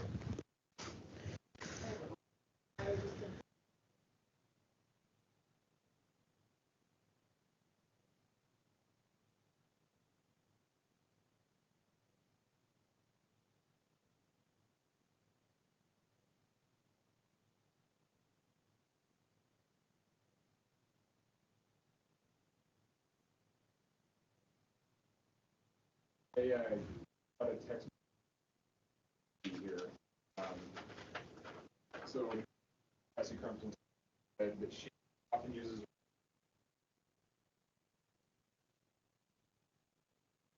that ultimately results in thousands to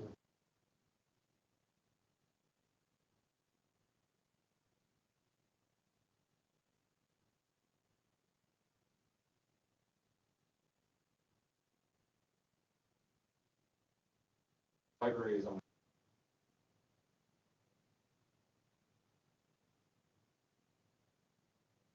The farther this goes, we need more than one credit card. I mean, one's just not enough. So, Well, that's exactly right. That's exactly where it's gonna go to.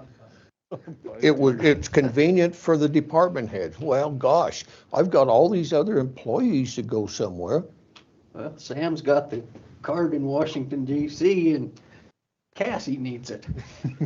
Well, you would have to have one tied to each person's name.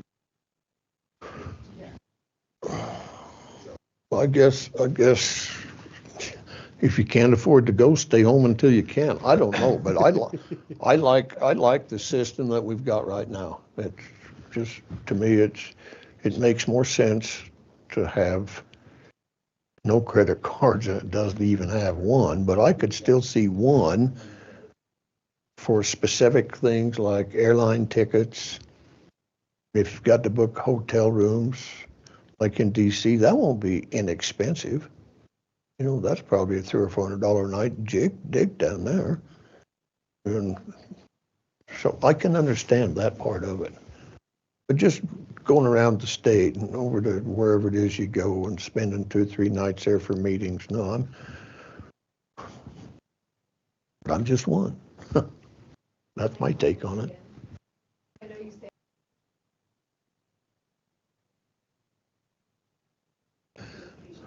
You know,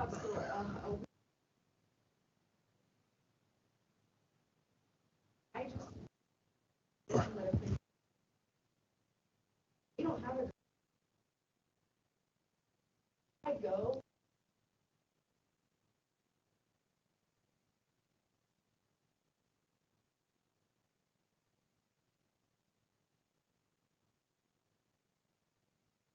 okay, so I don't know if you have one credit card per off.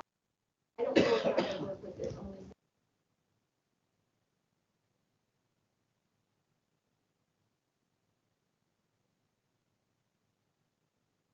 Layla, excuse me, go ahead. Yeah, so I work for a large corporation at certain levels that could get a credit card.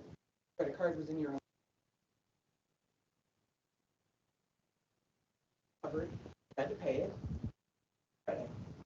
So it's not just money.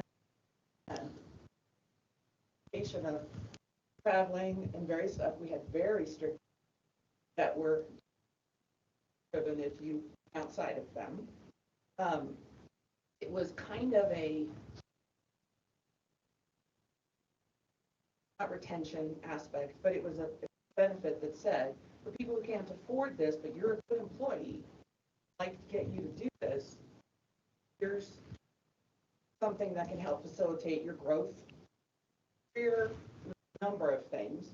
But it was limited level. So giving the employee who has to travel credit card wouldn't make sense because that opens up everything Carrie's saying. It will happen because we had 3 card in 1 month, Christmas season. They went out and used their credit card, even though they were going to pay it themselves. Right? So we also had a secretary that people that would facilitate that avenue. So there's a couple of other options that might help for those going and you keep the process the way it is. Those people who say, you know what, I just can't do that. And here's this person who has the credit card that books their hotel, that direct bills or whatever it is, that you try to take as much off of that. But they ask for it if it's not a, I would not give out credit cards to everybody. That's just asking for trouble. Facilitate it at a level, have maybe, not putting it on Carrie, but you have somebody at a level that understands all of what you can and can't do, the gatekeeper on the use card for anybody else's travel, fire, train, or anything, and you take it off the plate. That's just my experience.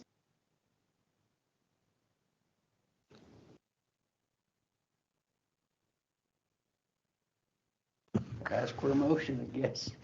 You know, Carrie obviously should be the keeper of it in my mind, and her office isn't one to take it on. So And let me just reiterate that's one more tough. time what's going to happen with credit card. Talking about our vendors. You buy something, found this through the because they have all these crazy vendors that come as a vendor. Or do they get a 1099? Do they know? I'm going to have department heads that say, I'll just go this card. Then you've circumvented that vendor. So I'm asking you, I mean, I know Doug doesn't like for us to pay expenses as soon as they come in, but I review those. No, And if there's something on there that's not supposed to be on there, it comes.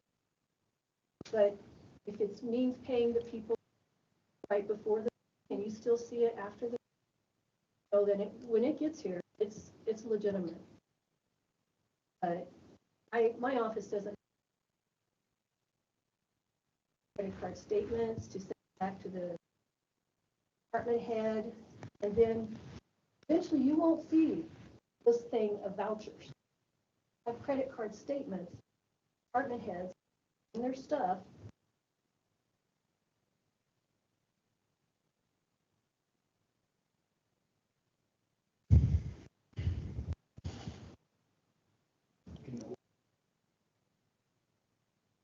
Better if it's after the It might. I've had, I think you guys as doctors for a while gave me permission.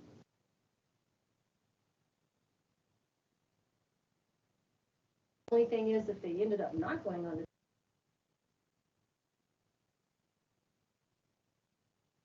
just like Commissioner Vickery said, oh, it's a burden. Look at the overall picture. It's creating more faster than fixing.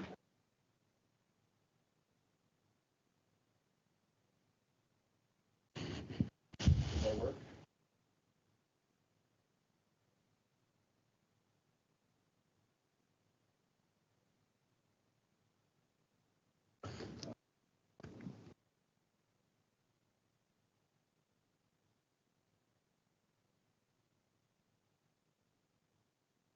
I wouldn't feel comfortable until we had some sort of plan or written anything in front of us.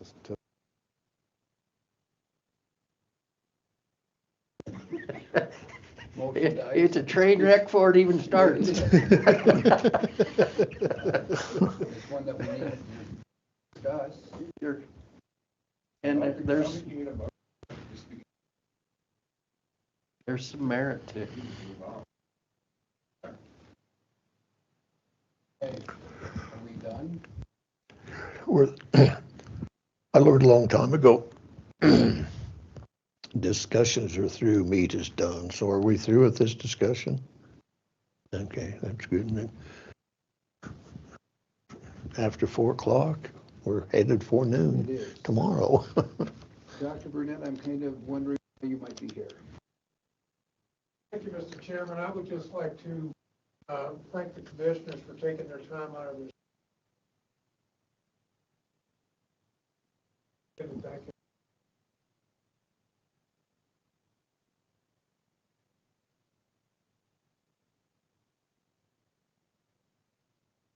you. For any questions you might have, unfortunately, I have to questions now. Questions in the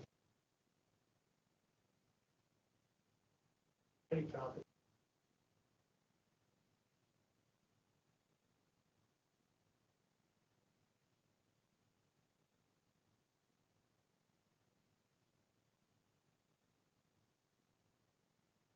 Is there any other? You folks, No, we're good.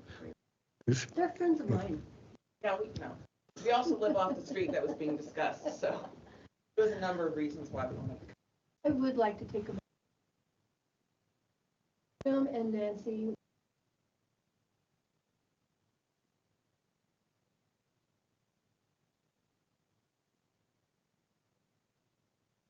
Primary and general. Just general, okay. They were there every single. Very intense time. It was a great opportunity to meet a lot of people. Some of our neighbors, that we just had never met, but yeah, it was a great, and start to get involved. People that have name is coming up and saying, remember me? There was a couple people, I'm like, boy, I know you, but I don't know where I know you from now. Yeah. Thank you. There's no other. Chairman, is there any public comment on? Yes, please, thank you.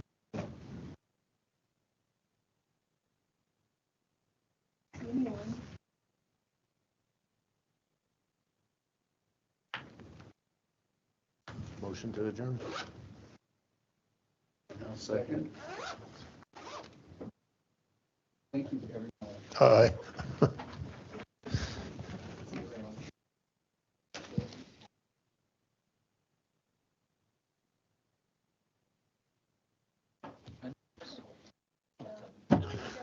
Don't pull over.